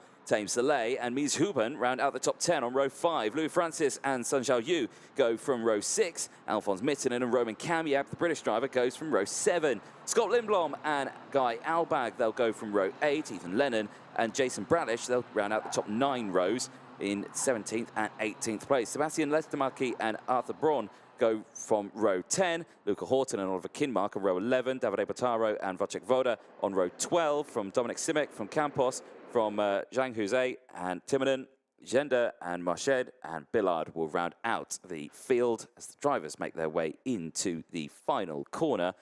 Hopefully we'll get a race start first time of asking. Very interesting grid, this one. A busy grid. Karen Ramakas take another win in this one as they go to the line, and it's a false start, which is good because it gives Jake Sanson a bit of breathing time to get back into the competition box. I tell you what, if you ask Alex Powell one question, you are there for quite a long time. You're going to get an essay back from him. Absolutely. I love it. I love it too. I mean, it's going to serve him very well in Formula One, isn't it, when he eventually gets there? Makes it easy on the person interviewing as well. Yeah. You can just say, how was the race? Oh, yeah, that was it. That's all I need to do. Don't need to think of any backup questions or anything like that. Literally 2 questions ready for Alex Powell. I have 4 ready for everybody else. But no, this is going to be an interesting one, as you say. And interesting that Thibaut Ramakas deciding, you know, he was the one who basically made the call there on the rolling lap, thinking, you know what, we're going around again. And he was the first one to put his hammer. He is very, very deliberate about that. I've noticed it not just in the Champions of the Future or in OK Junior, but in X30 as well. He'll be the first one when he's not feeling comfortable, he's not feeling ready from the front of the grid. He'll say, look, we're going around again. Yeah. That's simple. Yeah, exactly. And you know what? That's quite a big call to make as well, especially when you're at the front of the grid, because you can't see what's going on behind you. The race director can, and the race director probably said, oh, no, it was fine at the front. You were all good. It was at the back of the grid. So, yeah, but big call to make. Into the tram lines this time around, and green flag does go out, and it's a good start from the inside row. So Christian Costoya takes the lead, and the rest of them follow. Filippo Sala follows, and Arjen Kraling follows as well. Looks like Ramakas dropped down into around P4. No, he stays there in P3, so he's got a relatively decent start from that outside road. Down the hill they go. Rest of the grid starts to follow. Look at the gap already as defensive goes Sala and almost cuts that front nose off his front bumper as Costoya dives to the apex. Yeah, clearly, Filippo Sala has gone to the Gabriel Gomez driving school because he defends very well indeed on the early part of the lap, on the first lap. But look at the amount of time that Christian Costoya has been afforded as a result of that. Thibaut Ramakas will be getting frustrated. Come on, there's no point defending on the first lap. Do it on the last lap, maybe, but not on the first, because you could still win this race by trying to get after Christian Costoya. Either that or Filippo Sala genuinely feels that the Sodi car doesn't have the pace to run at the front, so he's just trying to consolidate being in second position. But you can't defend like that for a full 9 more laps. So Thibaut Ramakas is going to have his opportunity sooner rather than later, and he looks pretty frustrated. Yes, he does. He's all over the back bumper there of Filippo Sala. So as they go back into the hairpin here, and it looks like he lost time actually through that sector because it was a lot closer going into the corner. And then by the time he reached the apex of the next hairpin, nowhere to be seen in terms of wanting to go for a move. So no changes so far, and the grid behind starts to close in. Kraling is there, Kerneken is there, Thames Soleil is there, Ludovico Busso also wanting to get involved as they go through, and Arthur Braun is under investigation in the number 94, potentially for the race start. Yeah, not great news for the Kiwi, unfortunately, there in 94. So Arthur Braun trying to work his way back forward. But yes, you're right about Ramakas, and I think him losing a bit of ground there to Filippo Sala in that last lap is more frustration, pent-up frustration than anything else. He knows that he's quicker in his own mind than Filippo Sala, but he's trying to find a way to get past him. And the amount of time that you lose, the amount of time that you hemorrhage, essentially trying to get yourself back into position, is very costly indeed. And we've seen that with Sebastiano Pavan in the previous race. You know, it took him a long time to get up to 4th position in the end, and he wasn't able to get anywhere near the sort of pace that we saw from Kia Nakamura-Berta in the early stages, even though we know he's a very quick driver. But on a circuit like this, rhythm is everything. You have to make sure you've got a clean bit of track in front of you to really play with it the way you want to play with it. Filippo Sala commands his troops here in 2nd position. And Christian Costoya is already a 2nd up the road. Exactly that, and that's quite an impressive gap to open up, especially from these drivers. So Sala doing his level best here to stick with Costoya. who is broken away now. And like you say, that gap is just about a second now between the two of them. Ramika's still, again, not close enough. Looks like he closes up here, gets it done well. Down this hill, I think he struggles through this corner, but this time it looks a lot closer. And are we going to see a move this time around? Oh, I thought he looked at it there as he went down to the inside, but didn't complete the move. Stays behind then. I reckon we could see either a move on this lap or the next lap, as he's really struggling to keep that kart behind Filippo Sala. It's wanting to overtake as much as he can. So Thibaut Ramaker's working very hard here behind Filippo Sala in the 36, trying to work himself back into second position in the hope that he's going to have a better opportunity to make the overtaking move on the next corner. Lap 4 is completed now by our race leader, Christian Castoya, the Spanish driver, hanging on in the parallel. But look behind as well. We've also got Arjen Kreiling and Gabriel Koenikan dueling away for 4th position. It looks to me as though Arjen Kreiling has actually had some damage to the front fairing of his kart. Whether that's going to break it loose or not, I don't know. But that's the thing. You're having to look after the front end of your kart in aggressive situations. You know, and it's a difficult one because he's obviously got to try and balance it with Koenikan and Saleh giving him plenty of pressure, but he doesn't want to get himself into hot water. So I don't know whether Kreiling has got a loose front fairing or not, but certainly he's had some impact somewhere because it's definitely indented now at the front end. Exactly that. And to really give a picture of how competitive this grid is, fastest sector 1 comes from P11. So it just shows that the pace is all the way throughout there. In that was from Mies Huben for the Ward Racing team, who's fastest in Sector 1. So very good setup that they've got there. Two of the Forza drivers coming through, Ethan Lennon as well, and Guy Albag. They are moving up the field, 4 and 3 places respectively. Same with Alfons Mittinen and Scott Lindblom, also up 4 and 5 positions between themselves as well. Christian Castoya for Parallel Motorsport, fastest lap of the race, 54.176, is just driving his car away from these two battling. And I say they're battling, not much is happening. You know, Ramaker's, I think, is just sussing out for Filippo Sala here, just to see what sort of, where he's positioning the kart, where he's trying to put the kart in the middle of the track, anything like that. So he's doing his level best here. And just out of those faster corners, it just looks like Ramaker's just hasn't got the go out of the corners. Maybe a setup issue, but he's had wins, I think. Has he had wins so far this one? Yeah, he has had wins today. So Ramaker's knows what he needs to do, and the kart had the right setup. This time around, it's not going his way here. It really isn't. He's being held up big time. It looks as though Mies Huben has fallen from the fray. There he is. He's actually fallen off the car, trying to get it started again. That's the difficulty with OK, isn't it? Poor Mies. I mean, that's not the way you want to do it, and that's the thing. You can have a go at that as many times as you want, but trying to push start these things when you're in the OK Junior category is so tough. I mean, I know people that will actually give that as physical training for drivers. They know they can't necessarily start it, but certainly in terms of their physical training, instead of going to the gym, they will say to them, look, just try and push start your kart. You might not manage it, but this is a big physical workout for you. It will improve your fitness the more you do it. But Mies Huben, unfortunately, tripping over the kart as he tried to jump start it. I am not going to mock him at all for that, because it is so difficult to bump start these karts when you are between the ages of 11 and 14. It's a mission. Yeah, I'd probably fail at doing it as I am right now. So here we go then. We're nearing the end of the race on this one, and Castoya's not had any drama. That gap's opened up to 1.8 seconds now. The eyes have been on this battle for P2 as Ramaker's has just tried his level best to stick here with Filippo Sala, who he has done, and stuck with him, but has just not managed to squeeze past. All the meanwhile, though, the drivers behind haven't closed in. Kreiling, Koenikan, Tame Soleil, they have not closed in on this battle either, and that's only because they've not been chopping and changing, diving down the inside, coming off the racing line and all of that. Everyone's just on the same pace here. Then you've got the battle a little bit further behind as well. You've got Maria Neto as well. Scott Lindblom also trying to get involved in this fray just a little further behind, but they're not able to do it. Again, everyone's just on that same pace out there. Look at the different lines that you're seeing from Sala and Ramaker's.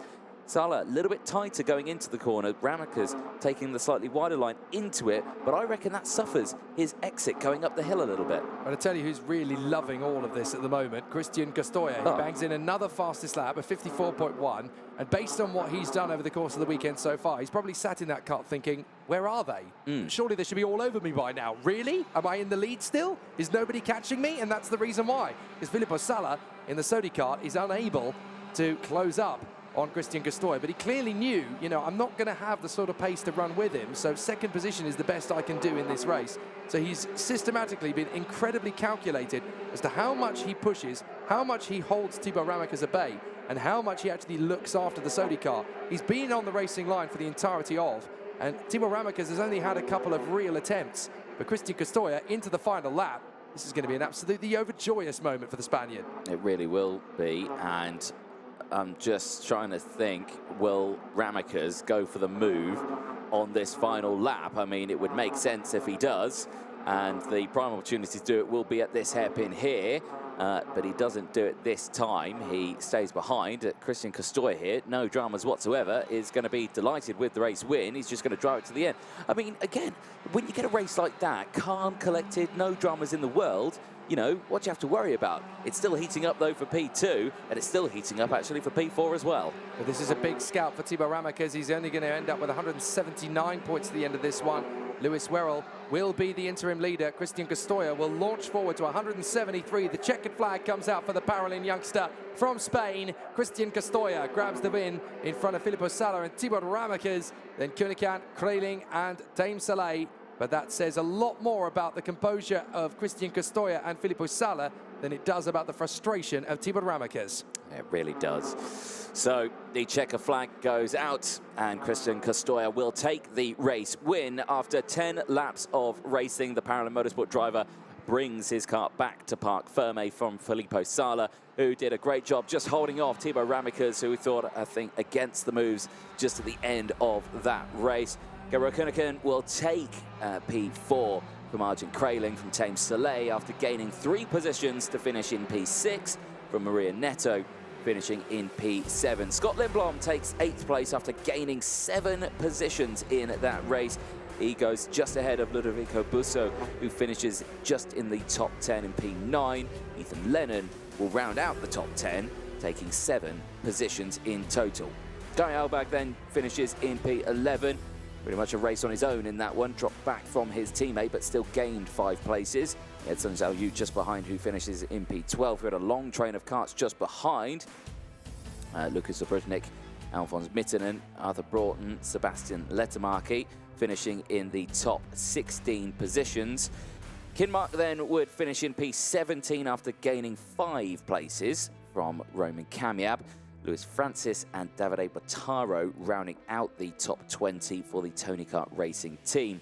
Wojciech Woda would finish in 21st place from Jason Bralek, Alpert Timonen and Lorenz Campos finishing in 24th place. Luca Horton, Lisa Billard, Zhang Jose and Dominic Simic will finish in 28th place. Mel Machard and Tamas Gender will round out the top 30 drivers out on track. And the only retirement, Nies Huben, unfortunately, after a failed attempt at trying to restart his kart, which was a huge shame for the young driver. We're ready down in Parc Ferme, though. Jake Sanson, over to you. It's come through for a fabulous opening victory of his week. And I have to say, Christian, it looked fairly straightforward out there. I'm guessing it probably wasn't. It was pretty hard going through the course of that race. Not bad. We started the weekend not so good. We are getting better against race. So yes, let's do the best for tomorrow. Now it looks as though over the start of the weekend the Paralympic squad is relatively quick, but it just looks like you guys have been getting faster through the course of the weekend. What is it about the tyres or the balance of the chassis around this place? You guys seem to have it right. I think it's the balance. We have too much grip on the back or on the front. I think it's the balance in this circuit is pretty slow. Like his corners up, down. It's too different than the other. So yeah, a good experience. Has the change in the temperature helped at all? Because it's certainly got a little bit hotter than I think a lot of people were expecting. Yeah, I will think that here it will be more cold, but it's hot. Yeah, good. Okay, so we know going into tomorrow that there's an 85% chance of rain. How do you think that is going to change things for you and for the Paralympic squad in general? Yeah, in the rain we aren't so bad, but yeah, all the things can happen. I suppose it's a very positive position for you to be in. Great job, Christian. Well done. Thank you. So Christian very happy and very positive with the way things have currently gone. Certainly looks as though the Paralympic squad are making big waves. I have a feeling that the OTK group are going to have to watch their backs from now on. Yes, indeed. So great to chat to Christian Costura there. Won a very demanding drive, dominant drive as well, finishing 2.4 seconds clear of second place is Filippo Sala in that race. The next race, though, is about to get underway. Qualifying heat D and F. Now, of course, we will see those guys out in just a moment's time. Here's another look at the track, and there's a look at the weather conditions got there. It says overcast clouds. They're very few and far in between those clouds. It looks like a beautiful blue sky out there, but it is around 20 degrees. It is lovely weather out there. It will be dramatically different tomorrow when the rain comes down here at the Steel Ring International Circuit in the Czech Republic. Another look at the circuit there, very, very technical and very compact circuit built into such a small space as well. The team here at the Steel Ring Circuit had done a fabulous job getting the circuit prepared and ready for us to arrive this weekend. And of course, in 2 weeks' time, where we're back for the Europeans.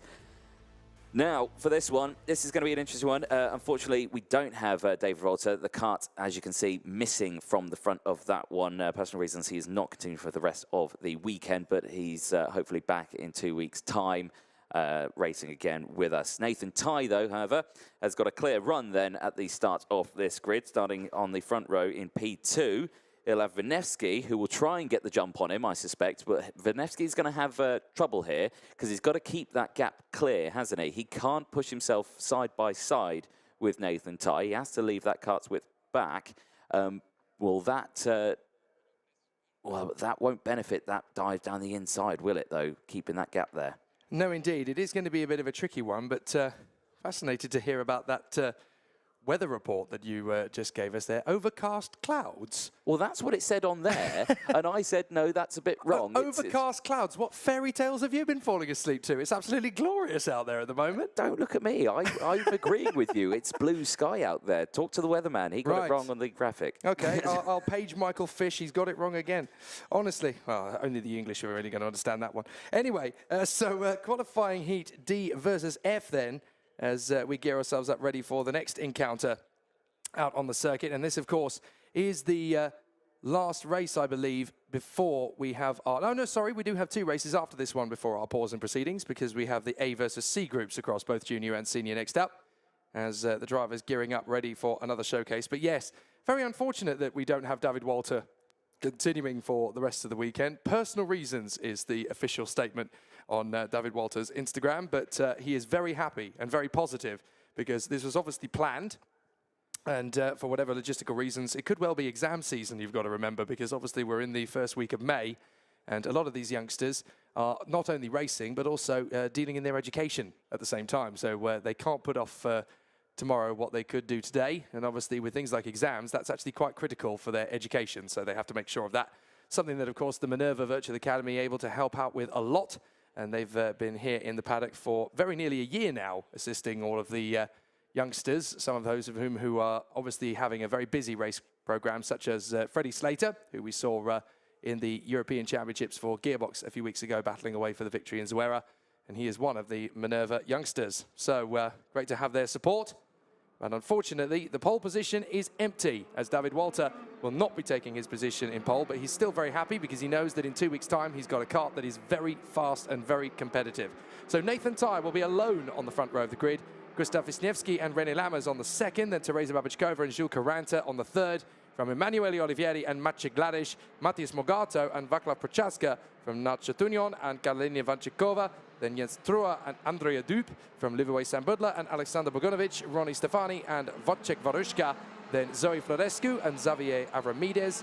Then Leon Hedfors and Enea Frey. Maximilian Harhan and Chi Newman are the final drivers in the grid. But for qualifying heat D versus F, this is all going to be about Nathan Tighe, just keeping it nice and tidy to the first corner. But watch for Wisniewski and Babičková. With no David Walter to hold them up, they will be trying very hard indeed to make a leapfrog to the first corner. Yes, indeed, but they've got to be careful there, because if they push too hard too early on, they could get caught for a jump start if they feel like they've gone, well, hold on, you started here. How on earth have you beaten someone who started on the front row and had a clear run to the inside line? So, you know, it's that begs that question. So they've got to be careful. Yes, completely understand that they're going to want to get full advantage of the situation, but they do have to be careful. Yeah, there's a fine line between getting it right and wrong, isn't there? And you really have to be very precise about your movements through that early section of the course. And you have to be very careful as well heading to the first corner when you have got nobody in front of you that is supposed to be, because that's when you can get a little overzealous, a little bit overeager, and that's definitely when those mistakes can creep in. So they've got to be very careful. They obviously have to ensure that they are taking their time about it. And again, it all comes down to the preparation. It all comes down to warming up the tyres and the brakes to the optimum temperature to make sure that everything is in fine fettle and in good position. They will come off the turn again, and then we will see if Nathan Tye has the keys to the castle at turn 1 to hold the lead. But it is going to be tricky. He'll have Wisniewski and Lammers and Babičkova and Karanta giving chase, with Emanuele Olivieri and Maciej Gladic hoping that they can get some decent results on the board as well. They come off the final turn down the home straight. And are the lights going out? Yes, they are. Up to the first corner. No problems at all for Nathan Tye. He leads. Wisniewski into second. Up to third is Babičkova. So they've done the perfect start. That's exactly how to nail it from the far side. And there is not a lot you can do to perfect that. Wisniewski in second place now, all over the back of Nathan Tye. And watch for Teresa Babičkova. She is fired up on home soil here. And the former W Series driver in third position already, starting up to second position. Babičkova fighting her way forward on home soil into P2. Nearly contact between the two of them, though. Wisniewski instantly tried to get the position back as they go back down the hill through compression. And again, takes the wider outside line. Will try and get the switch back here. Unable to do so. So Babičkova up into second place now and holding down the back straight. They go then into the final section of the circuit. Drivers looking to the inside, but no moves coming through. There is one move coming through there. Who was that was making the move? A little further down, can't quite see the cart number or the livery on the cart, but across the line they go, and it will be Nathan Tye from Babičkova, Wisniewski, Lammers on Olivieri, I think it was on Olivieri, on Morgato, Karanta there in P7 from Tunion, Gladic and Budler rounding out the top 10. So that was very tight in. Morgato still in the hunt in the top 10, but the last thing he needs is another problem that he had earlier on in the day, and certainly yesterday as well, as that's Gladic, I think, making the move on the inside there of the Forza Racing to move up a position. Oh, no, so it's René Lammers getting through. My apologies. René Lammers gets past Wisniewski, then Olivieri, then Morgato. I think Maciej Gladic is stepping up the attack in behind Tunion as they battle away again, and Morgato manages to shake off Olivieri for the time being. Yeah, indeed, making those moves early on. I think he's trying to push that card as far forward as it can go in these early stages. Obviously, he's had a bit of a disaster this weekend, and he'll want to capitalise as much as he possibly can. You know, you need to get into those super heats. You want to get into the finals later on in the weekend. Of course, they will be tomorrow, Saturday, today, Friday, and again, big shake-up of the order here. We are one day ahead of schedule altogether for the paddock. So Nathan Tye, a big lunge down the inside there for Morgato. Gets it done off Wisniewski into the first of the S's. And, well, perfectly timed. And instantly, he is wanting to get up this order. And I think the earlier you do it, the closer the grid, the sooner you can get that done. And the rest of the field, again, just slotting into position. But a great start and an aggressive start here from Mateusz Morgato, who is now up into P4. That'll certainly do at the moment for the reigning world champion. Now Emanuele Olivieri has designs on 5th position to try and get past Gustav Wisniewski. 7th for Tunion, 8th for Sambudla, 9th for Gladic, and 10th for Karanta. Then Bogdanovic, Drua, Jaska, and Vanchikova. Oh, is that an issue? A big problem for Olivieri. Yeah. Olivieri is slowing. That's a complete failure of the cart. It's coming to a slow stop, and there's a lot of smoke coming out the back of it. And I suspect, is that an engine problem? Because it's still going, but why is Olivieri still touring around the circuit at that slower speed, though? Because he knows he's got a big problem. Bangs his steering wheel in frustration, hoping it'll come back. But look, the kart is going so slowly. I think he's trying to keep it going. I think.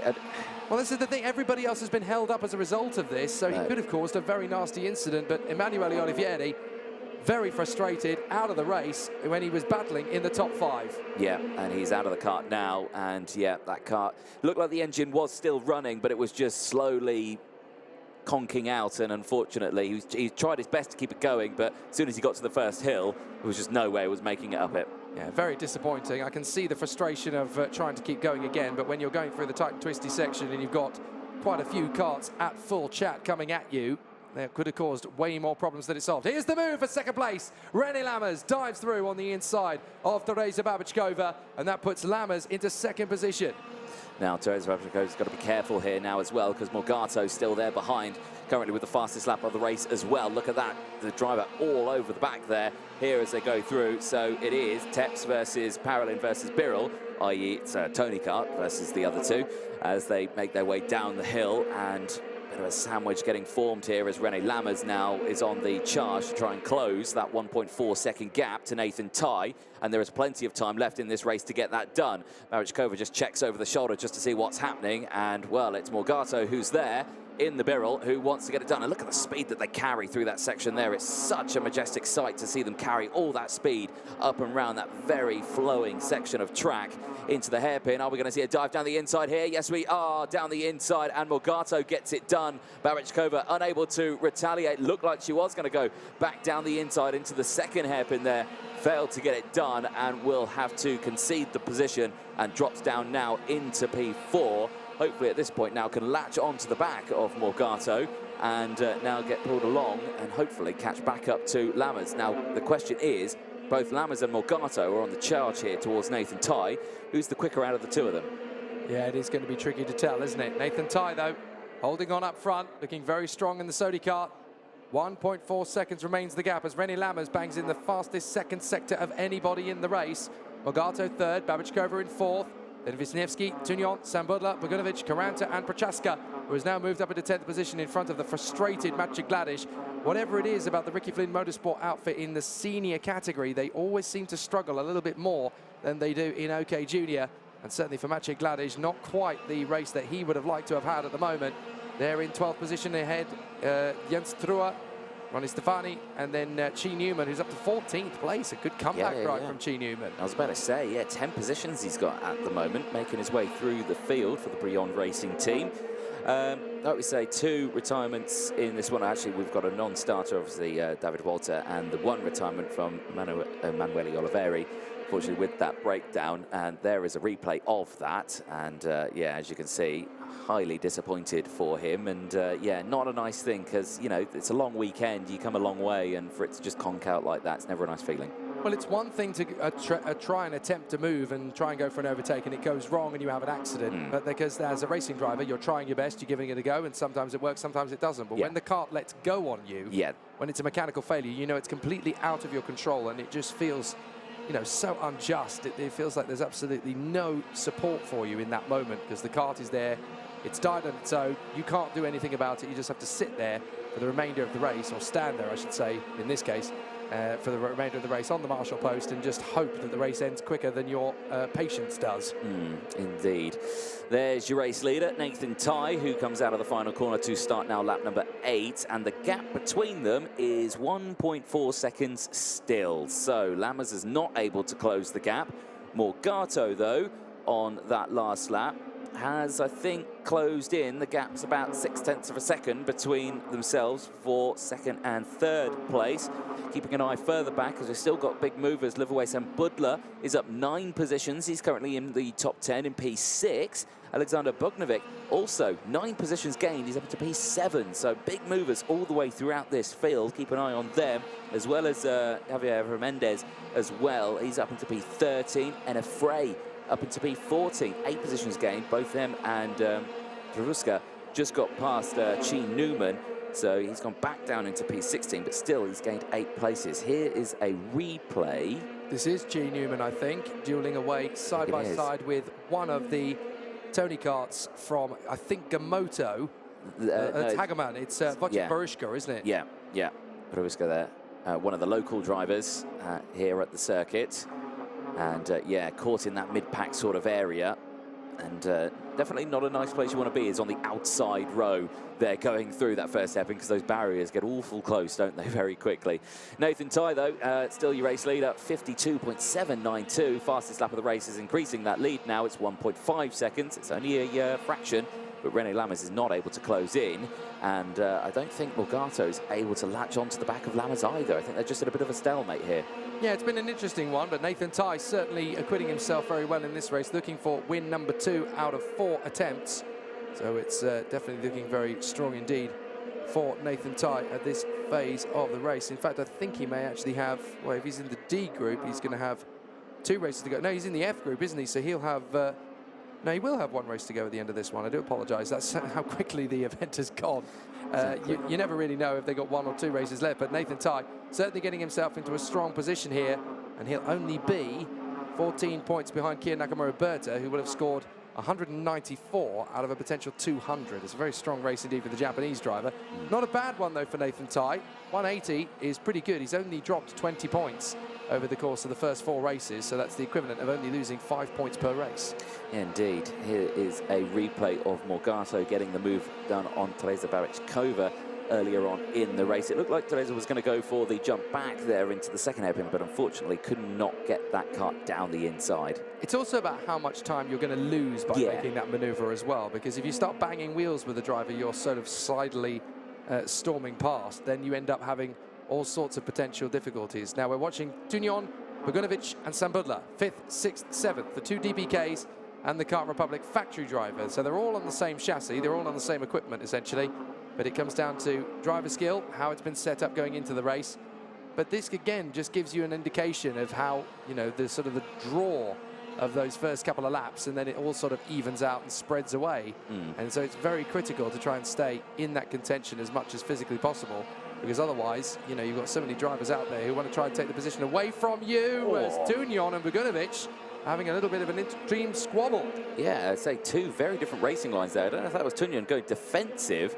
I don't think he really needed to go defensive, but yeah, indeed, 2 very drastically different racing lines there for the teammates, and they'll put them under pressure there from Sam Budler in P7, so we'll keep an eye on that one.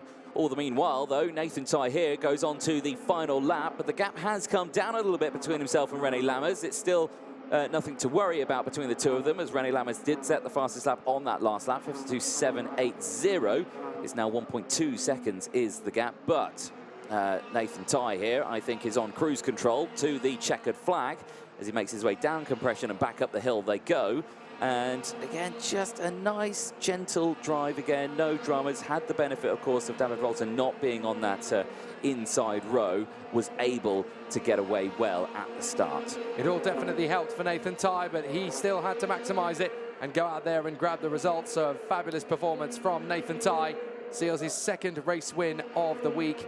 René Lammers in 2nd place in front of Matías Morgado and Teresa Babičková in P4 from Nacho Tunion and Alexander Bogunovic. What an interesting duel that was for Tighe, but Lammers, Morgado and Babičková definitely gave him pressure. They really did, didn't they? The rest of the field then went down, and Budler finished in P7 from Caranta. Pochanska as well, finishing in the top 10 in P9 after gaining 1 position. Magic Gladys fortunately dropping down 2 places, but still finishes within the top 10 for the Ricky Flynn Motorsport team. Jens Ferrer and Javier Avramendez then round out the top 12. Right, Stefani and Enna Frey finishes in 14th place. Polczek Travuska finishes in P15, rounding out that top spot is Nathan Tighe, and of course he'll head back to Parc Fermé as the pit lane activity heats up. As a nice little shot there at some of the garages here available at the Steel Ring. Any local drivers wanting a nice little pit spot. There's a look then at the provisional classifications then at the end of qualifying heat D and F. Like I say, we've gone through the top 15 and a big jump there for Nathan Tighe. He'll be happy with that result, cleared by 1.1 seconds from the rest of the field. Lammers held on to that second from Morgado. Morgado on the charge early doors in that one, did gain 6 places. P16 though, Chee Newman at the end of that one still gained 8 positions. He was up to P14 at 1 spot, but then dropped back down. Karolina Vanchikova does finish in P17 from Andrea Dup, Maximilian Karen and Zoe Florescu. Leon Hedfers rounds out the 21 drivers that finished the race. 2 retirements, Gustav Finevsky for the Forza Racing team, unfortunately near the earlier stages of the race, and Manuele Oliveri also with that breakdown, and his car is being recovered now as we speak. David Volta not starting the race, his weekend over at the moment, which is a shame to see, but he'll be back in 2 weeks' time for the Europeans. Here's a look then at some of the replay, and it was the best start the drivers would have had from the outside row. Vinevsky and Babichkova, who instantly covered off that inside line as soon as Nathan Ty got the jump on them. Again, they had to be careful not to jump start on that one, and they got away with that one very well, timed it to perfection. Further back in the order, you see the contact coming through just at the back of shot there, as everyone just trying to get through. Maximilian Karen just trying to find that gap. Instantly on the attack was Teresa Babichkova, getting past Vinevsky for P2. Gustav Vinevsky would fight back though, but unable to hold the position. Then further back in the order, this is where we saw Morgato making his way through the field as well, getting past Emanuele Oliveri, I should say, and getting that done. Then slowly moving up the order further and further. Then we saw Chi Newman battling away with Wojciech Travoza as well. Then this dramatic moment here, Emanuele Oliveri unfortunately breaking down, and the kart just coming to a stop at the first major braking zone, the main hairpin going into it. This corner here then, as Morgato continued to make moves and got that position there on Teresa Babichkova and finished in third place. So we have got a couple of races to go before the lunch break, but before that, we are down in Parc Ferme with Jake Sanson. Who have you got there, Jake?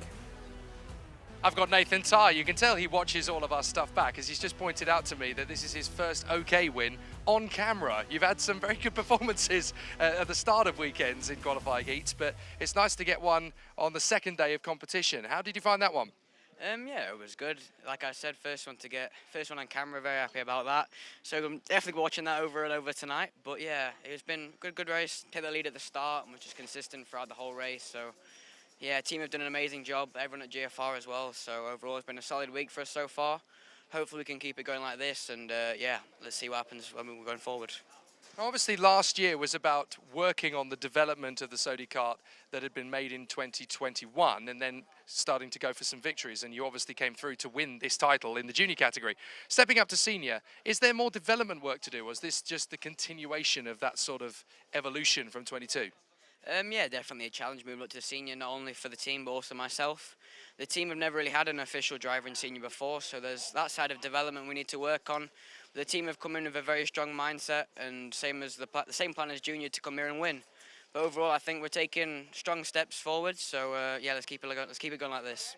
And considering how difficult it's been today, because a lot of drivers, including yourself, have said, you know, it's a lot hotter than anybody expected it to be. How has this actually affected how you guys are dealing with the process?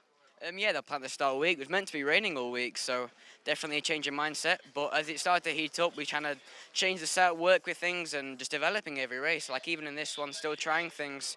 And I think it's the same for everybody, trying to work out and find the best setup for the race. And yeah, it's definitely a challenge, but also very excited to do.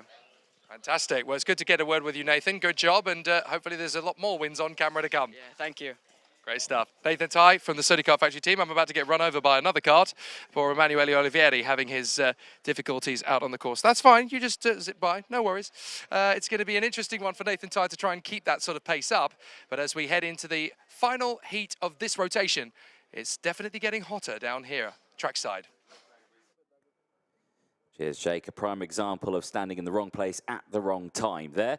But yes, indeed, you are correct in saying it is heating up on track and in the air as well. Air temp still 16 degrees. The track's still dry and warming up as the day progresses. The next race heads out onto the circuit. It's qualifying heat A and C for the OK Junior category. And Dries Langendonk, a driver who has had 2 race wins so far, and he starts this one on pole position. He's got Jindřich Pachal alongside on that front row. Jacopo Martinez and Jack Iliv, they go from row 2. Andy Consani and Noah Wolf, they go from row 3. Salimha and Mateus Ojuela go from row 4. Bennett Jasper and Augustus Toniolo round out the top 10 on row 5. Louis Cochet and Clara Kowalczyk round out the top 6 rows from Marcus Silkunas. Matt Corby, Marius Barryberg and Henry Domain then take the next 2 rows on row 7 and 8. Marilla De Rocha and Scott Marsh round out the top 9 rows from Romeo Hay and Morgan Knudsen on row 10, rounding out the top 20. Matthias Witwer and Martin Toth will then take the 11th row from Louis Castellini and Kian Fardin on row 12. Raul Zanzarin and Noah Montero take row 13 from Kip Bolowski and Radek Vavra on row 14. Travis Teo and Victor Rad, Benjamin Jelmgaard and Mark Brovko round out the 16 rows and 32 drivers. Your race director Martin Bean on the gantry. You can just about see him there. He's in the shadow. He looks quite chilly up there. But if it was 30 degrees and boiling hot, he would still say he was cold. He's always like that. So, yes, but he's doing a sterling job watching the races for us and making sure the starts go absolutely perfect. And so far, it's been all right, hasn't it? What does it say? What they say about people from Yorkshire? Yorkshire-born, Yorkshire-bred, strong in the arm. On to the moving of the... moving on. I'm not going to finish that sentence. Dries van Langendonk versus Jendro Pashal. This is it. The two unbeaten talents are now going to go wheel to wheel for supremacy here at the steel ring. This is going to be the make or break moment and the preview to what we're going to see in the final tomorrow. Here we go. Great start from Dries van Langendonk. Pashal has actually had a tricky one, and he's going to drop back into 4th position.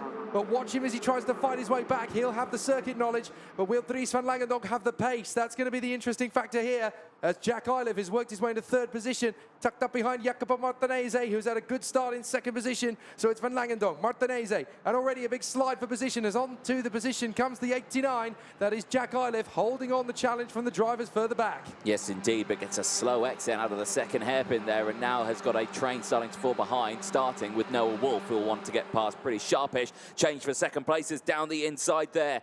A nice change, and who is that? It's Consani. Yeah, it is. Where's he come from in this one? Andy Consani was down on about row 4 on the grid, I think. Yeah, no, he started this one actually in P5, so yeah, it was a decent getaway that he had then on that inside row. So again, brilliant start. They'll cross the line, and Dries van Langendonk again leading the way from Consani. Then it's Martinese, then Pashal, Iliff, Wolf, Hanna, Jasper, Orjuela, and Cochet, the top 10. So a good start from Andy Consani, clearly following in Father Robert's footsteps. Jacopo Martinese in 3rd, then Jendro Pashal, 4th position in front of Jack Iliff and Noah Wolf. Then Salim Hanna, is that going to be the move on the inside for 4th position from Jack Iliff? I think it is. He's managed to get past Jendro Pashal, and Pashal finally having a bit of an issue here in terms of watching his unbeaten run suddenly fall apart, because he's now down to 5th position. And all it's going to take now is Noah Wolf to have a crack at it, and he might even fall down to P6. So a very tricky run so far. Van Langendonk, Consani, Martinese, Iliff, Pashal, Wolf, Hanna, Orjuela, and Gaspar, with Marcus Chacunas once again in the top 10, having a great weekend all by rights. But now that Consani's gone into 2nd in front of Martinese, it's up to Iliff, Pashal, and Wolf to really start to hammer it home. Have a guess, without looking at your timing screen, who had a purple sector 1 on that last lap? I'm going to guess Van Langendonk. Kip Bolowski, all the way down in 27th place. Well, there you go. That just shows you Kip Bolowski, still plenty of pace from him. This is his 1st year in OK Junior, don't forget. So he's still learning on the job. And there's Noah Wolf getting his move on Jendro Pashal. So Jendro Pashal is going to try and take him back again. He's determined, but Noah Wolf will not let him have it. They're going to go side by side, and Wolf will not let him through. Wow, very, very close in commitment, but immediately diving back down the inside, and Pashal instantly takes that position back. So Wolf now has got some immense pressure coming in from behind now. Hanna is there, as well as Orjuela, who are all trying to get their carts into a good position, but unable to find a gap through this section of track. Back down the final corner they go, onto the start-finish straight, and look at the pressure now that's piling in on that group further behind. Well, Jendro Pashal is the man who's dominated the weekend so far. He certainly didn't want to be the cork in the bottle, with everybody really filing up behind to try and make an overtake. So this is a bit of a difficult race now for Jendro Pashal, but it comes back to what we've been hearing from the drivers. They are surprised at how hot it is. They are surprised by how high the tyre degradation has ended up being. And there's problems. A big move on the inside line there from Jack Iliff, I think that is, getting through on Jacopo Martinese. So it's going to be Paralins 2 and 3, I should say. Dries van Langendonk's that far ahead, we almost forgot about him. But Consani in front of Iliff now, as Martinese tries to get back in touch. Yes, it does indeed. Now they are the first main group on the track, behind then the train that is starting to form. And I've got to say, Paschal and Wolf have actually broken away from the battle behind. Salim Hanar and Silkunas also now have got a train starting to form behind them as well. Orjuela still there, Gasper still there, Kowalczyk, Cachet, Toniolo and De Rocha all there, all the way up to P14. The gap goes down to P15 though, Matt Corby rounding that group out. So with Dries van Langendonk getting into the 54-1s now, really starting to up the ante. Kansani and Eilif are still there in second and third. But there's the move from Jack Eilif. Dives through on the sister Paralin. That's the Works team getting ahead of the Shamik Europe satellite squad. So Jack Eilif getting through in a second position in front of Kansani. But look at the gap that's back to Dries van Langendonk. It's 2.5 seconds, more than that now, as Eilif makes his bid for second position. Nobody's going to get a look in with Dries van Langendonk this weekend. Well, like you say, when you spoke to him at the end of that previous race, and he just said, I wasn't pushing it. I wasn't even pushing it. I was just driving, you know. I mean, fair play, okay, it's a quick car. We'll leave you to it. Crack on. Enjoy your weekend. Have fun. But yeah, the rest of the grid are just going to be like, oh, this is really difficult. This is really difficult. What am I doing? What am I doing? But yeah, all going well here. There was the dive down the inside from Eilif on Kansani. Gets it done. And nicely calculated on that one. I don't think anything wrong with that one. But here comes the move back again from Martinez on Eilif. So Martinez into third position. Gets past Kansani, I should say, because Eilif's already into second position. Kansani, though, rather eager that Martinez just continues to push, does not go defensive to thwart him. He just wants to find a bit more time to push forward. So obviously this is now very important for Martinez to continue this hot streak. Now that he's got through on Adi Kansani, he really wants to make a bit of pressure come his way. But look further back and you can see that Jindro Paschal still having a tough one with Noah Wolf and Salim Hanar, with Marcus Silkunas trying to make his own way through. So it's almost 2x2 hurrah from third position downwards. Yeah, it really is. Noah Wolf has still not managed to get past Hendrik Paschal. So Hendrik has done a fairly decent job here and is still there in P5. You can see this battle on your screen now. Salim Hanar still there, Silkunas still there as well. So yeah, like you say, long train starting to form now as drivers just slowly eking away those little gaps that they've got and just waiting for that prime opportunity to go for the move, because it does have to be well timed around this circuit, doesn't it? Because then you can find yourself under some immense pressure from drivers behind if you try and go for the overtake a little bit too soon or early or anything like that. That was the move from Martinez on Andy Kansani, and gets that move done again. Well timed, no real drama for it. But Noah Wolf is getting bitterly frustrated sat here behind Jindro Paschal. Paschal is definitely making it as difficult as possible for Noah Wolf to make progress, and as a result of that, he can't really do anything about it. Jacopo Martinez, having got through past Andy Kansani, is just disappearing now as the gaggle intensifies, but Kansani is really struggling for tyre life now, and Jindro Paschal and Noah Wolf have caught him up. So Paschal may get another opportunity here. He's going to take the first one available, dives in up the inside, nicely handled. But watch for Noah Wolf. He's going to try and do the same thing the corner later, and there's still enough room for Salim Hanar as well, and also gap available for Marcus Silkunas. Bitter disappointment for Andy Kansani, from 4th down to 8th in 2 corners. And that is exactly what we're talking about there around this track. If you lose one, you can lose several, just if you're pushed out of the train at the wrong part of the circuit and the train's behind you, you will lose those positions. And you've got to imagine it's just the frustration that will be going through his head, Kansani's head, just thinking, I've got to get these positions back. There's only 2 laps left to go. We're going to have to do something here. We're going to have to pull something out the bag. But we're not done yet. We've still got a lap and a half at least to go. So Van Langendonk has checked out for the win. He's 4.1 seconds clear just of Jack Eilif. I mean, I would almost understand that sort of rapid pace if it was a manufacturer, but they're not. They're Forza Racing. They're a satellite squad of the Exprit brand, which no longer has a factory effort because it's all been amalgamated into the Tony Kart operation. But this is just astonishing. What Croxford and the team have managed to create here is a kart that just cannot be beaten in the hands of Dries van Langendonk. He's going to come across the line this time by, and the Belgian is going to go, I think, 5 seconds clear nearly by the end of the lap. And that is just unbelievable, unfathomable pace at this stage of the weekend. There is Jack Eilif through in second, and the gap is 4.4, so nearly 4.5 seconds.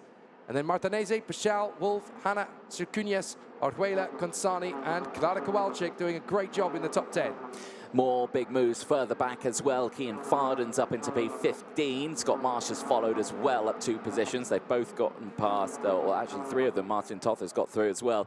All 3 of them have got past Bennett Gasper, who's dropped down to P18 now. Noah Montero up 6 places as well. Kip Bolowski up 4. Radek Vara also up 4 as well into P24, just behind. 1 retirement on this one. Jean-Marc, who didn't actually start the race either, so a non-starter. So Dries van Langendonk has dominated completely. Look at this between Paschal and Noah Wolf. They are absolutely vapidly holding each other up as here comes van Langendonk. He takes 4 wins out of 4. The Belgian absolutely marching to the victory in every qualifying heat so far. Eilif in second, Martinez in third. Wolf does get Paschal on the final lap. Wolf managed to get through into 4th position there, past the hometown favourite. So Paschal is now down to 186. That's only 1 point ahead of Lewis Werrell now. Yeah, very, very close in that top section. That's going to make the Superheats and finals tomorrow very, very interesting. Stay tuned for that one. But stay tuned for the rest of the day because they have got plenty more races to go. But after 10 laps, Dries van Langendonk takes another race win. It's 4 for 4 for the Belgian for Forza Racing. 200 points, the maximum you can get in the race weekend so far. And he'll be delighted with that one as they make their way back into Parc Ferme. Jack Eilif then will take 2nd place from Jacopo Martinez. Noah Wolf, like Jake said, just pipped it to the line, getting past Indrich Paschal, who finishes in P5. Marcos Silkunas and Salim Hana will round out the top 7 from Mateus Hojuela. Andy Consani at the end of that one, unfortunately dropped down to P9 at the end. Clara Kowalczyk rounded out the top 10. Augustus Toniola and Morella de Rocha then take the next couple of positions from Cian Farden and Scott Marsh, who just round out the top 16. From Martin Tott, Henry Domain, Noah Montero and Marius Barryberg finishing in the top 20. Bennett Gasper unfortunately dropping 12 positions in that race, finishing in P21, not the result he will have wanted. Morgan Knudsen then finishes in 22nd place from Kip Bolowski. Radek Vara finishing in 24th place from Travis Teo, Romeo Hay, Mateus Witwer, Victor Rad, Raul Zanzarin, Louis Castellini and Mark Brovko rounding out the 31 starters and finishers in that race. For JP Racing, Benjamin Jamalgard not starting the race at the end of 10 laps. Some of the highlights from that one: it was a good start then again from the inside row, and again just Dries van Langendonk just nailing those starts and the getaways and just driving away from the field behind. No dramas from him from the word go. Martinez though had a decent getaway as well. He jumped up into 2nd place from the start of that one from 3rd. So gaining good positions, and the rest of the field go through. Drivers clouting that inside curb there, looking like potentially that was Kip Bolowski or Raul Zanzarin just taking to that inside curb. We saw defensive moves thick and fast early doors, and we saw overtakes early doors as well as Eilif started to make his move for 2nd place, got that done, and then essentially kind of drove away from the rest of the field. Then Wolf came down the inside there, gaining positions on Jendrik Paschal, who tried to fight it back, was able to get it down the inside, but Wolf, eager to it, just has the drive out of the corner and maintains that position. But then the next corner, Paschal then gets the move done again and retakes that position. Then further back down the order, then we started to see year 89 of Andy Consani and Jack Eilif going toe-to-toe, battling away. That would later on with Eilif taking 2nd place and Consani finishing, unfortunately, down in P9. Then the battle still rages on between Paschal and then the rest of the field, as Noah Wolf did struggle. He dropped down at one point there, as I think Marcus Silkunas, who jumped into the battle, but would soon quickly squeezed out of the way as the rest of the battle ensued between these drivers. There you can see Marcus Silkunas just battling there with Salim Hana and Mateus Hojuela as well, who tried to get involved in the battle. But once again, another dominant performance from Dries van Langendonk for Forza Racing takes the race win after 4.4 seconds clear from Jack Eilif. A brilliant race and we are ready down in Parc Ferme. Jake Sanson is down there, hopefully not in the way of any other carts. I'm going to try my best not to be. What I have done, though, is I've found Jack Iliff, who was in second position. Jack, great to see you. And after your recovery from your wrist injury, I mean, you're doing a phenomenal job out there, just keeping it on the road. Yeah, I had a good weekend so far in this heat. I fell back a little bit at the start, but I was aggressive, made some overtakes, and yeah, and the end result was good. We talked to one of your stablemates at Paralin a little earlier on, and it seems that you guys really have got a nice setup. The sweet spot has really come to you guys. What is it that you've been able to find in the last few days? I think we're quite fast. It's just a little bit missing compared to Lewis and Dries, but yeah, we've just been tuning in, like tuning the kart, of course. And yeah, I'm all comfortable with the kart, and yeah, it just like with the kart is really good and make fast lap times. Quality was good. Yeah, I think we can make a little bit of an improvement, but good. Now, tomorrow we have been told that the weather forecast says there is an 85% chance of rain. How are you guys feeling going into that? I think we're a little, well, honestly, I'm ready for anything that comes at me. But yeah, let's just see how the day goes. Yeah, excited. Fantastic. Great to catch up with you, Jack. Good job so far. Thank you.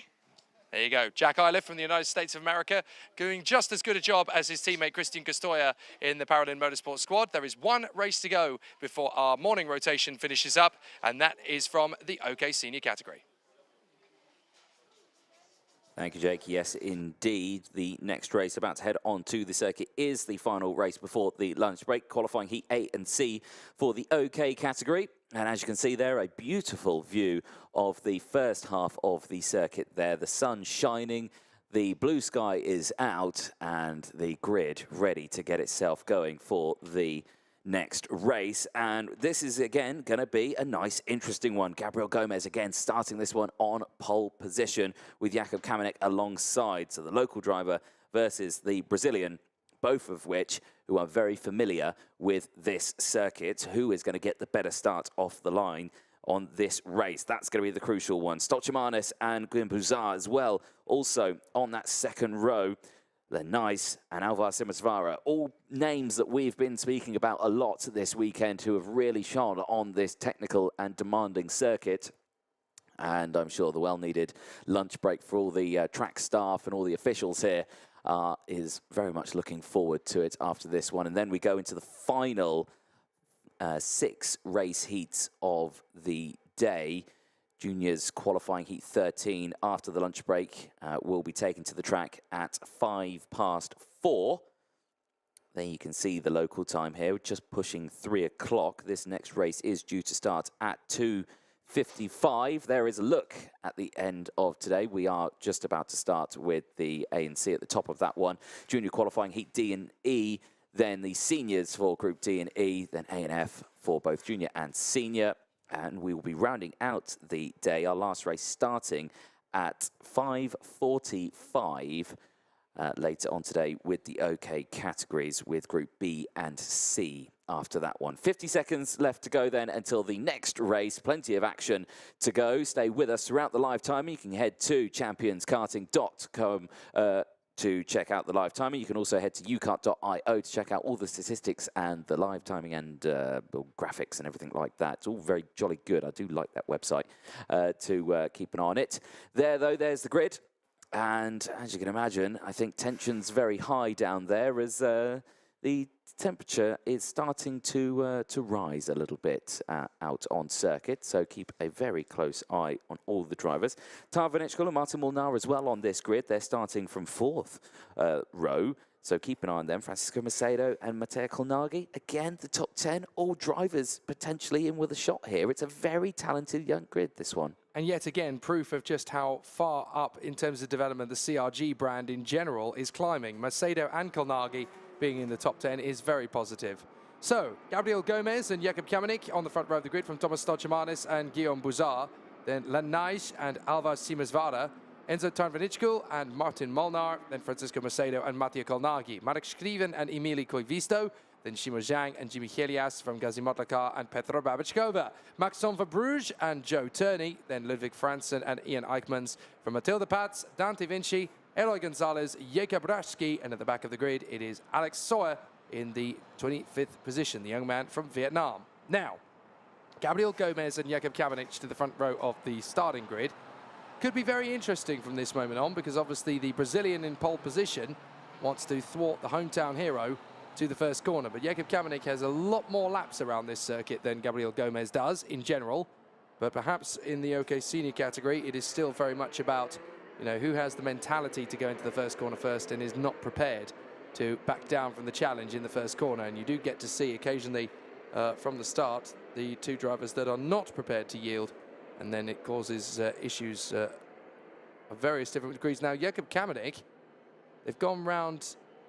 Is this the end of the second formation lap? I think it is. It's the end of the first. Oh, was it the end of the first formation lap? Okay.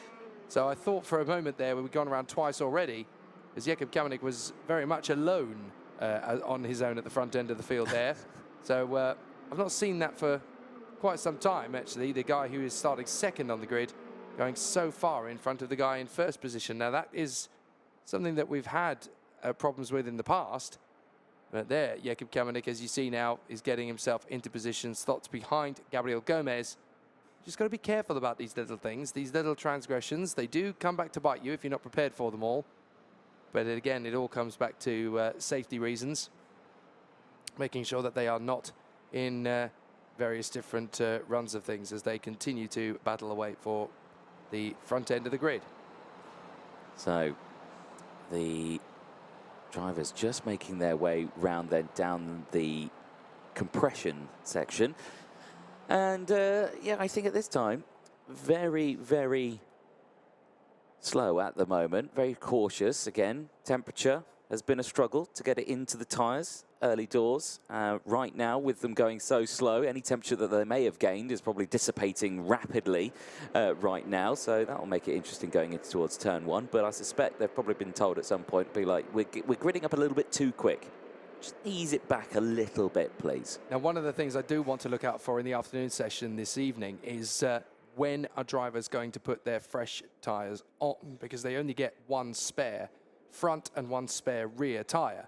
So I would be very interested to see who decides to go for that when. Here we go, side by side. Kamenik is going to try and hold second. He won't, because Thomas Stolchemanis has popped through into second position behind the pole sitter, Gabriel Gomez. As the field works its way through the first couple of corners, there's already a high-rise Len Nice trying to get through into third position past Jakub Kamenik, but Kamenik is not making it very easy to get into position. Gomez again defending from a very irate Thomas Stolchemanis. Stolchemanis is trying to go slow in, fast out to keep the Brazilian driver under pressure, and Stolchemanis very hungry indeed to go down through the chicane, up through the left-hand hairpin, and now try and make a bid into the right. Stolchemanis looking more determined than ever to overtake the CRG up front. Yes, he is indeed. Jakub Kamenik still there, though, in P3 as well. Has got the train starting to form behind as the rest of the field go through. A couple of drivers just pulling out of the slipstream there.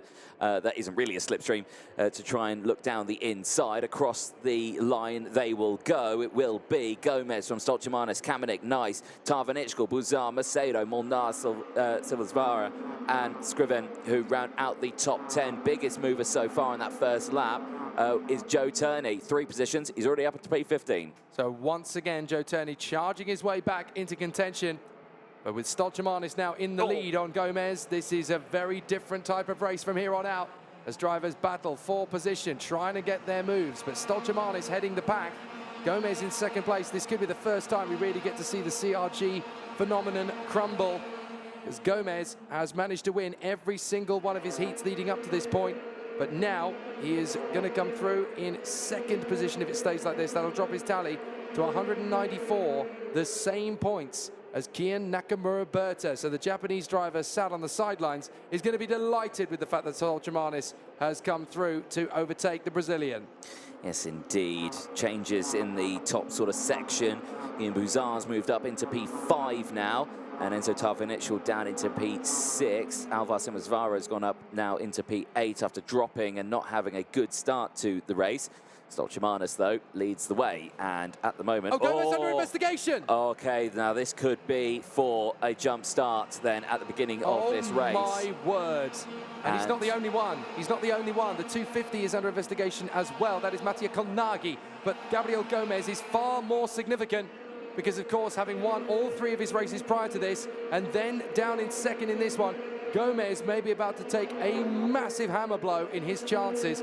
Remember how Valencia all got away from him in the final furrow? It looks like it might happen again here at the steel ring. I wonder if we could have a replay of the actual start to see if we could see anything from the camera angle. It might be difficult to see if we've got a head-on shot, but it could have been him out of tramline as well. It could have been out of position in that sort of case. So, you know, there are lots of things that it could be.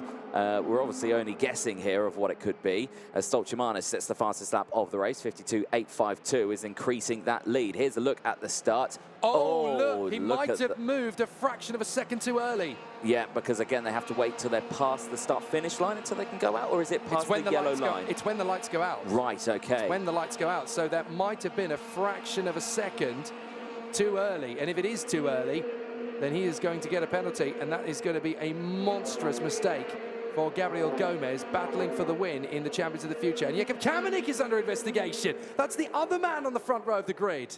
Well, interesting developments here. Race control looking very busy then. Just before lunch, I'm sure they really appreciate that. Miserable timing, miserable timing. Exactly, but Stoltemanis leads the way though from Gomez, and Kamenik is all over the back here of Gomez now. Now, this is a little bit different than what we've seen earlier on. We've seen Gomez just get in front, lead the way, and drive away from everyone else. Now we're seeing him struggle here. He's under pressure from the drivers behind. Is this maybe pressure from knowing that he's under investigation, or is this tyres? Are the tyres now starting to drop off from these cars because he is struggling here to maintain that gap between himself and Kamenik?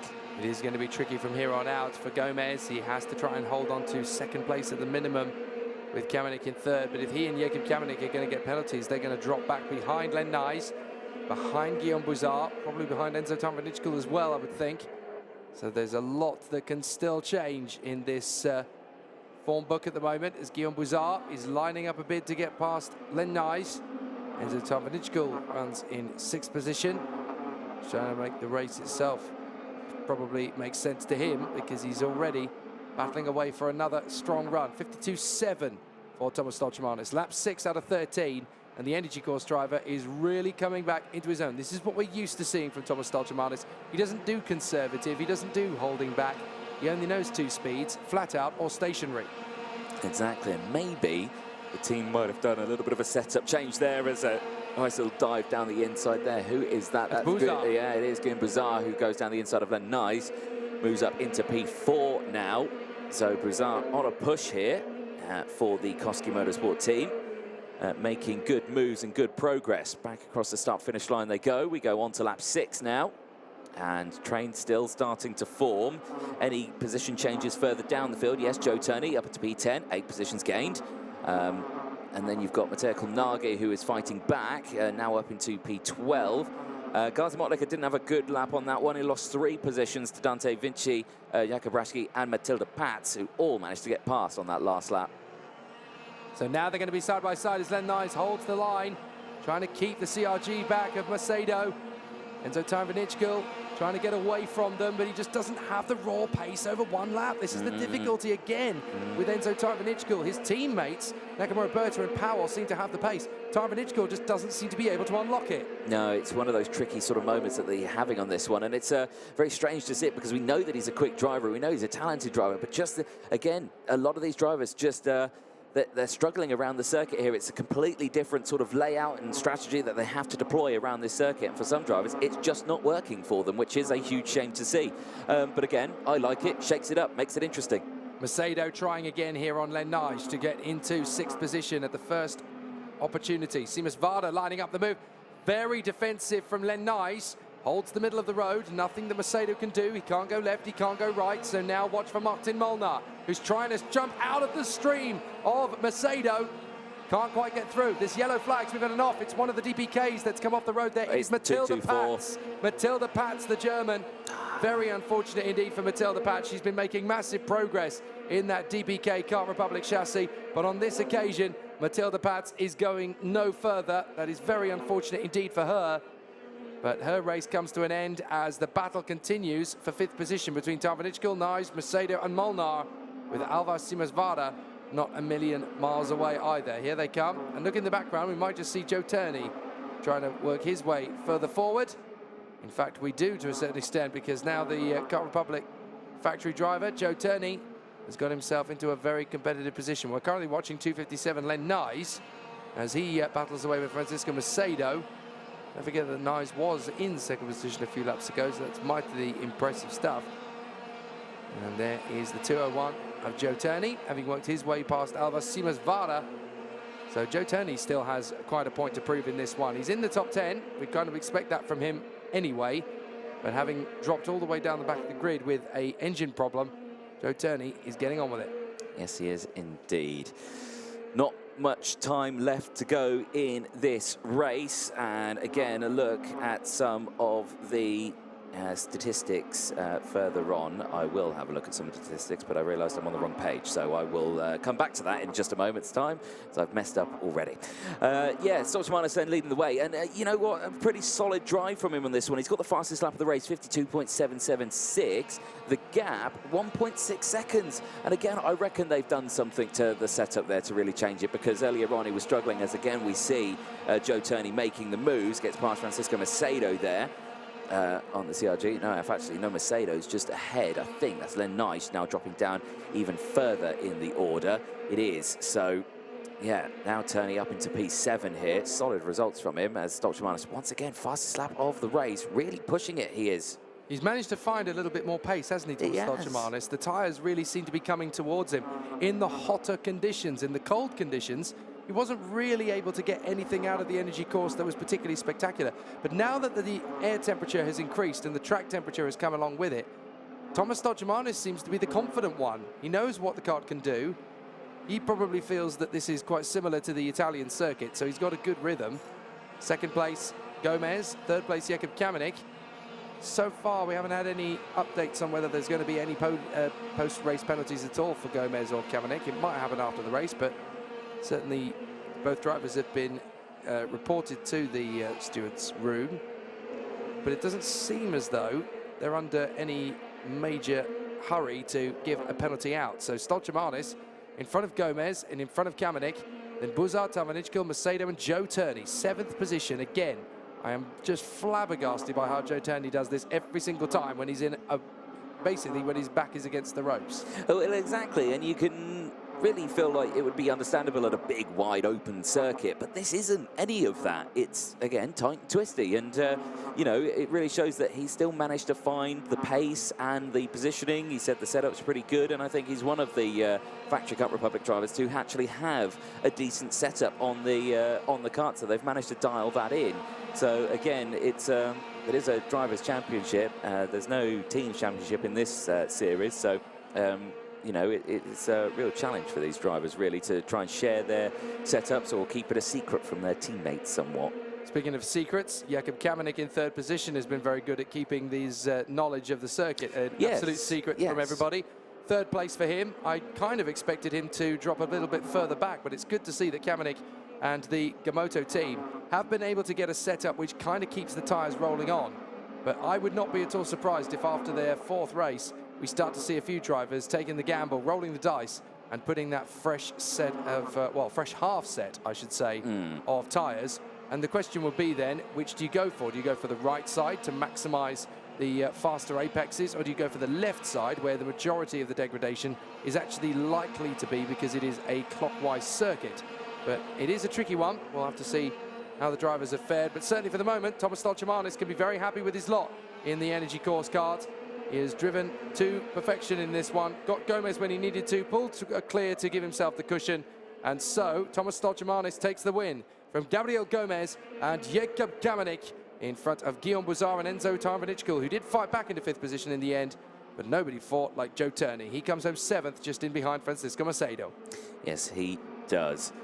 So Alvar Simas-Vara then will take 8th place at the end of that one from Len Nyes, Martin Molnar, and he will round out the top 10. But Thomas Stoltemanis then, after 13 laps of racing, does take the race win, and I suspect will be pretty happy with that one. The team at Energy Course as well, who have probably been working very hard to make sure that is all done. The congratulations from the marshals out on circuit. Brilliant to see how supportive they are still to the drivers, and of course the drivers supportive for them as well, because we couldn't go racing without the marshalling team, who have done an absolutely fabulous job here at the first half of the day.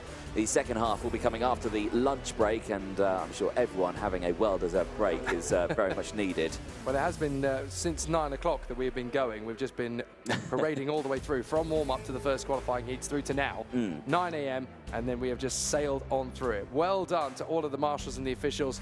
You've earned yourself a nice little drink. Thomas Stolchimanis and Gabriel Gomez from Jakub Kamenik, Guillaume Bouzard and Enzo Tarvanichko. Francisco Macedo in front of Joe Turney. Alvaro Simasvara, Len Nyes, Martin Molnar in the top 10 in front of Shima Zhang. And then Mattia Kolnagi from Petra Babachkova. Ian Eichmann's fighting his way through to 14th. He would have liked a little more. Marek Skriven in 15th position in front of Emili Koivisto in 16th place. And then 17th behind him goes the way of Maxon for Bruges, and then Eloy Gonzalez in front of Dante Vinci.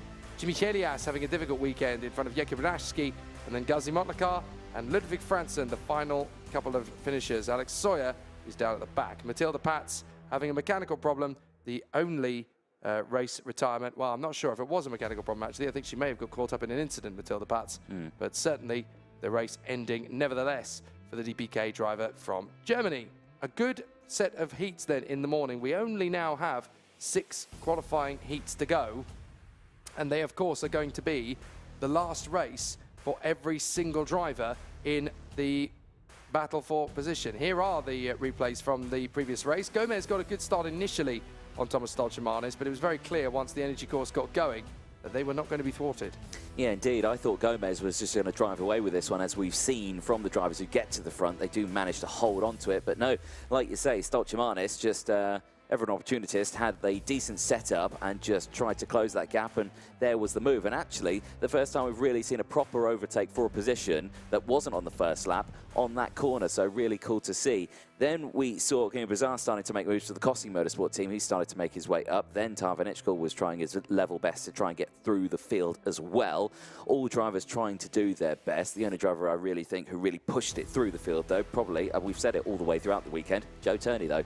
There was the moment there where we lost Matilda Pats, and quite a heavy bit of damage there to the front of the car. So, yeah, that was a very interesting one. Then you saw the battle here going down the hill, very kind of like side-by-side moments between the drivers, but Francisco Macedo trying his very best to try and get those positions done, but unfortunately not able to maintain them. Then it all kicked off a little further back as Alvar Simansvara started to defend from Joe Turney, who did manage to get the move done and down the hill, but nothing could stop Energy Courses' Thomas Stolchimanis, who took the win by 9/10 of a second. So not the most demanding win that we've seen, not the most dominant win, but still a win nonetheless.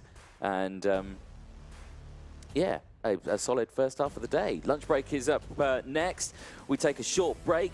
We'll be back at around 4 o'clock. The race due to go out on track at 5 minutes past 4. So do stick with us, enjoy a nice break as well. Go grab yourself a nice cup of tea, have a rest, and we'll be back for the second half of the day. Myself, Anthony Jordan, Jake Sanson in the commentary box. Any thoughts that you've got, final thoughts? Well, it's definitely going to be interesting, isn't it, with the halfway point well and truly over. And with one heat to go, we now have Gabriel Gomez tied on points with Kian Nakamura-Berta in the senior category, and nobody able to match Dries van Langendonk at this point in OK Junior. One race to go for every driver, 6 races to go for all of you sat where you are. Join us in 45 minutes time when we're back in action at the Steel Ring.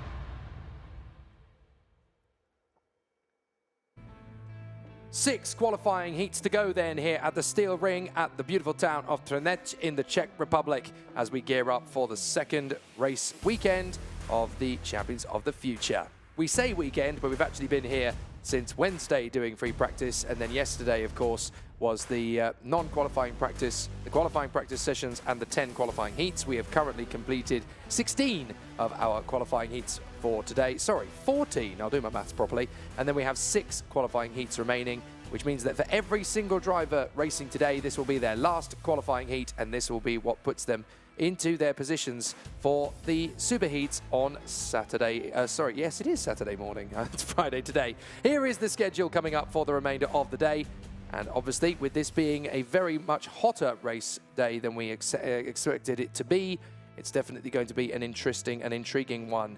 Coming into these final qualifying heats, plenty of drivers are now making the switch to their fresh tyre on the front and rear of the car. We've just been down there in the holding area and got a massive plethora of drivers deciding that this is the moment to go onto their fresh tyres. And remember that in the Champions of the Future series, they only get 6 tyres all weekend from the start of timed qualifying through to the end of the superheat, which means they get a full set, 2 on the front, 2 on the back, and then 1 spare. Now, this is the race when most of the people have done their spares. So let's talk about the change of the tyres going into tomorrow, particularly with reference to a slight change in the regulations ahead of what could be a wet superheat tomorrow.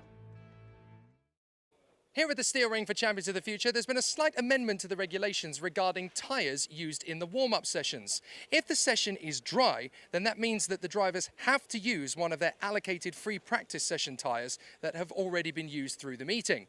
However, if it's wet, the tyre choice is open, which means as long as they're scanned sets of tyres, they can use either the free practice set or they can use their race set to scrub them in, ready for the finals themselves. Now, this is obviously going to give a little bit of aid to the drivers in terms of preparation.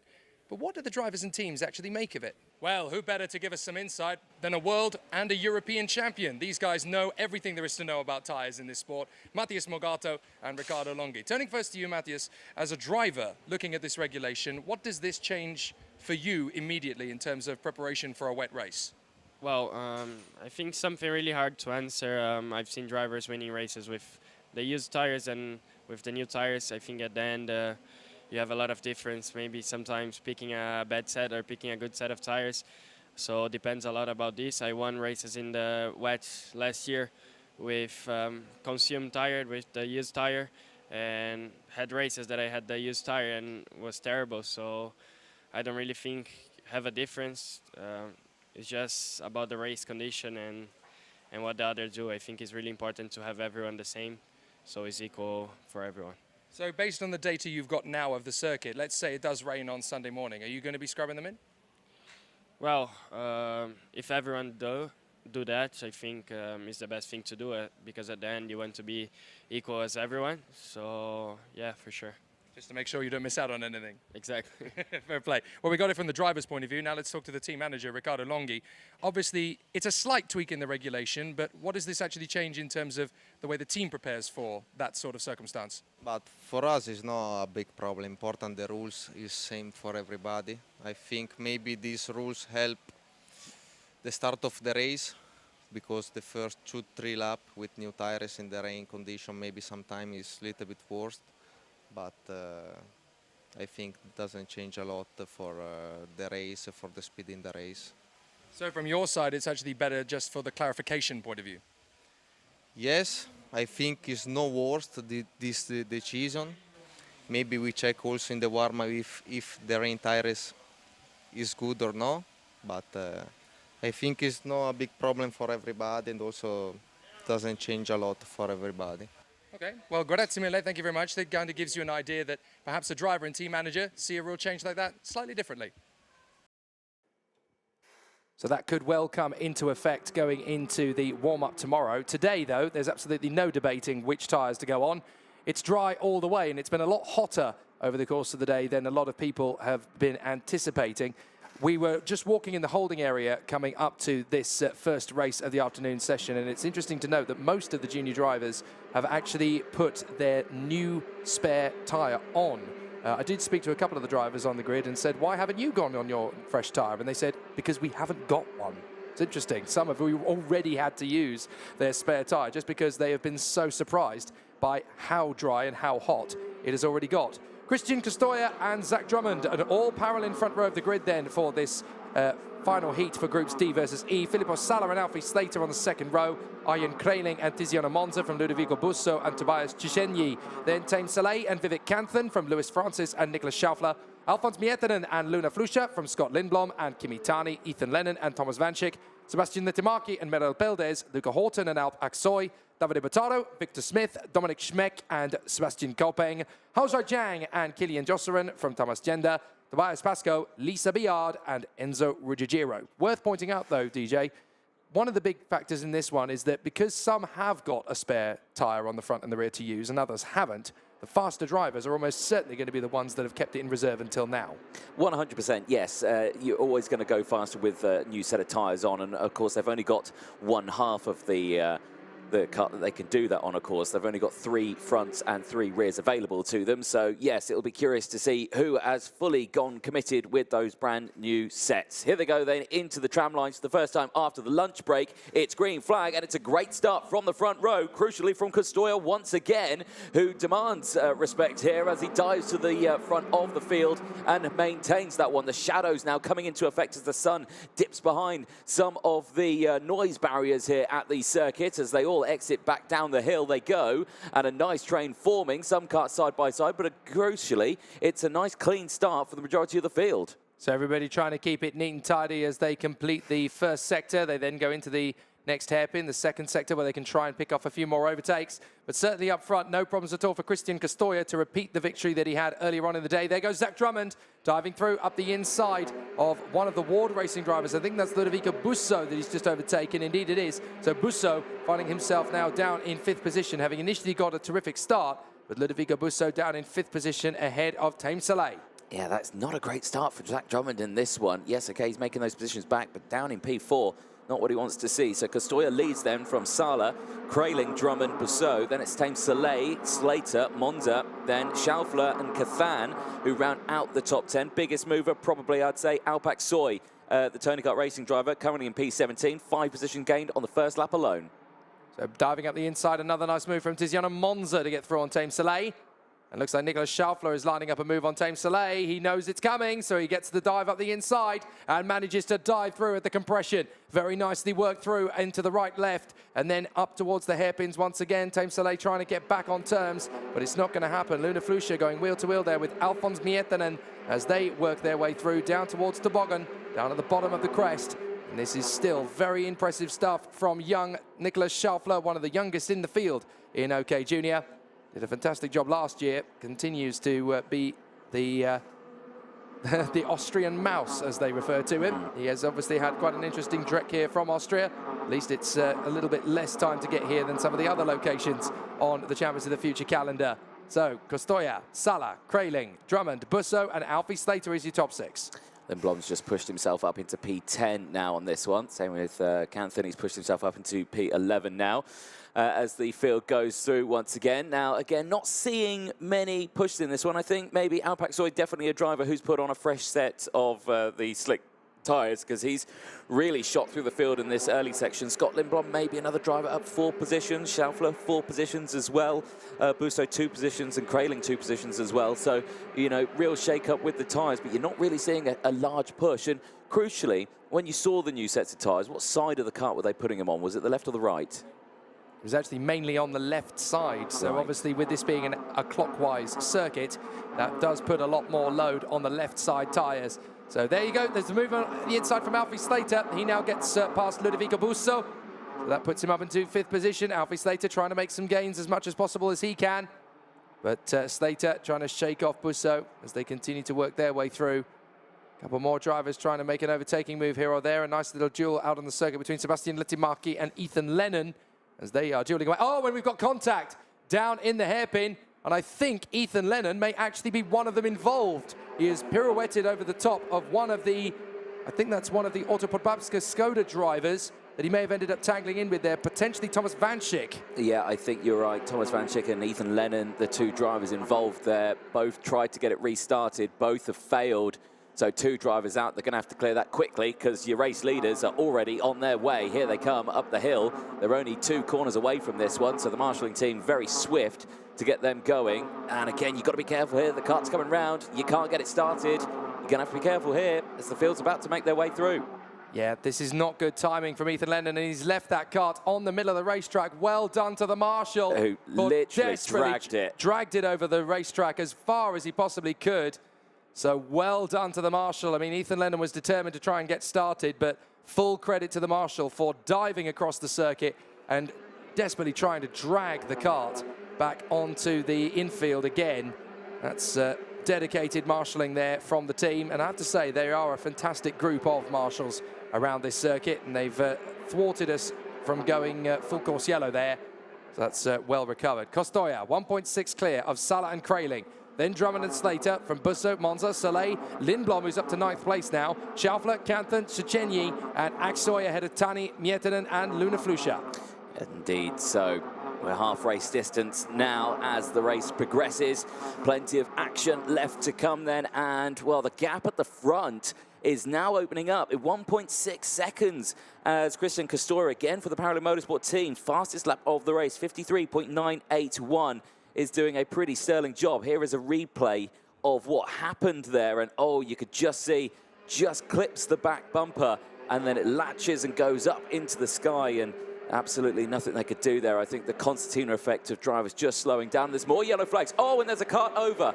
There is a kart over, 2 karts involved.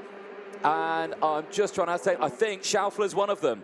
Yes, Schaufler is one of them. The other is Lewis Francis, I think, who ended up getting tangled. Oh, no, it's Vivek Canthan. It's Vivek Canthan, my apologies. Vivek Canthan in the parallel. We go to yellow flags straight away. Yeah, he rolled the kart, and Schaufler was on the scene straight away to help and assist Canthan as well in that, which is absolutely fantastic to see. But Canthan clearly in a large amount of discomfort.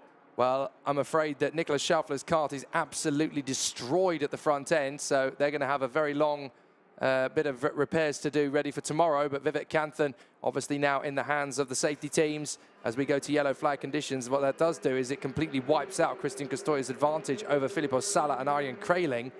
So they're obviously working together in formation. There's another kart that's stopped as well out there track. is. Yeah, you're right. It's one of the experts that's come to a stop. Now, I think that's going to be Tobias Pascoe. Tobias Pascoe, yeah. I think you might be right there. So a bit of an issue there for those two as Schaufler, Canthan and Tobias Pascoe going no further in this particular race. But obviously the officials and the safety teams want to make sure that Vivek Canthan is perfectly okay. Nicholas Schaufler has obviously vacated the scene and has made his way to the marshal post already. But Vivek Canthan is on his feet. Yeah, he's on his feet. Thank goodness for that. Thank goodness for that. Medical teams are on their way to him as well, just to double check that he is okay. But yeah, he is up on his own feet of his own accord. So very good to see. Scary moment then for both of those drivers. But I've got to say, the Nicholas Schaufler straight on the scene and immediately assisting to the aid of Vivek Canthan there. Great sportsmanship at its finest there in karting. And yeah, obviously Schaufler in a safe spot now as well. Dramatic scenes then here after the lunch break. The first yellow section of the weekend so far, and you got to say the track staff have done an amazing job to prevent these from happening. Of course, keeping everyone nice and safe and slow under the yellow flag conditions when we have had incidents, but I've got to say the response from the track team here and, of course, all the officials has been spot on. It certainly is, but Vivek Canthan is now in the hands of the medical teams. They have managed to get to him. They just want to do a thorough once-over. Now, we are on lap 9 out of 10, and the track is now clear. The medical teams are with Vivek Canthan, so I wonder if there is going to be a potential one-lap sprint to end this race. Either that, or they are going to declare it under yellow flags, but it could be very interesting to see what we get in terms of a final charge forward. But certainly in terms of the track conditions, you can see that Castoya wants to go racing again. He's started to back the pack up now in order to try and go racing this time by, but it'll obviously be at the behest of the race director, Mr. Martin Bean. I think they're going to try and finish this under yellows, actually, because it looks as though, yeah, here comes Christian Castoya, and they will go into the last lap, and so there is going to be no overtaking. So the race order that we currently have is the order that we're going to finish in. And under the circumstances, it's a tough decision for race director Martin Bean to make, but ultimately, when you've got an incident like that and you're not certain I think that's the right call. I think there was a long moment there where they were unsure of what was actually happening up at the corner, but yeah, definitely probably the right call to make. So I think everyone's on the right spot. Let's take a quick moment then to think about the sort of highlights from that race. I mean, Kostoya got the jump and got away with that quite well. Here's what happened. Oh, dear. Goodness me, and that's how it happened. Yeah, and just off the side of camera, you could see there that it just dug in there with the tyres for Canthan, and over it went. And it's so easily done as well. Very easily done. It's a certain angle when the cart gets sideways and then gets airborne. And unfortunately, when it locks, the cart that's basically sitting underneath you is still traveling, so it sort of tips the rest of the chassis over. So there's not really a lot you can do about that one, except just hang on and hope for the best. But fortunately, the medical teams are down there with Vivek Canthan. Christian Kostoya will take the checkered flag under yellow flags conditions. It's not the greatest way to end a karting race, but under the circumstances, it's certainly the safest way. Yeah, definitely so. So, checkered flag goes out. Christian Kostoya then takes the win from Filippo Sala, Arjen Kraling, and Zach Drummond round out the top four from Alfie Slater, Ludovico Busso, and Tiziano Monza. James Soleil and Scott Lindblom, and then Tobias Shalensny rounds out the top 10. Alpec Soy at the end of that one did gain 11 positions to finish in P11, but Kostoya will take the win. Probably not under the circumstances that he would have liked, but nonetheless, still a result for him. Yes, indeed, and obviously that now puts Kostoya onto 223 points out of 250. Alfie Slater on 212, and then we have Van Langendonk on 200, based on the fact that he has obviously not lost a race so far. So all Dries Van Langendonk needs to do to secure pole position for the Superheat tomorrow is to finish in the top 10 of this last race. He doesn't even need to win it. So certainly looking very strong indeed for Dries Van Langendonk, who hasn't lost a single one of the 4 qualifying heats he has done so far. So we finish under yellow flags. Christian Kostoya in front of Filippo Sala and Arjen Kraling, with Zach Drummond in 4th position ahead of Alfie Slater, Ludovico Busso and Tiziano Monza. Then James Soleil in front of Scott Lindblom. Tobias Segeni is next up in 10th position in front of Alpec Soy, and then Kimi Tani from Alfons Miettinen, Luna Flusha in 14th, and Sebastian Letemarki in 15th position. Lewis Francis in 16th place in front of Sebastian Koppeng, then Luca Horton and Merel Peldez from Dominic Simic, Davide Bottaro, Victor Smith, Zhang Hojai, Kilian Josserin, Lisa Biard, and Thomas Gender ahead of Enzo Ruggiero. And then the retirements, Nicholas Schaufler, Vivek Canthan, and Tobias Pascoe. And on the first lap, we also lost Ethan Lennon and Thomas Vanchik. In fact, it wasn't the first lap, it was ending up on the 4th lap. And those 2 karts are now recovering themselves back to the pit lane. Here's the best bits from the first race back off the break. And qualifying heat D versus E, quite a crucial one for Christian Kostoya. He ends the weekend, or certainly ends the Friday, on 223 points out of a possible 250. Not a bad run for the Spaniard. No, indeed, yeah, brilliant run for him. The same with Alfie Slater, puts himself up 2nd in the point standings, 212. But of course, we'll have the rest of the groups coming up in just a moment's time, so they may change. The battles came thick and fast in the first half of the race. Obviously, the race cut short, about half race distance, but nonetheless, in that first half, it was drama all the way throughout, wasn't it? With overtakes coming in thick and fast. Ludovico Busso gaining places, Kraling in the early pages of that race, also gaining 2 positions as well. But you can't take it away, though. Alpec Soy in that one gained 11 positions. This was moments before disaster, and Nicholas Schaufler was on an absolutely flying race so far, gaining several positions, wasn't he? Yeah, he was on a bit of a run, the Austrian Mouse, having a very solid race of it. Then we had a couple more drivers going for the moves. There is what happened to Lennon and Vanchik, and they very nearly did exactly the same thing that Canthan and Schaufler did. So very unfortunate, but the race finishing under yellow flags as a result of that incident between Schaufler and Canthan. Essentially, both drivers involved are okay. They're just in the hands of the medical teams for precautionary checks. Yes. So why is it then that the Champions of the Future season in 2023 has elected to bring the entire format of the race weekend forward by a day? Well, I decided to go and investigate this. We're here for the second round of the Champions of the Future karting season 2023 at a new location, the Steel Ring Circuit in the beautiful town of Trinec in the Czech Republic. And we've also had a slight adjustment to the timetable ahead of this second round. Of the RGMMC, James Geidel is with me. James, we've brought everything forward by a day. Now, obviously, that's quite a radical change to the weekend format. Yeah, it's something that's been in the pipeline for years and something we've been talking about since Corona with all the manufacturers. And I think it was just time to do it.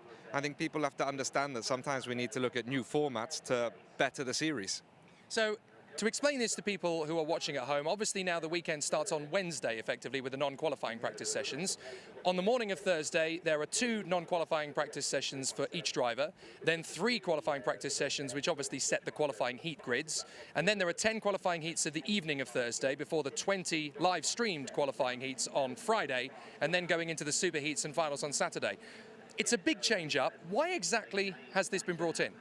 Well, there's a few points, really. I think starting with none in any particular order, firstly, we're pushing and pushing for broadcasting, and we're pushing more and more for television, more for linear television, more for growing our streaming numbers. Sunday's a competitive day. There's so much sports on, different activities to do, you know, so by going on Saturday, if you see some big championships, they're also racing on Saturday, and many reasons I do believe it's because of this. And I think it's important that if we want to try to grow, we should try to race on Saturdays to grow our figures, particularly on the broadcasting, linear television. Point number 2 really is about sustainability. More and more venues have problem with noise and noise pollution. And we must consider that if you look at things like motocross, in many places they're not permitted to race on Sundays. So forward thinking about it, it helps us take away some of the pressure from the tracks, because they are obviously getting a lot of pressure from communities. And I think it's something that we can do to try to better that situation. And then there's also 2 other points, one being, you know, the mechanics and everybody in the market, and drivers as well. They're traveling 20, 30 weeks a year racing. They have no social life, no home life. It's a difficult life for them. And I think, you know, if 5 times a year they can spend another Sunday home, or the drivers, the children who are racing, you know, they can do another activity, a social activity, or take a Sunday to organize themselves for school on Monday. I know you have that argument, but if you move forward, you're missing a day school. But on the counterbalance, you're missing Monday anyway half the time. So you're not actually missing time. You're gaining time to prepare yourself for Monday.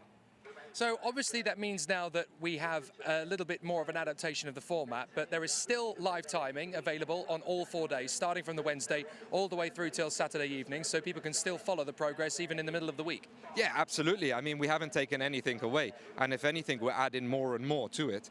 And I think that's the important thing, is always to deliver as much content as we can. That's what we're trying to do, is grow in figures, and we need to do that by providing more streaming, more broadcasting, more TV packages, more live timing, as much data and information we can give people. And speaking about the television production, obviously that means now that we're going to be live streaming on the Friday and the Saturday of Champions of the Future moving forward, with the live coverage brought to us by the Sport TV graphics program. It's a really big step up in terms of what the karting coverage is actually getting, and it's getting closer and closer to the pinnacle of motorsport every time. Yeah, that's the idea. I mean, we've obviously done a lot of investments in this year to improve, and we've grown the team phenomenally. And we have some great people on board from the TV industry, and I think you can see the difference. But what's nice about it is I know that we're only at the beginning of this road, and I know how much more is going to come very shortly, and it's really exciting to see. That's what I like about you, James. You're one of these sort of people at the end of a race weekend, you are never satisfied. There's always something more to do. There's always something more to add on to it. Well, it makes no sense to focus on what went well. You're not going to improve. It's just to focus on what you can improve and things that didn't go well. That's the whole goal, and keep innovating. Well, it's a fantastic innovation. Hopefully it's going to work and do prosperous things for the drivers and for the championship as a whole. Thanks very much. Thank you, Jake. There's quite a few people who really like this adaptation and really like this new change, none the least of whom is sitting next to me, Anthony Jordan. You absolutely love the idea of managing to get home in time for noon on Sunday and put your feet up, aren't you? Exactly. Grab a cup of tea and put the F1 on. There you go. That's what I like. But I'm sure the other drivers will do the same. Exactly, exactly. You can't beat a good cup of tea, I'm sure. But, you know, that brings on the great question, though, again, through these weekends, is that it does benefit a lot of people in the paddock, none more than probably the locals around the side of the circuit, because Sunday is a lovely day, it's a peaceful day, it's race day though for us sports fans, and unfortunately for the people who are not sports fans, it can be a bit of a nuisance in a way. I mean, the sustainability argument is rather a good one. I know that you know, we're experimenting this year. I know Grand Prix is going to experiment with it later this year with Las Vegas on the Saturday later in the year. So I think that could be the way that the sport is sort of generally trying to shift in general. So if we can lead the trend, then why on earth wouldn't we? Battles are raging around the course. Sadly, David Walter will not be taking up his position on pole for this final heat, as he has had to sit out his Friday and Saturday of running this weekend due to personal commitments. But at least he's happy coming out of this because he knows he's fast. He knows he's going to have a good kart underneath him 2 weeks from now when we return here for the European Championships. So Sebastiano Pavan is on his own on the front row of the grid. Then Gustav Wisniewski and Thomas Strauven are on the second. Teresa Babachkova and Jan Petrovski are next from Emanuele Olivieri and Simone Bianco. Matthias Morgato and Jerry Bachitschka from Nacho Tunion and Chu Yanpu. Jens Trua and Ada Turpinen from Liverway Sambudla and Nicolo Kuman. Then Roni Stefani and Olivier Kobiela. Zoe Florescu and Mark Kastelich from Leon Hedfors, Matej Prus, Maximilian Karhan and Joel Bergström from the Birolart team, having to charge his way through from the back of the grid, which he's already done several times. Yes, indeed. So lots have happened over the course of this weekend, and we are nearing the end of the qualifying heats. We determine who is going to be starting where and who is going to collect what championship points at the end of the qualifying heats by the end of the day. We had 30 in total. We've completed several now. We're on to the last 5 heat races of the day before we call it a day, and we all get a well-needed night's rest and back for a busy day of action tomorrow. Again, you can keep up to date with all of the race results on the live timing, and as well as ukart.io. You can also head to the championskarting.com webpage as well to catch up on the live timing. And as well to everyone joining us on the live streams on YouTube, Facebook and motorsport.tv. Do welcome you all to the final few races then of the day. It's the OK qualifying heat D and E, and into the tram lines they go. It's a false start. They were teasing everyone and they're going to go round again. Crucially, for any drivers who have got brand new tyres on one side of the car, this might benefit them slightly because they can scrub them in just that little bit more. For anyone who is on very, very, very used tyres, this is not good. They will need to babysit those tyres around one more lap. Well, indeed, and that's when things get a little bit more interesting as the drivers are obviously trying to get themselves into a neat position. Just looking down onto the circuit again, and it also looks like a lot of the drivers have gone for their fresh tyres on the front and rear on the left side of the kart once again.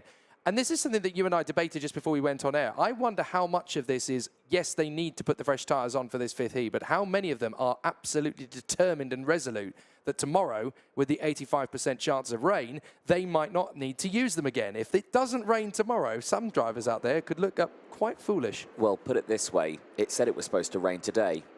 Absolutely. So the fact that we haven't had a single drop, well, that's a big gamble. If people are genuinely of the opinion it is going to rain tomorrow, and then it doesn't, then the superheat could be very entertaining. Anyway, Pavan on the front row of the grid as they come down the main straight. Are we going to get lights out this time? Yes, we do. Off to the first corner we go, and it's a good start from Pavan, who leads in front of Wisniewski. Thomas Strauven holds on to 3rd position as they work their way through turn 1. And as they go through the chicane for the first time, it is all guns blazing for Sebastiano Pavan. No major concerns for him. Strauven has slotted in quite neatly in behind Gustav Wisniewski. Teresa Babachkova, they're in a nice 4th position. Just taking it nice and tidy, but then a little bit of a run wide from Babachkova as she tries to get herself back into contention, as Strauven and Petrovski have both managed to get through past the TEPZ racing driver. That team, of course, named after the 4 siblings that go racing. Up on the inside, Teresa Babachkova charges back into 4th position. Great retaliation. Yeah, indeed. Well timed and calculated. Just sent the kart down the inside there. No dramas really on this first opening lap then of the OK Superheat and Superheat qualifying heat, should say, there tomorrow. Across the line they go then, and Pavan leads from Wisniewski, Strauven, Babachkova, Perovski, then Olivieri, Morgato, Tunion, Chu and Bianco, the top 10. Everyone's moved up a position, of course, as we are missing David Walter from the front of the grid. So Joel Bergström has already got himself into 18th position from what was 23rd on the grid. A big launch forward from the Swede. Make that 17th now, because he's now taken on Mark Kastelich and is still picking them off one by one like raisins. So Pavan 0.3 of a second ahead of Gustav Wisniewski. Then Strauven and Babachkova still dueling away. Jan Petrovski, 5th position for the moment in front of Morgato. But Petrovski has retaliated on Teresa Babachkova and has got back through into 4th position. So the battle's still very joined on this 2nd lap of the race. And Sebastiano Pavan being hunted down by Gustav Wisniewski on the Forza racing machine. He really wants to make a good run at this as he charges down the main straight in the hope that he can get the overtaking move completed. But there's still a long way to go in this run. There is indeed. Chu Wanpu managed to get past Emanuele Oliveri for P7 on that last lap, so they've had a chop and change, the same as Jens Treyeur has managed to get past Babishka there as well, moving up into 12th place. Bergstrom now up into 17th, like you said earlier on. No change for the top 3, though, but crucially, Winewski with the fastest sector 1, but not the fastest lap. Oh, Sam Butler. Oh, Live away, dear. Sam Butler has gone. Now, that's on the approach to turn 5, isn't it? It's the down the hill section before the infield straight, yes. And that kart, not sure if it's an incident or a coming together, but yeah, he was in P11. He was 4 places up. He was battling with Bianco and Jens Treur.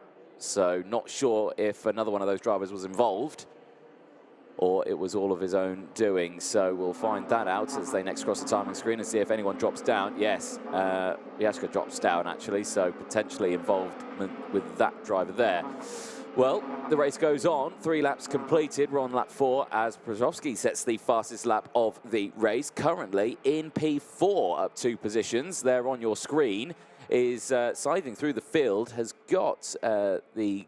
Is that Przewski on Strauven? It is, yeah, actually. He's just made that done. So he's actually moved up into P3 now. So I was wondering who that was. So yes, Przewski with the fastest lap of the race has used that momentum and has now gained another position here and is in the top 3. Well, that's very important at this phase of the race because he wants to come up with a decent 50 points haul. If he manages to do that, he'll be flirting with the similar sort of points tally of Gomez and Nakamura Berta. He could really do with something fresh. Now, let's see what happened to Sam Butler. It does look like a breakdown. It looks like a mechanical problem. That's not the first time we've had a driver come to a spluttering halt. I think that might have been the chain come off. So I don't think Live Sam Butler has been able to do anything about that. Przewski diving in on the inside there to take 3rd position away from Thomas Strauven. It happened so quickly, and when you're too busy looking at a different element of the timing screen, then that's obviously easy to miss. But there is Matias Morgato dueling away with Teresa Babičková, and the world champion has got past the pin-up girl. I call her the pin-up girl, of course, because here at the steel ring, as you enter the circuit, the giant poster that tells you you're at the steel ring is of Teresa Babičková. There you go. Nearly half, well, we're not half race distance yet. We're still miles away from half race distance. But yeah, the battle still rages on, and it's still kicking off here as Babičková defending from Olivieri here. And Juan Pu has gone through. So managing to get that one. Bianca's still there, and Tunion, also the gap starting to close in. Now that must be quite a challenge for the drivers there. That shadow as they go in towards the first section there. They've all got their tinted iridium visors and everything like that. And I know when you go into a shaded section of the track, it becomes quite difficult to see where you're going. So that might be quite a challenge for the drivers. Here's a replay. This is how Morgato made the move on Babičková, and I'm guessing how Juan Pu also made the move a little bit later on in the next corner. So more changes here. Nice little dive down the inside there. Someone Bianco there on Emanuele Oliveri, I think that was. It was indeed. So a change there for P8. And again, just drivers getting caught, I think, sleeping in the second half of the day. Or could that be tyres that are coming in now? Drivers with those fresher tyres on one side, able to just plant the car into the corner a little bit better. I'll tell you what, some of the moves from the latter stages of these races, they are very bold and daring, and I think there's quite a few drivers now who realise, you know, this is the last qualifying heat. We've got to make something count out of this. So Simone Bianco perhaps being a little bit more daring and dicey than he would have been earlier in the race day. But that has definitely settled out the top 10 a little bit. They're now all single file formation. So there is Sebastiano Pavan, who leads the race by 9/10 of a second to Gustav Wisniewski. He's pulling away slightly, but certainly not enough to either cool down or to be panicking. So it's a decent enough advantage point at the moment that the Italian driver has over the Tony Kart factory team in the OK category, and he's certainly been the most competitive of the drivers in the Tony Kart awning. Pavan having worked his way forward. That's a replay of one of the CRGs making the bid. Now that is going to be Simone Bianco going wheel to wheel with Olivieri. Yeah, it was. Yeah, I think a well-calculated move there, just down the inside. No real dramas, and just sent it. The camera view that we just saw there of Sebastiano Pavan just going through that final section, the nice close-up view. Really nice shot that, because you could seriously see how physically demanding the circuit was, how much he's moving the steering wheel, his body moving left to right to try and get the cut to tuck in as much as possible. Really good shot there, and I think going into tomorrow, you know, these finals, very, very long distance. I think, what are they, 21 laps in this one? Yeah, they are, 21 and 25, equivalently for the drivers. That is a long, old race, and it's going to be, at the end of a weekend as well, going to be absolutely knackered. Well, if you consider that those are going to be fresh sets of tyres going on for the final, yeah. when they come off, they're going to look like they've done 5 qualifying heats and a qualifying practice. So it's going to be very intriguing. Unless, of course, it ends up raining, in which case they'll look very different indeed. Pavan, Wisniewski, Petrovski, Strauven, Morgato and Chu in the top 6. That's as it currently stands. Teresa Babachkova in P7 from Simone Bianco, Emanuele Olivieri and Nasha Tunion. Then Jens Truer and Joel Bergström, who has crept all the way to 12th place. Arda Turpinen having a really solid race, 13th for her at the moment. Then Yuri Bacecki, Mark Kastelic, Ronnie Stefani, and then Olivier Kubiela and Nicolo Kuman ahead of Karhan and Zoe Florescu. So some good battles all the way through, but certainly up at the front, no major changes as Wisniewski tries to shake off Prashrovsny. And they could end up, Prashrovsky and Wisniewski, ending up a very clean fight at the end of this one, or it could be a very exciting one. It could be. It could go either way, really. It's been quite a tame race, I've got to say, for the OK category in this one. Of course, it will be their last race of the day. And, you know, with these positions, Pavan puts himself top of the intermediate classifications with 229 points. Obviously, we've still got several other races to go for the OK category, so that will change. And there's a move down the inside, nicely timed. Gets it done, no drama there whatsoever. And who was that? It's Petrovski up to second on Wisniewski, so that's really critical in terms of the outcome of the race. He's going to have 1.6 seconds deficit to make up to Sebastiano Pavan. Not so easy to do that. Especially with the time they've got left. Indeed, so I think Petrovski needs to basically face the fact that second position is all he's going to get from this one, which is still very reasonable indeed on a race day as unpredictable as this one has been. But Pavan is definitely flying now. 1 minute to battle away. Here's the move on the inside line. This is how Petrovski got the dive there on Strauven. And I don't think it's the only move we're going to see either. There's how he then repeated the feat on the Forza Racing expert of Gustav Wisniewski for second position. Some great moves. Yeah, he's been on a charge in this one. 4 places gained, so he's really done a work on it. And back through there, one of the CRGs making moves. We've got a yellow flag. We've got a yellow flag. There's a cart that's off and facing the wrong way down the main straight. And it is Arda Turpinen. What a shame. Dear. Arda Turpinen has made such an incredible progress this weekend to battle away, but she is now facing the oncoming traffic at turn 1, the carts. So hopefully they'll be able to move that cart out of the way pretty quickly, but I think she's had either an engine seize or somebody has made life very difficult for her going through that final turn. We're about to come through that scene, and there is Arda Turpinen. You can see her on the marshal post there, already watching along the rest of the race. Very unfortunate for her. I was hoping that she would be able to stay consistent and strong enough to get a decent starting position for the super heats, and then anything could happen from there. But of course, she now ends up dropping all the way back to 22nd of the carts in the rankings. Big shame on that one. The overtake that was just called before we saw that incident was Simona Bianco just getting in front of Teresa Babachkova, who now sits in P8 out on circuit. Joel Bergström's up into P11. 13 positions has been gained so far.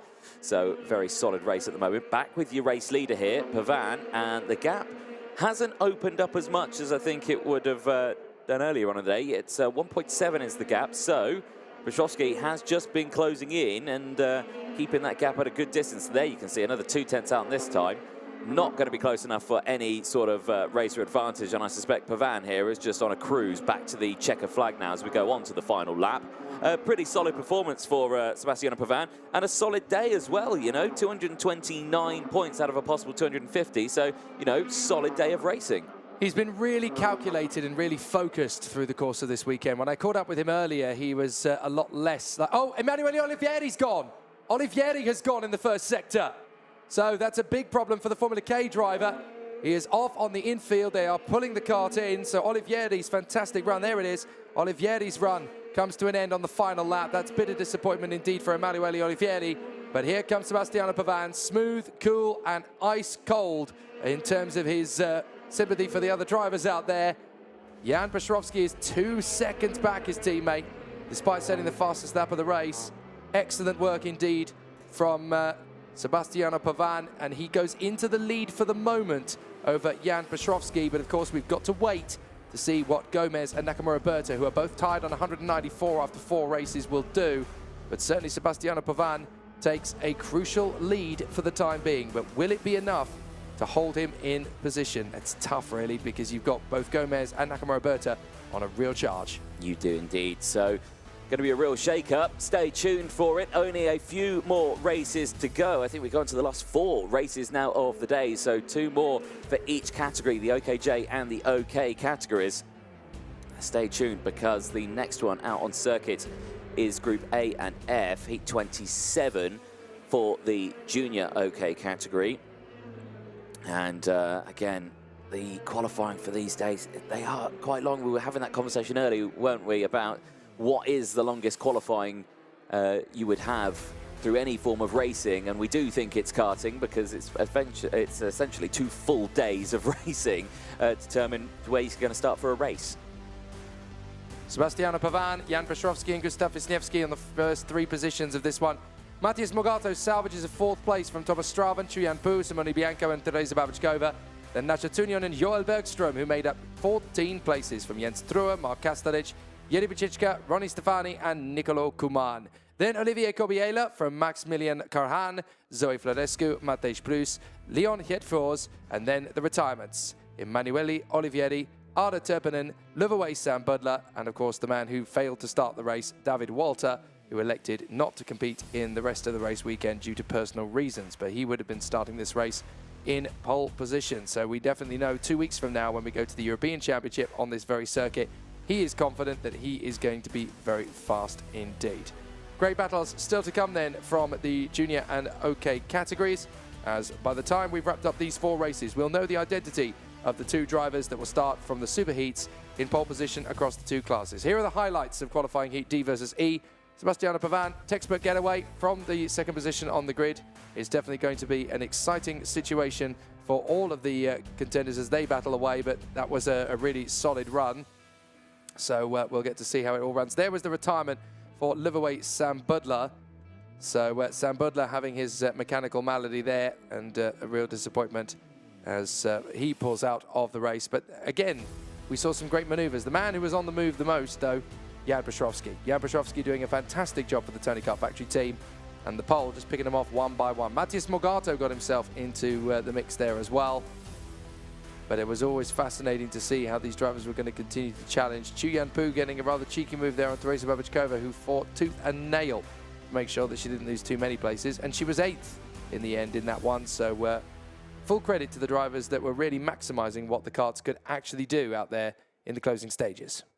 Yes, indeed. Like we were saying, just 4 more races to go in this one as we watch the last of the highlights in that one. And again, just an all-out race out on the circuit. But yeah, no, really good race on that one, and looking forward to what happens in later on in the day. Like we're saying, next race out on circuit is the OK Junior qualifying Heat A and F.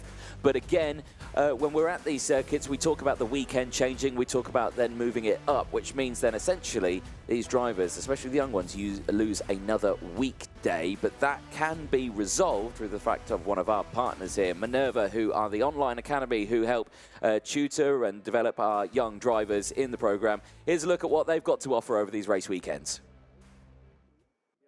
MVA is a multi-award-winning online school for pupils aged 10 to 18. We offer a flexible, personalised schedule, allowing students to learn on their own terms from anywhere in the world.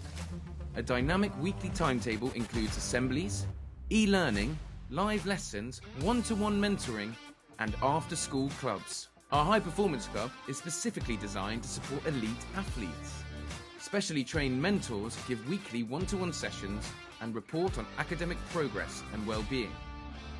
With over 300 pupils from 30 countries worldwide, MVA has redefined what's possible with 21st century learning, making it the perfect solution for balancing training and competition schedules with a world-class education. Brilliant stuff, really, isn't it, to see that you can go to school even while you're at a race weekend. Unfortunately, I had to avoid all race weekend because I had to stay at school. Didn't go too well, that either. Anyway, but yeah, if you want to know a little bit more of that, find your main man, Sol, who is roaming around the paddock, and he's a lovely, friendly chap. He's very tall. You can't miss him. He's about 5 foot taller than me, and I'm nearly 6 foot, so there you go. That turns out how tall he is. But yeah, he'll tell you everything you need to know about getting involved in that one. And yeah, like I say, great program and really gets the drivers involved with their schoolwork, which of course is just as important as racing. Yeah, I'm glad you mentioned about Sol being easy to spot. I was going to mention that he's 5'49", so very true. OK, junior qualifying heat A versus F is next up. Now, all Dries van Langendonk has to do to get pole position for the superheat tomorrow is essentially what he's just done for the first 4 races. Just keep it together. But even if he doesn't win the race, he can finish in the top 10 and still secure it, especially after being fastest of all in timed qualifying as well. So Dries van Langendonk for the Forza Racing team, starting from pole position and obviously looking very strong coming into this race. But he lines up alongside Tibor Ramekers, the man who dominated so beautifully at Valencia in Spain earlier in the year. Jacopo Martinese and Gabriel Kunikan on the second row of the grid. Then Ali Consani and Maria Nito from Salim Hanna and Lucas Obruchnik. Then it is Bennett Gaspar alongside Mies Huben, and then Louis Cochet along with Zhao Ju Sun. And then Marcos Sircunias alongside Roman Kamiab from Marius Baliberg and Guy Albag. Murilo de Rocha and Jason Bralich from Romeo Haag and Arthur Broen. And then it is Matthias Widver and Oliver Kinmark from Louis Castellini and Wojciech Woda. Paul Santaren, Lorenzo Campos, Kit Bolowski, Upper Terminen, Marla Marchand and Benjamin Youngard are eager to get us off to scratch. But obviously, for Dries van Langendonk, this is where the pressure cooker really begins. As he completes his first formation lap and goes into the second, he knows that all he has to do is do it exactly the same, don't change a thing, and he could end up being the only driver all weekend that will win 5 races out of 5 in qualifying heats. Exactly that, and you think you would have pressure on your shoulders going into that because you're thinking, oh, I want to make sure I get all 5, but in theory, he doesn't really have the pressure on his shoulders because, like you say, he just does what he's needed to do. So it's kind of like that tricky one. Does he have the pressure or doesn't he have the pressure? It's one of those. We won't know. We're about to find out, though, because he might just drive away again in this one. Crucially, though, we don't know what he's done with the tyres. Yes, has he been using all those fresh tyres throughout this day quite cleverly or anything like that? Or has he not used them? It's been on the same tyres all weekend, and now he's put on a fresh set on one side. We don't know. Again, it all falls down to this one, really. I'm very much looking forward to it, but predictions for this one? What are you thinking? Because Ramekers versus Van Langendonk, that's a challenge now, isn't it? It's a real challenge. It's a battle of wills between the 2 Belgian talents. Tibor Ramekers will feel that he has been flying the flag for Belgium at this level for quite some time now. And all of a sudden, this young upstart, Dries van Langendonk, has swept in and stolen his thunder. So now the 2 of them are going to have a very interesting charge to the first corner. Ramekers will want to outfox Van Langendonk. He'll also want to outpace him. So let's see what they can do as they come down the straight. Is this going to be a start? It is. And it's a perfect start from Martinese. Martinese shoots up at a second position behind Van Langendonk. And going with him goes Andy Consani, I think, in the parallel up to 3rd position, much to the annoyance of Tibor Ramekers, who now finds himself down in 4th position in front of the CRG of Gabriel Kunikan as everybody tries to get through without incident. Are we going to have a completely clean first sector? We do indeed. And as everybody knits their way through to the hairpin, trying to dice their way through the left hairpin, then the right hairpin, with the 2 corresponding straights parallel to each other. Looks like it's all A-OK for the time being. But the moves are already starting as diving up the inside. That is one of the Ricky Flynn drivers. That has got to be Salim Hanna making his bid to get through on Marianito. I think you're right there. Yeah, a little further down the order. Crucially, though, nice breakaway then for the top 2. Then 3rd and 4th place also with a little breakaway between themselves. Out of the final corner they go. Looked like someone was going for an overtake just in the back of shot there. It is Van Langendonk who leads from Martinese, from Kasani, Ramekers, Hanna, then Kerneken, Cochet, Silkunas and Gasper. Maria Neto rounding out the top 10. Big moves all the way throughout the field, but eyes are on the battle for 3rd place as it's still starting to heat up here as Ramekers under pressure here, and down the inside goes Tibor Ramekers, and Hanna follows as well. So Kasani losing 2 positions, and it's quite remnants of what happened earlier on in the day as well, where Kasani lost 1, then 2, then 3, then 4 in one corner alone by just being in the wrong place at the wrong time. Kerneken now with an opportunity here as he tries to go down the inside but fails to do so, slots back in behind. And as they dip down into this lowest part of the circuit, back up the hill they go into the final corner. Still battles ensuing, but now Martinese is on the charge and on the hunt. 6/10 is the gap, but crucially, and Langendonk once again straight away into the 53s. 53.8. No one else has hit that yet. So still they duel away for position. Van Langendonk in front of Martinez, Ramekes, Hanna, Consani now behind Kunekan, who has managed to get through into position. We're diving up the inside. There comes the bid from Silkunias. So Silkunias now gets the run on Andy Consani. Having already watched Kunekan get through, now Silkunias will do the same thing. And Louis Cochet and also Lukas Obruchnik are also not far away from making their impression on this qualifying heat as well.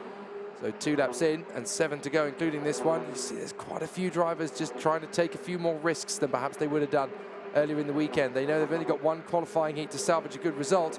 You may as well just go full burn. It's very similar in the super heats tomorrow. They will go full burn as well. But of course they'll race in the super heats in a very difficult situation. Yes, indeed. So as the race progresses on in this one, that gap continues to open up at the front. Look a little further back in the order. Big movers, Mirella de Rocha is up 6 places into P11. And a little further down as well, Lorenz Campos and Kip Bolowski also up 4 places equivalently. So they're moving up the order. Again, still your fastest driver, Dries Van Langendonk. Again, no chink in the armoury at all for the Belgian driver. Just kind of driving away on this one. Very remnant of what we saw Timo Ramekes do at Valencia. Now, like you say, another young Belgian's come into the play and all of a sudden has just taken over the pedestal here. What is it about the Belgian talent in karting at the moment? They've had an amazing 12 months because we had Eddie Goldstein win the gold medal for the FIA Motorsport Games in the senior category. Then obviously Timo Ramekes has come firing out of the blocks on all cylinders, and Dries Van Langendonk has done exactly the same thing. So here is a replay of a little bit of badinage. Oh dear, that was very close to a messy incident. That was Mies Huben, I think, dueling away there with one of the Formula Ks. I think that is going to be Bennett Gaspar. Yes, yeah, I think you could be right as well. So, yeah, no, I know what you mean. They must put something in the water. Must be something in the water in Belgium. So dropping down through the S's. It's all going very well indeed for Van Langendonk, who's now 1.8 clear of Jacopo Martinez. Oh, a bit of a moment there. What was that? That was just a bit of contact going down the hill into there. It was off camera, so I was looking out the commentary box window. That's a very bad trait because it's completely different to what you're seeing on the screen. We have had an incident. We have had an incident there. It's a Komoto. It was one of the Leclerc by Lennox carts, and it's the 24. It's Travis Teo. So I think he actually got tangled in there with Raul van Tharen. Travis Teo is going no further. That's the same place as we saw the incident between Vivek Kanthan and Nicolas Schaufler. So that's 2 DPK racing drivers in consecutive junior heats that have ended up on the outside, out of the race on that particular corner. So not going very well at all. No, big shame there. And that's 2 drivers effectively out in this race as they drop way down the order now and be on the recovery drive. But yeah, shame to see a retirement so late on in the race. We are half race distance now as the race goes on, and still Van Langendonk leads. That gap's opened up 2.1 seconds now. I mean, can anyone stop this young Belgium? It's just unbelievable here. Here's the replay. There's the aftermath. Ah, dear, yeah. And you can see Ralph van Tharen scampering away from the scene. So number 24 is not happy at all. That is Travis Teo, the Malaysian driver, who was really kind of hoping that he could get to the end of this one. But he's definitely very much of the opinion that it was the other guy. I think it was Luis Castellini who was the other driver. Yeah, because there's a Leclerc by Lennox car that's dropped down several positions. So that you're right. was with the same pace as that driver there. So, yeah, I think... Yeah, I thought it was a 44. It wasn't. It was a 41. You're right. So, drama there. But eyes on this battle here on your screen. This, I believe, is 7th, 8th and 9th. Andy Consani, Lukas Obruchnik and Louis Cochet, who are having a scrap at the moment. I could be wrong, but I think I'm right. That's very rare that happens, and a warning flag going out to Louis Castellini. So, yes, I think that's confirmation then. Yep, and that's 5 seconds penalty added onto his race time as well. Bitterly disappointing. Now, we watch as they come onto the main straight again. This is Obruchnik, Consani, Cochet, de Rocha and Mies Huben in the background. So this is going to be an intriguing one as Consani tries his best to hang on here in front of Cochet. And there's a warning flag on the timing screen in front of us, which of course is Louis Castellini on the digiboard. So 5 seconds penalty added to his tally. Now 116, Andy Consani shaking off the machinations of Louis Cochet, but here comes the move as Cochet dives in. And Consani is going to try and get him straight back again. Doesn't make the overtaking move retaliate. He has to dive in, and still very tight indeed between those two. Yeah, indeed, as he instantly fights back there as well, chopping and changing, just running out of time here. They're losing track position, really, and it's allowing the drivers behind to close back up. So Consani back in front of Cochet. De Roche is closing in. Huben and Guy Albag also closing in as well. Eyes on this because Ramekers is caught up to the back of Martinez now. This is the battle for P3 on track with 2 laps to go. Very possible that we could see some action here, as Ramekers will want to capitalize on not the best start in this one and wanting to close that gap. No moves there as they go back down the hill now through compression, and again just seeing the 2 different lines, the entry points, the braking zones, how much it closes in between the 2 of them. And just through there, no real positions gained or lost, and they're just pushing themselves along. But again, just not matching the pace of Van Langendonk, who's just driven away 2.6 seconds now, that gap from these 2 here. There he is on your screen. Quick check over the shoulder. No dramas. Could be a perfect set of qualifying heats here. It's always very difficult to come into these qualifying heats with the perfect setup and the perfect start. Having been in qualifying in pole position, the Forza Racing driver on the Express chassis was always going to have a tough race. He ended up doing 2 races yesterday. One of them on the road was second in the other, but the leader was given a penalty.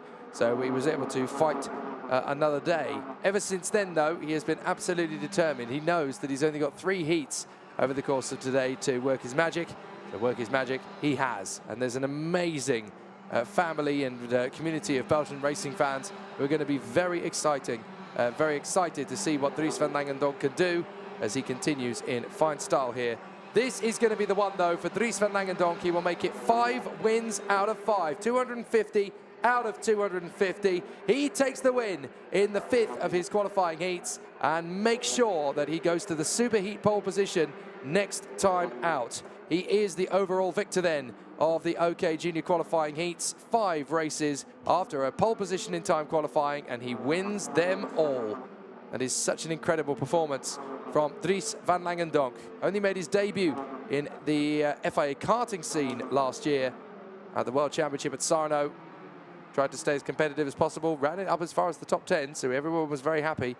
But now he's here in Champions of the Future, and in his permanent new berth of Forza Racing. This is exactly what the doctor ordered. He really wanted to get himself into a competitive position from the outset. So very nicely worked there from Dries Van Langendonk, the Belgian driver, doing a fantastic job. 5 wins, 5 starts. That doesn't happen all the time. So a very impressive performance then from Dries Van Langendonk, who is able to continue to maintain the pace throughout and has definitely given himself a little bit more homework to do going into tomorrow.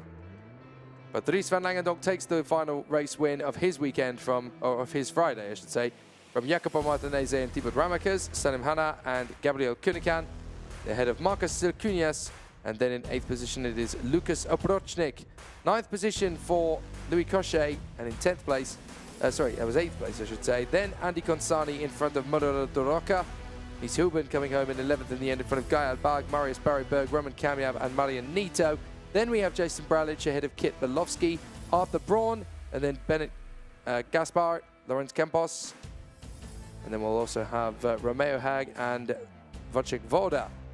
Jalju Tsun and Mala Marchand are next from Ralph and Tharden, Argo Timonen, Matthias Viva and Louis Castellini, who did come home but will be classified down at the back. The 2 drivers that were out on the opening tour, Travis Teo and Benjamin Jalmargond. Well, it wasn't quite as lackadaisical or chaotic as it has been in the past, that's for sure, but it was certainly filled with drama and suspense and intrigue as the drivers continue to make progress. A little bit of bumping and boring on the first lap there. You can see where drivers make gains and where they lose out. Sometimes it's even on the run to the tram lines itself. Some big moves and some good overtakes throughout the pack, and it was always really exciting to see how the contenders are going to continue to gear up after what has been a very close fought but very exciting battle out on the course. And so now it's just a case of watching for these 2 groups of drivers, just watching how it's done. And these guys will no doubt try and challenge to book themselves to a place in the championship. So through they come again. And there is the moment that we saw the retirement of the number 24 of Travis Teo after his tangle with Louis Castellini. Castellini would eventually be punished for his part in the transgression.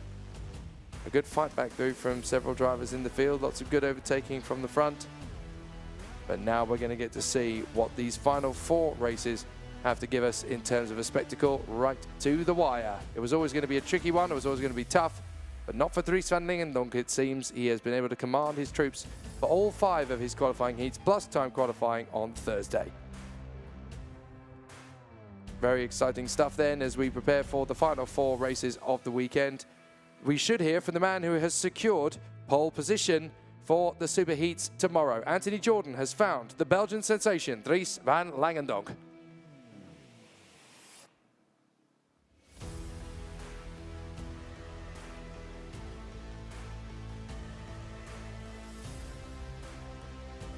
Well, there is a slight issue there, a defect with the microphone. Hopefully we'll be able to get everything sorted this time. Let's try that again. Anthony Jordan. Thank you very much, Jake. I've decided to unmute my microphone this time around, and hopefully it works. Sorry about that, Dries. Solid weekend, perfect score, 250 points. You start on pole tomorrow. Can you repeat what you've been doing today into the wet conditions that we're potentially going to have tomorrow? Yeah, on the dry we were really fast. We don't know yet on the wet, but for sure I think the team will have it under control.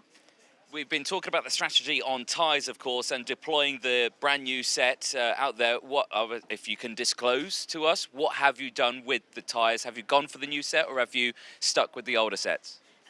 For the last heat, we've just used 2 new tyres. So yeah, 2 new tyres. Okay, so if it's dry tomorrow then, they're not too scrubbed in, you might be okay with tyres then? Yeah, for sure. Well, a brilliant result and a brilliant weekend. I'm sure there's many people who are going to be celebrating with tonight and ready for a busy day tomorrow as well. Yeah, for sure. Well, congratulations. We'll let you crack on. Enjoy the rest of your evening and best of luck for tomorrow. Thank you very much. Excellent there. So plenty more action to come up. Just a few more races to go. Jake, we'll head back up to you. Thank you very much indeed, Anthony. Good to hear from you. And it's going to be a really interesting continuation to the race battle as the contenders are just gearing up, ready for the next heat, which is going to be for the OK Senior category in Groups A versus F. And that's where we could see Gabriel Gomez securing his place at the front end of the starting grid tomorrow. However, if he lets it slip, then it could go the way of Kian Nakamura-Berta. It's not all done and dusted yet as we are able to battle into position. As the contenders are dicing away around the course now. It'll be an interesting one to see who is going to be in a strong position from this one. But Gabriel Gomez certainly looking for a continuation of his solid run from time qualifying and hoping to run all the way to the pole position in the Super Heat tomorrow. He'll certainly be in pole position for one of them if he gets the race win. But if he gets the race win, then it will be secure as the overall pole position sitter based on the fact that he and Kian Nakamura-Berta can tie for points, but it'll be Gabriel Gomez that gets it. So an interesting situation for all of the contenders. So just informing everybody that we had an incident, obviously, earlier on in the day here at Steel Ring, which involved a marshal trying to recover a cart. We have had to replace that marshal who was actually injured moving the cart from the scene. But hopefully that marshal is going to be recovering very, very quickly indeed, and hopefully it's only a minor defect. But a massive thank you to the marshals around the circuit here at the Steel Ring. You guys have absolutely been sensational. We are very, very grateful to all of the marshals around the course. Without them, we couldn't go racing at all, of course, and they have been incredibly passionate and determined to make sure that all of the incidents around the circuit have been cleaned up very quickly and very astutely as well. So without the marshals team, we are absolutely nothing at all. So a massive thank you to all of them. And please do continue your fine work. It is really good to see just how passionate and how welcoming the Steel Ring has been to Champions of the Future. Don't forget, this is the very first time that the OK competitions of Europe have come to the Steel Ring here at Trinec in the Czech Republic. And may I say, what a popular venue it is already turning into. A lot of the drivers calling this the Monaco of karting. But there are still great overtaking opportunities affordable to the drivers and still some great racing to come. Now, for Gabriel Gomez, it's make or break time. If he wins this race, he will be in pole position. Nathan Tai is alongside him on the grid. Thomas Stolchemanis and René Lammers will be on the second row of the grid. Then Len Nys and Gilles Caranta from Enzo Tarvinichkul and Maciej Gladish, Francisco Macedo and Vaclav Prokashka. Then Marek Skriven and Karolina Vanchikova from Shimo Zhang and Andrea Dub from Gazi Modlikar and Alexander Boganovic, Maxon Verbruge and Wojciech Warushka, Ludwig Franzen and Javier Evermides, Matilda Pats, Enea Frey, Eloy Gonzalez, Chi Newman and Alex Sawyer. So, to reiterate, the winner of this race, if it's Gabriel Gomez, then he will go through to the Superheats tomorrow and start on ultimate pole position. Why is that? Because he could tie for points with Gia Nakamura-Berta. Well, it then goes to countback if they tie for points. And of course, that reverts back to who set the fastest lap in time qualifying, and that was Gabriel Gomez. So no pressure on the Brazilian. But if he wins this one, he will start the Superheat tomorrow from the front of the grid. Yes, he will. Let's see what he can do in this one. It didn't go all his way in the last race. I think he came second place, didn't it? Stolchemanis took the win. So it's not been a perfect day for Gomez, but it's certainly been a good one. Like you say, currently in the point standings, 194 alongside Gia Nakamura-Berta. So will be a very interesting race on this one. We'll have to see what happens later on as well. So Gomez on pole for this one. Nathan Ty alongside. Nathan Ty taking his first OK win as well earlier today. It was his first win on camera. On camera. He was quite passionate about that. Yes. Because he's won several OK heats now, but he always seems to do it on a Friday evening when nobody's watching. But no, obviously today, it was a Friday when everybody was watching. Yeah, exactly. It's still on a Friday, but yeah, it's live streamed this time, so he's definitely benefiting from this day backwards, yes, indeed, isn't he, is Nathan Ty. But yeah, definitely so. It's been an interesting day all around, but again, who's going to take it on this last one? Who's going to get the better start? I suspect, well, I don't know anything. Here we go then into the tram lines. Green flag goes out, and it is a good start from Gomez, who dives into the inside there, and then the three follow through as well. Oh. And there's a coming together, carts off, and it's two of the Beyond carts who have come together there. The teammates, Enea Frey and Chi Newman then tangling in with each other. Has Gomez continued to hold the lead? Because there are still problems. There's another couple of carts involved in that one as well. I think we've also lost Ludwig Franzen of the Falcon Racing team. So Ludwig Franzen's going no further. Gabriel Gomez still hanging on in front of Stolchemanis, and there's more problems as further round the course. We've got one of the Leclerc by Lennox carts, I think that is. Or is it one of the Birolats? Yeah, it is the Leclerc by Lennox cart that's in trouble. Trying desperately to get going again. That is the 269. No, it's a Paralin. So that's the 269 of Maxon Verbruge. Yeah, and then also we've got a Samarco IPK racing driver who's not crossed the second timing beam. Yeah, that's Marek Skriven. Yeah, who's not crossed the timing beam. So all sorts of flotsam and jetsam in this one. Yeah, indeed. There's that car being recovered. So Gomez still leads then by not much, though, because now he's actually been overtaken. Stolchemanis now takes the lead of this race, and this is exactly what we saw earlier on. Gomez struggling in the second half of this day. He's going to have to try and fight back instantly. Leaves the door open. I thought he was going to be under attack there from Tarvinichkul. Tarvinichkul unable to get that move done down the inside. So Stolchemanis leads from Gomez. Tarvinichkul still there. Len Nys, then Caranta. Lammers still there as well. And look at Gomez here, frantically trying to get that cart into a decent position to try and take that place back. Well, this is the thing. Gomez is not guaranteed a pole position if he finishes in second place. He is if he takes the win. So it's very important for him to get back through on Thomas Stolchemanis as they come onto the main straight again. Gomez hunting down the Latvian. But the Energy Course driver, definitely one of the most prolific contenders in the OK Senior category in 2023. So let's see if he can hold on in front of Gomez. We've got a nice little train developing further back, because we've now got Lammers, Ty, Caranta, and Mercedes. No, there's problem. Spin, it's Ty. It's Nathan Ty. Oh, what a disaster. He tumbles down the order, and that car, he'll try and restart it, but he's only going to get one attempt at it. And what a disaster. I'm not even sure what happened there. Did the back just step out? It didn't even look like there was contact. Was it an engine seizure? I mean, no, he's pushing it, so it's not seized. There's no way he's going to get this kart started up again and have a decent run to the flag. Well, he's got downhill momentum here. He might get it fired up. I think he did get it fired up there on the first go. No way. He has indeed started moving. Fair play to Nathan Ty. Yeah, the only benefit that he had there is that he was pushing it downhill, so that's definitely a benefit to him there.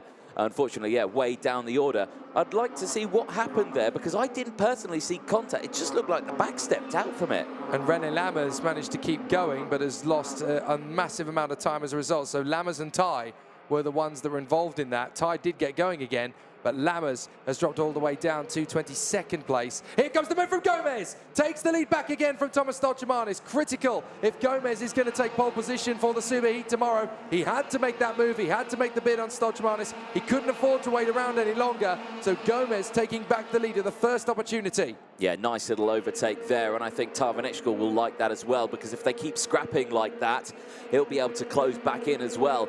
Nice still there as well, but keep an eye on Stoltemanis, who will go for that move. Here's a replay then. Keep an eye on Nathan Tice, who's on the outside there. Was? That's so was there strange. Was there contact with Caranta there? That's so strange. It's a really weird maneuver, but Lammers has come back to the pits to retire. So I wonder, did Lammers have a mechanical problem brewing, and then Ty obviously had to make a very swift correction of the kart in order to avoid ramming into him, and in doing so, the back end kicked out, and Caranta had nothing he could do but just pitch him around. That looked like it was a chain reaction incident rather than anybody having any dodgy driving. Yeah, exactly. Gomez now with the fastest lap of the race. Now he's got back in front, pushes forward.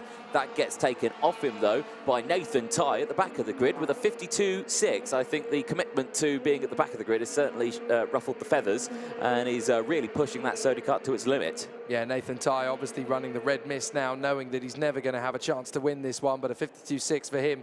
It's a statement of intent more than anything else from the Sodi kart driver from Great Britain. I had a chance to win this, I know I did, and I'm just showing you all the speed that I could have had, but a big problem for René Lammers, who actually ended up pulling into the pits to retire with what I can only guess was a mechanical problem, because essentially that's what triggered the incident. Nathan Ty had to make a massive overcorrection of the steering to get out of the way of the power lane. He was trying to make an overtake of him, and then unfortunately he ended up mistiming it, and Jules Caranta had nowhere to go. Yeah, Caranta now under pressure from the other CRG of Francisco Macedo, and as they go through, very tense battles increasing all the way throughout this session. There's one of the Ricky Flynn drivers there just in the background. Well, Anea Frey has just retired from the race. He was one of the ones that was caught up in the first lap incident with his Beyond Racing teammate, Gene Newman. So he's out of the race as well, unfortunately, the Swiss driver, Anea Frey. So that's going to be one less racing driver to talk about in this one. Lap 7 of 13, and we've already lost Frey, Lammers, Verbruge, and Fransen. This is the end of the sort of day vibes that you would see from this one. It's the last-ditch attempt, really, to get those points onto the sort of top section to get into the super heats tomorrow.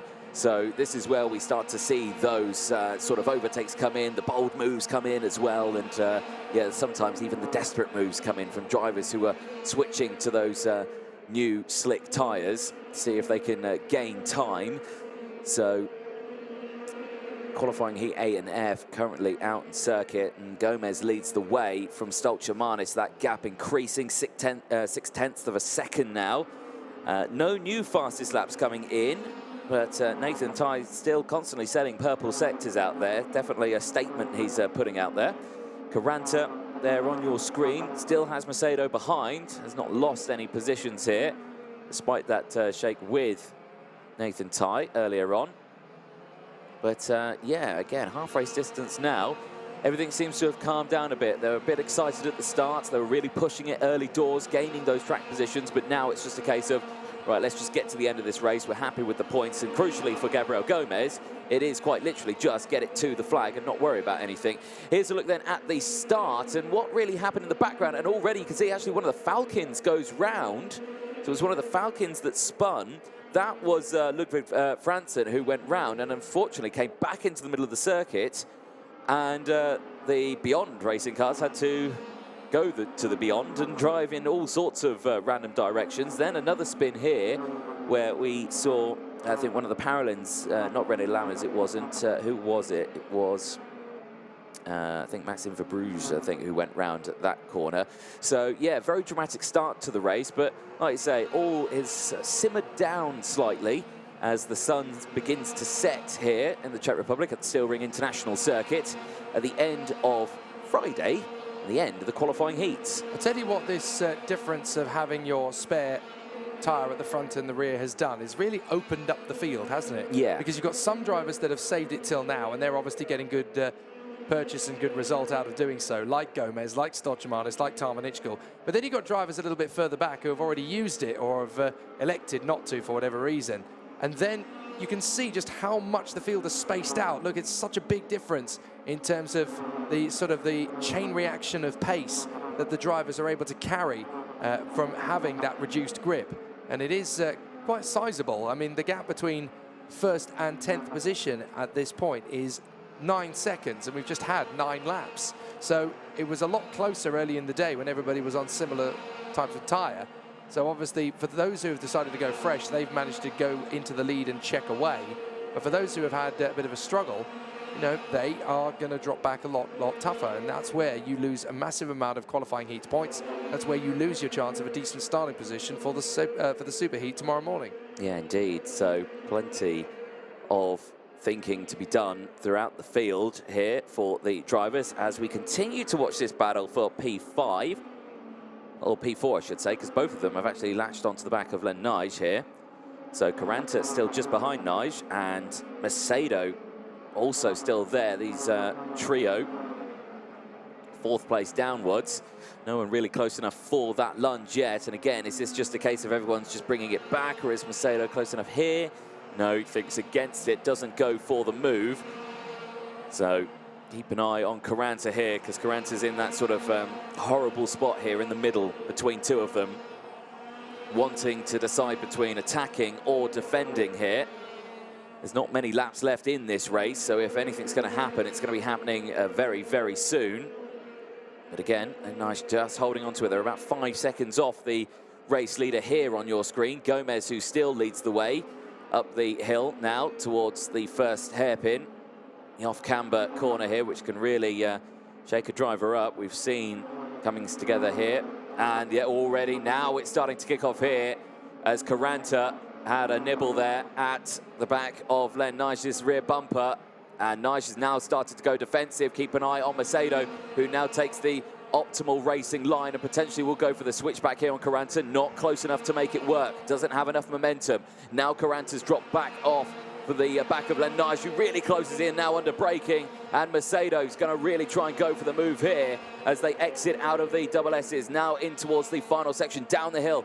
No real overtaking opportunity through this one. Potentially on the exit of this one, we have seen the move get done here only once so far this weekend, but nothing this time around. We go on to the final lap. Gomez leads the way by about 0.8 of a second from Stochmanis. Tarvanechkol's just gone a nice quiet drive in the countryside as far as he's concerned in this race, and then it's all kicking off still for P4. Yeah, Enzo Tarvanechkol has been very much in no man's land for the entirety of this race. 3rd position on his own, not really under any pressure. Stochmanis staying within a second of Gabriel Gomez, but the Brazilian is going to get himself into the victory position by holding on to this, not just across the heats, but also into pole position for the super heats, because even if he ties points with Kiya Nakamura-Berta, it's going to be Gomez that gets the pole position by virtue of the qualifying times, and he was the quicker of the two. So Gabriel Gomez is going to make his way around the final couple of corners, and the CRG driver will take not just the win, but also pole position for the super heat tomorrow.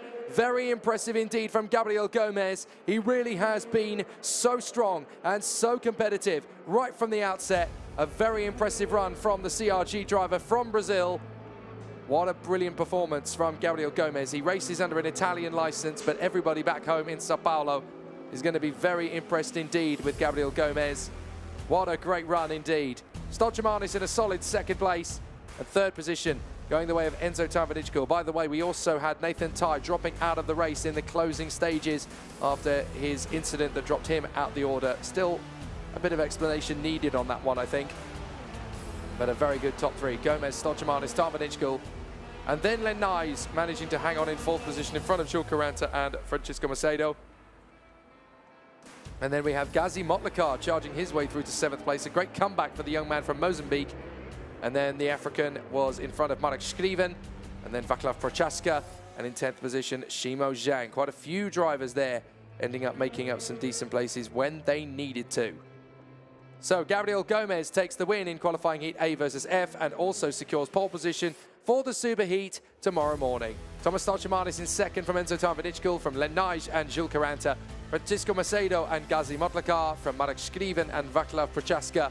Then Shimo Zhang in 10th position, ahead of Alexander Bogunovic and Matilda Pats, from Karolina Vanchikova, Wojciech Waruszka, and the Australian talent Javier Avramides of the Kart Republic Motorsport team. 16th behind him, Maciej Gladish had a very difficult race there, the Polish driver for Ricky Flynn Motorsport. Then Chi Newman ahead of Andrea Dupe and Eloy Gonzalez, with Alex Sawyer the last driver home. There were problems elsewhere though. Nathan Tye out of the race, having to take avoiding action of René Lammers. Enea Frey having problems, and then also retirements on the first lap for Maxime Verbruge and Ludwig Franzen. A very tough race battle here at Trinec on the Steel Ring International Circuit. It's only been in construction, it's only been in race operation for 6 seasons, ever since 2017, but what a great racing facility this has turned out to be. There's the problem on the start, as we saw the two Beyonds tangling with Ludwig Franzen. They managed to get going again. Unfortunately, the damage had already been done. How tight it was at the start. And then we had Maxime Verbruge ending up getting tipped around into a spin, and that was very much game over for him on the opening lap. He tried to get it started again, tried to recover it, but it all went wrong. Then we had a little bit of a mechanical blip for René Lammers as Stolchemanis took the lead away from Gomez. Watch in the background, because then we're going to get to see René Lammers have a bit of a headache very soon after this incident. And that's where Nathan Tye did everything he could to try and take avoiding action. And then the chain reaction caused him to spin after a little bit of assistance from Jules Caranta. There it is. Look, Lammers has got a problem over the curbs, and there goes Nathan Tye. Spins around, pitches it around, and there's not really a lot he can do about that one. So Tye is out of the race. Lammers out of the race as well. So neither driver scoring big points in this one, and that really does hamper their campaigns, because Tye ends on 196, Lammers ends on 172. The win that gave the pole position for me, Gabriel Gomez getting through on Thomas Stolchemanis. He will now get to start the superheat tomorrow from pole position. As we watch the battles further back, Maciej Gladish got in some good overtakes, but it didn't really come to a decent result. So Gabriel Gomez of Brazil will start the superheat tomorrow from pole position, whatever happens, after taking 244 out of a possible 250 points. He only dropped 6 points in the entire qualifying heats phase. So down in pit lane with Anthony Jordan is our pole position sitter for tomorrow morning's superheat, Gabriel Gomez of Brazil. Thank you very much, Jake. Yes, down here in Parc Fermé with Gabriel Gomez. Gabriel, fantastic run throughout today, and you do, with that race win, secure your pole position spot no matter what happens due to your better qualifying yesterday. So congratulations on that one. A solid day for you. Well, yes, thanks. Until now is a really good weekend. We managed to do really good tests for the European, is the most important, and we can do a really good race until now. Really proud of the work of the team, the engine, and we are really happy with the work now. And now we see for tomorrow, start in pole, and let's see what we can do. Exactly that. The talk's been about tyres and the weather for tomorrow as well. Chance of rain, maybe not, because it was supposed to rain today and we've not seen any. Are we feeling a little bit nervous going into tomorrow about what could happen? No, we are okay for the moment. It's going to be difficult tomorrow because the water is a little bit crazy here. I think it's going to rain for the final, but we have the superheat before, and it's a little bit also difficult to manage the tires here. It's a really difficult track, a lot of corners, but we can do a good job, we see. Yeah, exactly that. Well, congratulations today, solid performance, and best of luck tomorrow. Thank you. Excellent stuff there for Gabriel Gomez. Only a couple more races to go. We've pretty much secured both of our drivers for pole position, but what's going to happen a little further down the order in both categories? Let's find out. Jake, back over to you. Thanks, DJ. A very interesting word there from Gabriel Gomez. They're looking quite calm and consistent, but even though they haven't been as dominant as Dries van Langendonk has been, he certainly gets the job done with 244 points secured out of the 250 available. A very solid run indeed from Gabriel Gomez. However, there are still plenty of positions to sort out in the OK Junior and OK Senior qualifying heats B versus C across both categories. Lewis Werrell and Jindro Pashal are going to be together on the front row of the starting grid. So that's where things are going to get interesting. Elliot Kaczynski and Jack Iliff, the talented young American, on the second row of the grid, Alexander Chartier and Noah Wolf on the third. And watch out for Alexander Bondarev as well. He usually comes good in the final heat of the weekend. Certainly the way things have certainly progressed from him in the past. So as the drivers venture out onto the circuit, it is Lewis Werrell and Jindra Pashal that are on the front row of the grid. Elliot Kaczynski and Jack Iliff from Alexander Chartier and Noah Wolf. Then Alexander Bondarev and Matías Orjuela from Lev Krutulov and Augustus Toniolo. Joel Pochiala and Klara Kowalczyk from David Kozma and Matt Corby. Vasilis Apostolidis and Harry Domain. Santino Panetta and Scott Marsh from Jarrett Clark and Morgan Knudsen. Boris Leisen and Martin Tuth from Kusai Aguma and Kian Fardin. Dominic Javodny and Noah Montero from Matas Schreiber, Radek Vavra, Javier Herrera, Victor Rad, Nitio Mabunda and Mark Brovko. So this is going to be an interesting one from Lewis Werrell and Jindra Pashal on the front row of the starting grid, all the way down to Intizo Mbunda and Mark Brovko on the back row of the grid. There's still every chance to make a decent result out of this one, especially if you've got your tyre choice and tyre pressures right. It's the hottest part of the day so far. Air temperature 18 degrees Celsius, a lot more than we expected it was going to be. And I have to say, it certainly feels a lot hotter like that down there on the starting grid. The track temperature is going to be in the high 20s to low 30s. Definitely so. Very interesting weather conditions that we've got here today. As like we were saying, a big shake-up. We had no idea what it was actually going to be like because the weather was saying one thing, then it decided to do another thing. So, you know, again, that brings up that question mark for tomorrow. Have people pushed those slick tyres a little bit too hard for the superheats? Are we going to see a real shake-up in that one? We don't know. We're going to have to wait and find out. Certainly for you, the viewers at home who are not here at the circuit, that'll be a few races that you will not want to miss. So make sure you tune in live tomorrow for the super heats. They will be starting on track at around 10 to 10 into the tram lines, false start, so we can talk a little bit more about something else. Maybe statistics. I tell you what we can talk about. Go on. The reason for that false start. Lewis Werrell was a good 3 kart lengths up the road. That'll certainly do it. So for some reason, he wasn't quite able to get there into the correct starting position. So, yes, he'll have to sort that one out a little bit. Talking a bit about statistics and all that, if you do head to the ukart.io website, you can see lots of statistics. One being that the fact that we've got 39 nationalities taking part in this one. We've had 62 penalties been given out already so far over the course of the weekend with 100 participants. We just saw a replay as to why this start got delayed, and that was because there were multiple drivers outside of the tram lines. Indeed. So, yeah, big one there. Now, there's the teams one here. Now, the best teams, I think this is the best results that they've had over the day. Now, I'm not sure how this one works out on the website. I need to clarify, but it says that the Kart Republic Motorsport team have been the most successful team here this weekend in terms of the chassis, I think, that have been used across the weekend. Not too sure. Here we go again. Take number 2 on the race start. Green flag goes out. Great start from Werrell, and that inside line working well once again as they all sweep down. Bit of tyre smoke as drivers bouncing off the side of each other, but everyone getting through the first couple of corners unscathed, diving down the inside. One of the drivers there getting swamped by the main pack. I think that may have been Orjuela, who's dropped back and a bit of contact and off the track and off and into the middle of the circuit. The entire grid goes through. How on earth? He's survived that one.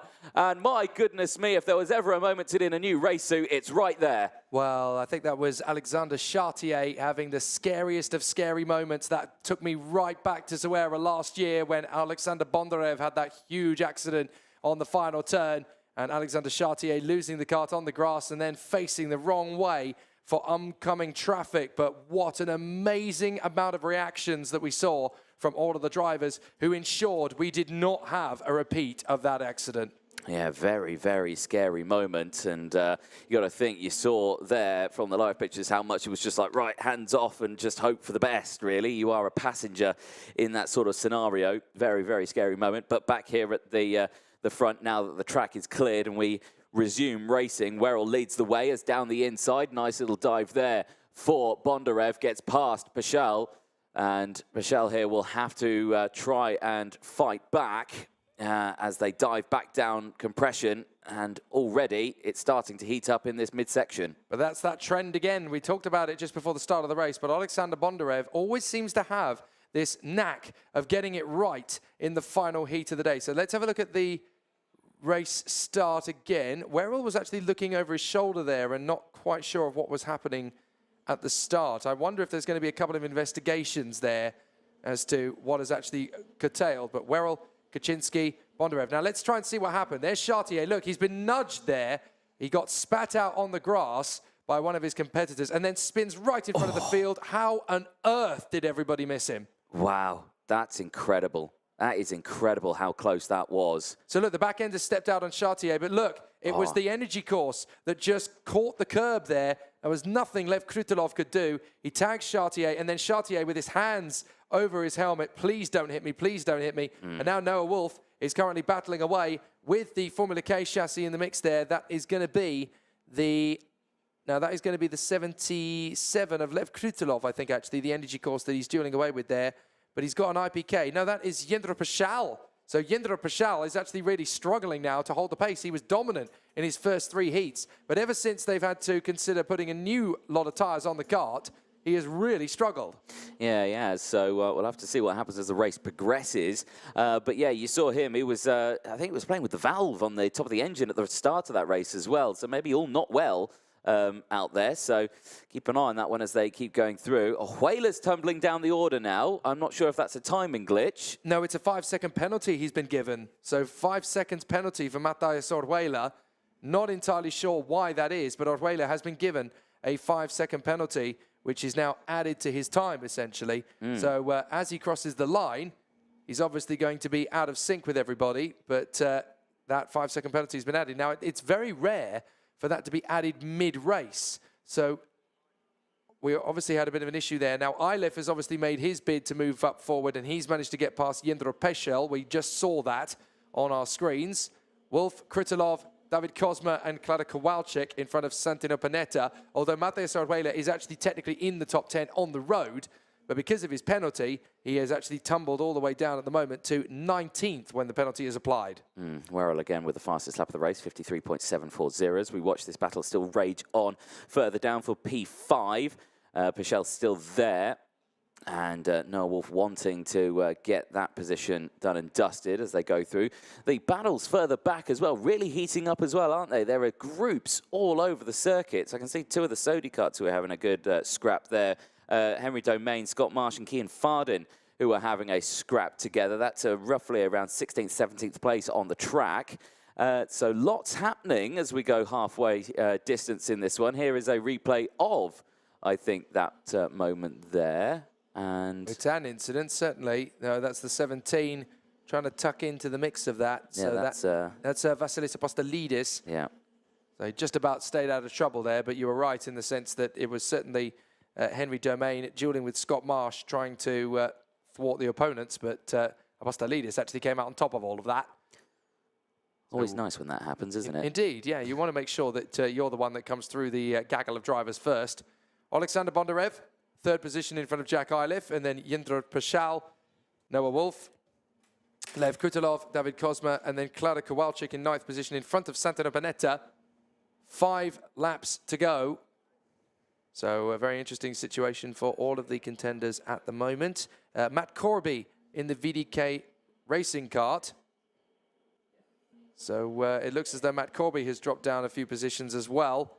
But Matthias Orjuela crosses the line in 9th position on the road, but when you add the 5 seconds penalty to him, he has now tumbled to 15th position. So the fact that the field is spreading out again a little bit is going to help Matthias Orjuela to a certain extent. He's not going to lose quite so many places as he would have done otherwise, but certainly not really what the Colombian will want to read at the end of the race, because he'll think he come home in the top 10, and it turns out he hasn't.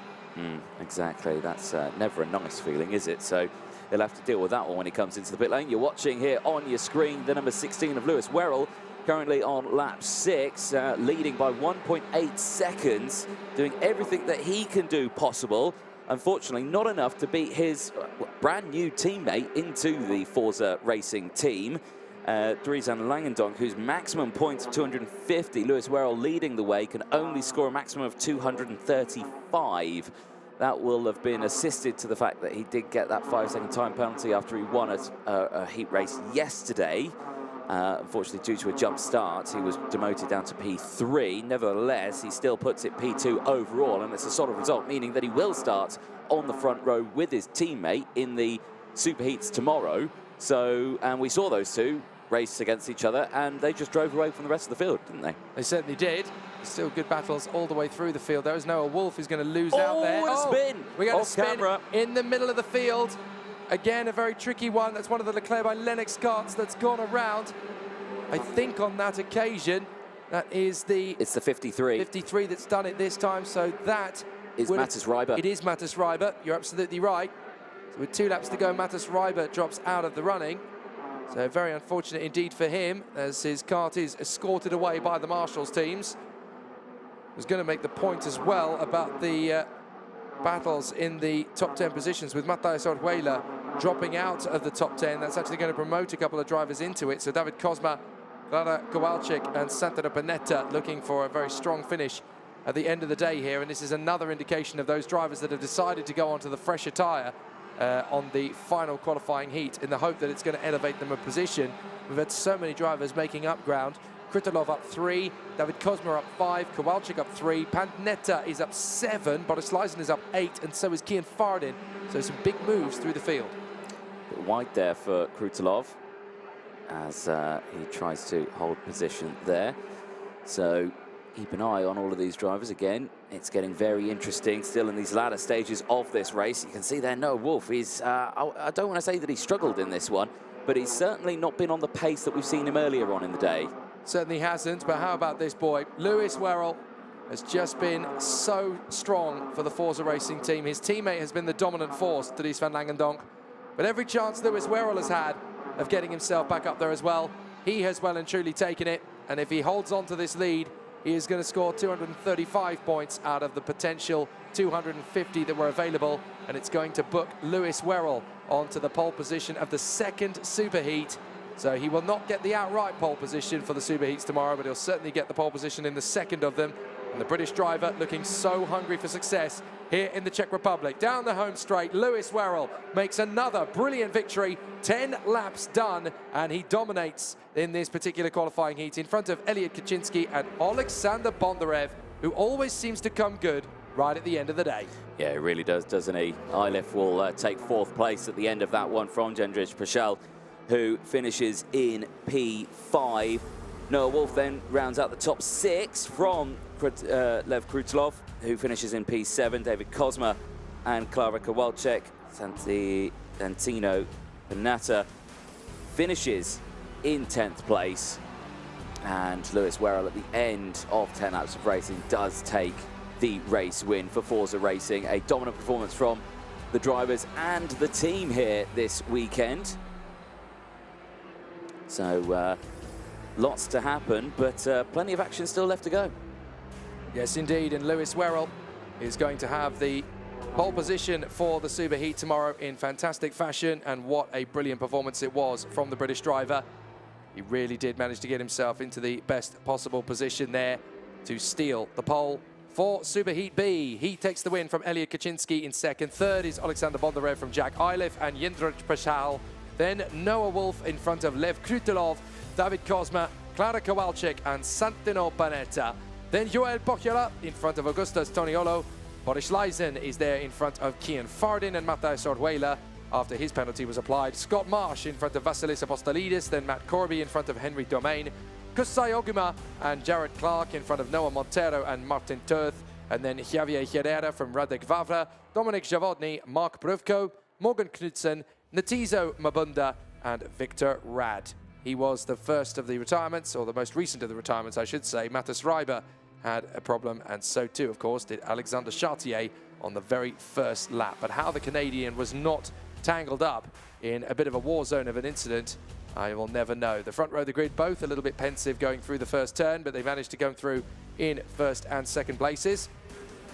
And then it all started to kick off around them as Alexander Chartier would end up getting nudged on the way through. Here was the incident off the curb, and I think it was a little bit of badinage between him and Lev Kritelov. Chartier then spun in front of the field. Very good work from everybody to avoid the incident and avoid the contact with the Praga driver. Chartier, let's have another look at that. And you can see Kritelov just bounces off the curb into the path of Chartier. There's nothing he could do about it, but how frightening is that as an incident when you've got the whole field coming towards you? Nobody hit him. Thank goodness for that. The man who did have that happen to him a year ago, of course, was Alexander Bondarev, and he is the one who's been able to charge his way forward to fight his corner in fantastic fashion. It really has been an amazing charge forward from Bondarev in this one to come through to third position ahead of Jack Eilif and Yintra Pashal. Now, there were problems galore as well. Matas Reiber having to walk away from his kart in a very difficult situation for him. But the Leclerc by Lennox racing driver will have to come back and fight for more. It's the Forza racing driver that seals his own pole position. Having watched his teammate do it earlier, Lewis Werrell gets Superheat pole B.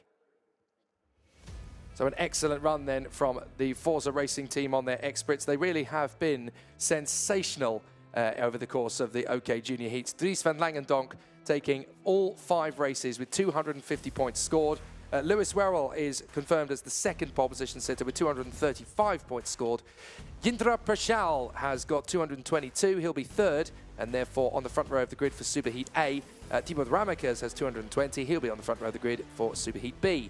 The drivers catching up with them are Alfie Slater on 214, Jack Eilif on 208, Filippo Sala on 206, and Jacopo Martinez on 202. You can keep up to date with all of the latest developments on that, as well as the grid positions for tomorrow's Super Heats on championskarting.com and on ukart.io. So let's head down to the holding area where the number 16, Lewis Werrell for Forza Racing, has taken a fabulous victory and put himself in Super Heat Pole B.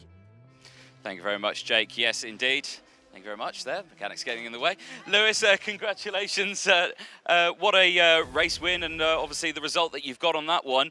Not the maximum points, but you still start on pole position for one of the Super Heats. Do you feel like you can get a jump on your teammate in the Forza Motorsport team? Had an alright couple of days.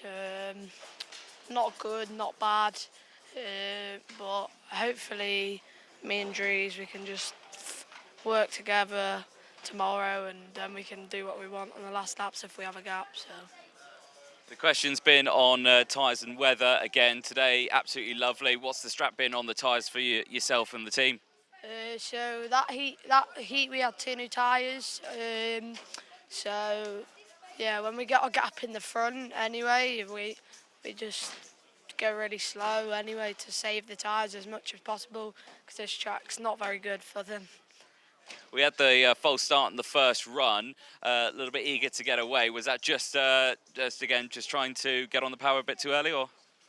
No, I had my hand up because I was being bumped from behind, so they went round again. Okay, well, a tough race and a tough weekend so far, but weather looking to be a bit interesting tomorrow. Do you still feel prepared and ready to go for it? Yeah, always. Brilliant stuff. Well, congratulations. Best of luck for tomorrow, Lewis. Thank you. Well, plenty more action to come from the juniors. But Jake, there's only a couple more races to go. We'll head back up to the commentary box and very much looking forward to the end of this day. Thanks, DJ. Just one race to go. And of course, it is the qualifying heat for Groups B versus C in the OK category. And this is where we could see another pole position sealed in the OK senior category for Kian Nakamura Berta. All he has to do is do what he has done 3 times out of 4 so far, and he will seal the deal to get his own pole position ready for Super Heat B tomorrow. We already know that Gabriel Gomez is going to get there no matter what for Super Heat pole number A, or letter A, I should say, because obviously he has 244 points out of a possible 250, which is the maximum that anyone can score. The 244 points tally is the maximum anyone will score, and that is obviously Gabriel Gomez, who will get the nod for pole position, even if Kian Nakamura Berta matches him for points, because it was Gabriel Gomez that went quicker than Kian Nakamura Berta in timed qualifying. So it is Gomez that gets pole position for Super Heat A. If Nakamura Berta wins this heat, he will get pole position for Super Heat B. And that's what's at stake for the Japanese driver. Although, of course, when he races in Europe, he races under a British license. He has been raised there, and he absolutely adores his heritage. He has a strong support base out in Japan, but he also has a very strong support base and fan base in the United Kingdom as well. So for 13 laps of the course, it's now Kian Nakamura Berta versus Jakub Kamenik that will finish off the day's activity here. And as we said, if Nakamura Berta takes the win in this one, he will take pole position for the second of our super heats. So that's definitely going to be an interesting one, as Jakub Kamenik, the local star, is going to be alongside him on the front row of the starting grid, and he will want to finish off strong. But then Finn McLaughlin and Guillaume Bouzard are going to give him plenty of pressure through the first couple of laps. So here we go then. Kian Nakamura-Berta, pole position. Jakub Kamenik in second. Finn McLaughlin and Guillaume Bouzard are next up. Then Artur Pulain and Alva Simasvara, Alex Powell and Martin Molnar. Mark Dubnitsky and Mathieu Kolnagi from Miguel Costa and Emili Koivisto. Then Kiana Blum and Jimmy Helias, Marcus Seita and Petra Babachkova. Adrian Ferrer and Joe Turney fighting his way back after a difficult qualifying. Ivo Besterda and Ian Eichmans likewise on the qualifying form. Leo Nilsson, Dante Vinci, Ryan Vincent and Jakub Rachki will chase after the field. Now, Pavan currently sits on 229, Stolchamanis on 217 and Nathan Ty on 196. So Nakamura-Berta needs to take the win to level Gomez on points. If he does, then he will be pole position for Superheat B. Yes, indeed. So, question marks lie over this race, and we'll have to see what happens in it. Obviously, the last race of the day, and of course, we go into the Superheats and finals tomorrow. Plenty of action left in this weekend. Obviously, the last day of racing is Saturday, so if you have a load of friends who watch this and think, oh no, it's only the heats tomorrow, no, no, no, no, no. It's finals day tomorrow, ladies and gentlemen, Saturday here in the Czech Republic. And again, real shake-up for the schedule. And I think for even the drivers as well, because we've had a lot of them say that, oh, I forgot that it was all today. I was asleep thinking it was all happening tomorrow. So, yeah, forgot about that. But, hey, never mind. I'm sure lots of people have forgotten as well. But here we go. Really going to shake this one up. Now, Nakamura-Berta and Jakub Kamenik, two drivers who have had decent days, but Nakamura-Berta has been on it in the second half of the day, hasn't he, in the seniors? He certainly has. I think he was a bit of a slow burner in terms of finding the pace and finding the speed. Would it be lovely, though, if the local star, Jakub Kamenik, is able to get one over on him and actually seal his first win of the meeting so far? He hasn't actually got one yet. He's come close, and he's been top 5 a couple of times, but he has a chance now as the lights go out. Kian Nakamura-Berta gets a good start. And Jakub Kamenik, a perfect start to get into second position. Consolidates his losses there as the shadows hide the carts as they go through the first hairpin up to the top of the crest. And now they work their way through, back down the drop. Nakamura-Berta in front of Kamenik. No major concerns there. Third position, the fast starting Artur Pulain has yet again charged his way forward early doors. And Kamenik is moving to cover. Well, that makes life a lot easier for Kian Nakamura-Berta. The more that Kamenik defends, the bigger the gap the Japanese driver up front will get clear by. Exactly that. So they're going to have to be careful here. It's down the inside there. Changes Pulain. Goes for that move on McLaughlin and gets up into second place. So Artur Pulain now that we saw earlier on, who ended up battling with all of his teammates who are struggling to get past him, now this time around leads the second place group over the start-finish line, and already at the end of one lap, Nakamura-Berta's got a gap of over a second already from this chasing pack. From Pulain, McLaughlin, Kamenik, Bouzard, Powell, Dubnitsky, and then Kolnagi, Simasvara there as well, from Martin Molnar in the top 10, still chopping and changing as I think that was Kolnagi on Dubnitsky. Just further back, the two CRG teammates swapping positions. I think you might be right on that one. Still the drivers battling away.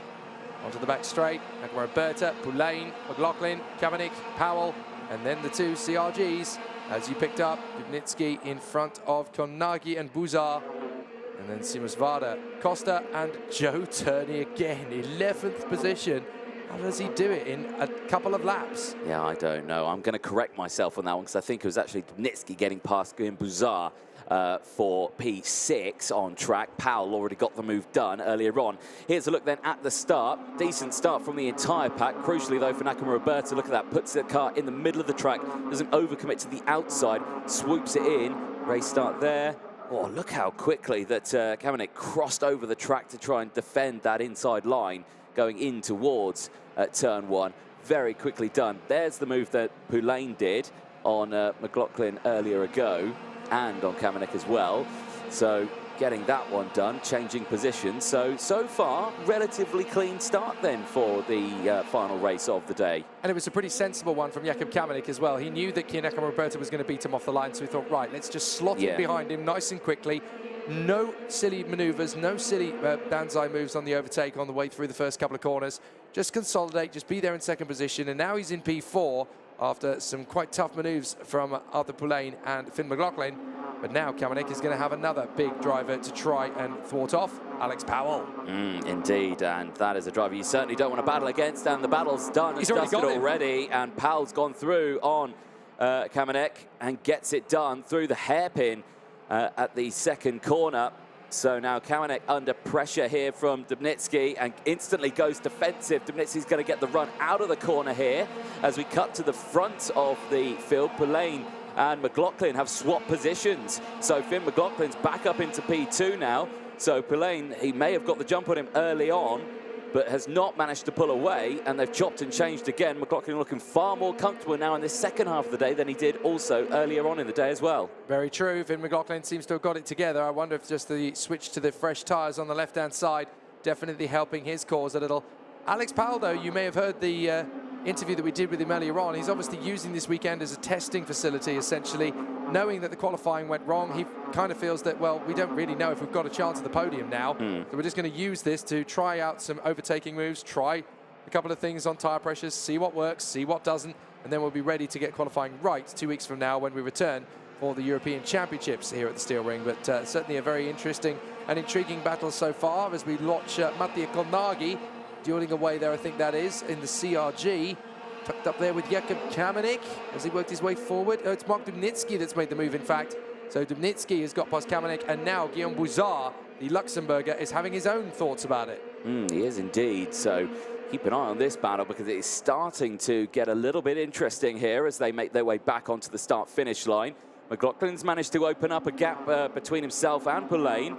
Dubnitsky there is closing in, and so is Powell as well. So keep an eye on all of these groups. There's Powell and that Prema. There you go. You can't beat those two Premas. They've been solid all weekend. There was the move that Powell did earlier on Kamenik, and then, yeah, like you say, absolutely solid drive. That was a little further back, and oh dear, a bit of contact there. Is that the 207 that was making contact there? It was. That was Marcus Sater. Yeah, it was. So, I mean, that was quite far down the order, I think it was. So, yes, it was. It was in the gaggle of the midfield. 19th place or so, that battle ensuing on circuit. Definitely a scary moment when the front of the car goes up in the air, isn't it? Well, that's it. You have absolutely zero grip. You have no brakes, no steering, nothing. So you've just got to be at the behest of when gravity brings you back into the contention again. So Nakamura Berta out in front of McLaughlin and Poulain. Powell is closing up on them, though. Then Dubnitsky, then Bouzard, and Kamenik ahead of Costa, Turney, and Seamus Varda. So Joe Turney again looking for a decent top 6 finish if he can get there. It's lap 7, so he's got a chance. Now what are we about to see? This is going to be the dive up the inside from one of the Koskis. That's how Bouzard got through on Jakub Kamenik. That was a dive. It really was. That was a full send, full commitment there from Guillaume Bouzard to move up into P6. Just shows that one position means so much to a lot of these drivers in terms of the points. Yeah, well, this is the kind of move that Guillaume Bouzard is famous for. He doesn't really rest on his laurels. I think he'd love to be a little bit more analytical as a driver, but he knows that where his natural demeanour seems to rest, if he sees a gap, he just launches in and goes for it. He's quite good on tyres despite that, which is a real skill considering for somebody who, you know, comes at an overtaking move from so far back. You're in danger of locking up, you're in danger of flat spotting the tyres, you're in danger of over-tyre degradation. But Guillaume Bouzard actually seems to work with it quite well. He does have a tendency to get a bit exuberant in some of those maneuvers, but the more he does it, the better he gets at doing it. So he's actually going to round himself off into a very neat position the more he manages to perfect that. But look at how quickly Alex Powell has got back up onto Arthur Poulain now. Nakamura Berta is the fastest man on track at 52.6. The second fastest man on the track is actually Finn McLaughlin, but not by much, because Alex Powell is hunting down Arthur Poulain big time. Yeah, indeed. So this race nearing conclusion. 7 laps completed of the 13. So again, the final race of the day, and you've got to think the sun's coming into play now. They've got the sun shining in their eyes as they go down the start-finish straight, and they dip into a shadowed area. So they go from bright light to darkness to bright light again as they all negotiate their way. And the sort of twilight hour in the sunshine really plays havoc with the drivers here. And now look at this, Powell all over the back of Poulain for third place. And are we going to see Powell go for one of those infamous lunges? No, this time. Thinks against it. Now we're going to see the lunge. Into the inside, gets it done, and Poulain cannot get the switch back on him as they dive back down the hill. So Poulain conceding the position and slots into P4. Powell on the charge here. Not, I don't think it's going to have enough time to close up the gap. There it is again. And Poulain just sees it coming and just thinks, right, yep, not going to turn in. There's the space. Off we go. Well, where's the percentage of fighting for that position when you know that Powell is already that far alongside? You're actually you're going to do your tyres more damage than you are good at that point. So you may as well just cut your losses, let him go, see if he makes a mistake and get back in on there. So after Poulain, not a bad run from him so far this weekend, but still there's a little bit more time to find in that Tony Kart chassis, a little bit more time under his right foot to unlock. But he's certainly gone about it the right way at the moment. Alex Powell, third position, the Jamaican sensation, as they all call him. But a fabulous run, and obviously he's going to be keeping a very beady eye on Sunday rather than focusing on his own racing. He'll get to watch the Formula One play out in his home city of Miami, out in Florida. And of course, he flies the Jamaican flag. He's very proud of his heritage, and so he represents Jamaica on the world stage. But you can bet that when he gets the opportunity to fly the Star-Spangled Banner in the international single-seater world, he'll do that just as proudly. I'm sure he will. 10 laps completed, just a few more to go as the battles still continue out on circuit. Any changes in this laps and positions? I don't think so. I think everyone's just found their spot, and yeah, a full lap there with no actual overtakes, which is a very rare thing to see, especially in the sort of caliber of racing that we have here. Now the overtakes are coming in, because I just saw there at the corner of my eye out the window, Joe Turney making moves, and I think he's just moved up past Jacob Kamenek into 7th place. Another one there on your screen as well as one of the Ward Racing drivers. I believe that's Alvar Simmons Farah, also following with Joe Turney, also gets past Jacob Kamenek, and they do indeed. So they both move up one position now into P8 and 9 out on circuit. So again, this has just been one of those days for Joe Turney, hasn't it? Like I say, he's been fighting to get through the field. Qualifying wasn't great, showing what he can do, showing that he had got the pace. It was just getting caught up in traffic, and not something that's very easily done in qualifying, especially if you wait to the last minute to do a hot lap. It's been a serious game changer, hasn't it? And Kian Nakamura finding himself out in front without really having to do much hard work. That's the difference. Once you get yourself into a decent lead and sort of balance the throttle, balance the steering, you don't have to worry too much about the tyres. Here's a replay, or we were just seeing a replay there, I do apologise. So I'm not entirely sure what we picked up on there, but I must have missed it. Finn McLaughlin in front of Alex Powell. I was so busy looking at the timing screen at Kian Nakamura-Berta's sector times, because he's been trading fairly rapidly with McLaughlin and Powell, and there's not actually a massive amount to choose between them in terms of raw pace. But into the last lap goes Kian Nakamura-Berta now in the Prema, and this has been quite a comfortable end to the weekend, or certainly a comfortable end to the Friday afternoon for him. Comfortable end to the week.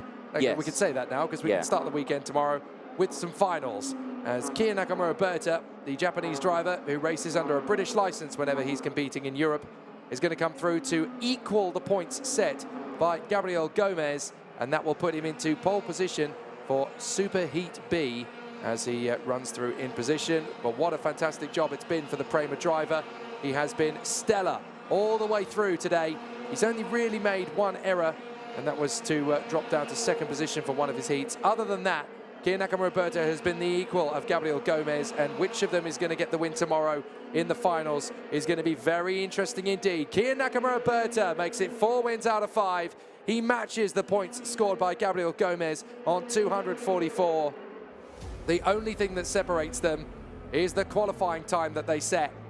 Gomez's was slightly quicker, so Gomez will get pole position for the Superheat A. We've already heard from him. Very soon we'll hear from Kian Nakamura-Berta, who will start in Superheat B from pole position. A great run from the Prema driver, and a really solid effort from Kian Nakamura-Berta, from Finn McLaughlin and Alex Powell, then Arthur Poulain, and Mark Dubnitsky from Guillaume Bouzard, Miguel Costa, Joe Turney fighting back into the top 10 once more. And then it is and then it is Alvar Simasvara in front of Jakub Kamenik. So a fascinating situation for all of the contenders, and a really strong battle for all of the contenders in that one. But what a way to start the season for Kiya Nakamura Berta, and to go into the weekend, he looks very comfortable indeed. Kiya Nakamura Berta takes the final qualifying heat of the day in front of Finn McLaughlin and Alex Powell. Then Artur Pulain and Mark Dubnitsky from Guillaume Bouzard and Miguel Costa. Joe Turney in 8th position from Alvar Simasvara and Jakub Kamenik. Then Mattia Konagi in 11th in front of Ian Eichmans. Keanu Blum in 13th in front of Martin Molnar and Emili Koivisto. 16th position going the way of Petra Babachkova from Marcus Saita and Adrian Ferrer. Then Dante Vinci ahead of Ivo Basterda. Jimmy Kenias in a very disappointing 21st position. And then it's Jakub Rashki from Ryan Vincent and Leo Nielsen. And for one of the rare times in this race, all 24 drivers that started the race came through to take the finish. The marshals will pack everything down and get us ready for the interim going into the weekend. But obviously we'll get to hear from the man who grabbed pole position for Superheat B very shortly indeed as well. The man who stormed into the lead on the original start, Kiya Nakamura Berta, holding his own down to the first corner and having a very solid race from that moment on. Artur Pulain got his elbows out to try and storm his way forward. He certainly did on the opening lap to get into second past Jakub Kamenik, with Finn McLaughlin going with him. But Alex Powell was also on the charge, trying to work his way forward and overtake as many karts as possible. He ended up getting past Jakub Kamenik, and both Finn McLaughlin and Alex Powell were able to close up and then pass on Artur Pulain through the course of the race. Not a bad run either from Mark Dubnitsky, who ended up going wheel to wheel there with Jakub Kamenik. Kamenik ended up tumbling all the way to 10th position in the end. But there's the first charge forward from Guillaume Bouzard. Then Alex Powell making his bid on Artur Pulain. And it wouldn't be too long until he started to close up on Finn McLaughlin. He couldn't quite catch up to him, but certainly it was Kart Republic's 1, 2 and 3 here in the final qualifying heat of the day at the steel ring in Trinec in the Czech Republic. It's been a fabulous battle for Kiya Nakamura Berta. He certainly controlled the pace and did a fantastic job to win 4 out of 5, 244 points out of a possible 250. So a great run then from our competitors. And down there in the pits, or down in the holding area, I should say, it is our man DJ with our pole sitter for Superheat B, and that is Kiya Nakamura Berta. Thank you very much, Jake. Yes, down here in Parc Ferme with our race winner from that one, Kiya Nakamura Berta. Solid race, solid weekend. You go joint on the points in total, 244 with Gabriel Gomez. Fortunately, due to qualifying, puts you second overall. But it does mean you start on pole position for the second Superheat tomorrow, so you've got the perfect opportunity to get into that top spot for the final as well. Yeah, I can't do anything on how Gomez does in the first Superheat. I'll just try to go out there, win my Superheat, and if he finishes second or something happens, hopefully I can take P1. That will be my aim. Starting on the inside will be a benefit, massive benefit. We don't know about the weather. It might be raining tomorrow, so that will also be an aspect we have to think about. But yeah, just try to win my Superheat, and we'll see from there. What is the biggest difference that you've got from starting on the inside versus the outside at the start of this one? We've seen the outside line does work, but very rarely would it be super beneficial to start on that inside row then? I think if there's an experienced driver on the inside line, they can easily dictate when to go, and that makes a big difference. Like Gomez did to me in the first heat, just caught me unaware, and my engine too full of fuel and stuff like that. So if you manage to be on that inside line, sometimes you can be lucky and you can dictate and go with them, which you've also seen during the day. But most of the time, the pole sitter has a massive advantage, and so does the inside line, just because they dictate when to go. Your pace has dramatically improved as the day's gone on. Struggled a bit this morning. Was there much setup change that happened throughout the day? Not really, no. We haven't tried much. We've just stayed with how we were from qualifying, I'm pretty sure. Tried a few bits and bobs, but not much really. Okay. But still a solid weekend. Like you say, maximum points that you could get for what happened out there. So a brilliant weekend all around so far. Looking forward to tomorrow? Yeah, we'll just have to wait and see what will happen tomorrow, really. Brilliant stuff. Well, congratulations. We'll see you out there. Best of luck tomorrow. Thank you. Excellent stuff there for Kiya Nakamura. But final race of the day. Jake, we'll head back up to you to round out the stream. Thanks, Anthony. It's been a very exciting and very successful Friday here at Champions of the Future. The first time we've brought the days forward by a single day, which means that tomorrow we've actually got finals. Oh yes, it's the big day tomorrow here on the steel ring at the Czech Republic, the second round of the Champions of the Future Euro Series. You can join us from 9:50 tomorrow morning for Superheat number 1 in the juniors. Superheat number 1 in the OKs will be 20 minutes after that. Then we'll have the second rotation for juniors in Superheat 2 and then the seniors in Superheat 2. Then we'll get our first final. The juniors will kick off at 12:30 local time. And that's going to be followed straight away by the podium ceremony where the drivers will get to celebrate. And then, of course, we'll have the OK final as we continue our journey to find out who will be the next 2 champions of the future in junior and OK senior. If you have no plans for tomorrow, you have now. It's going to be a brilliant day at the races here at the steel ring in Trinec in the Czech Republic. From myself, Jake Sanson, from my colleague, Anthony Jordan, we'll see you for the ultimate Saturday of Thunder.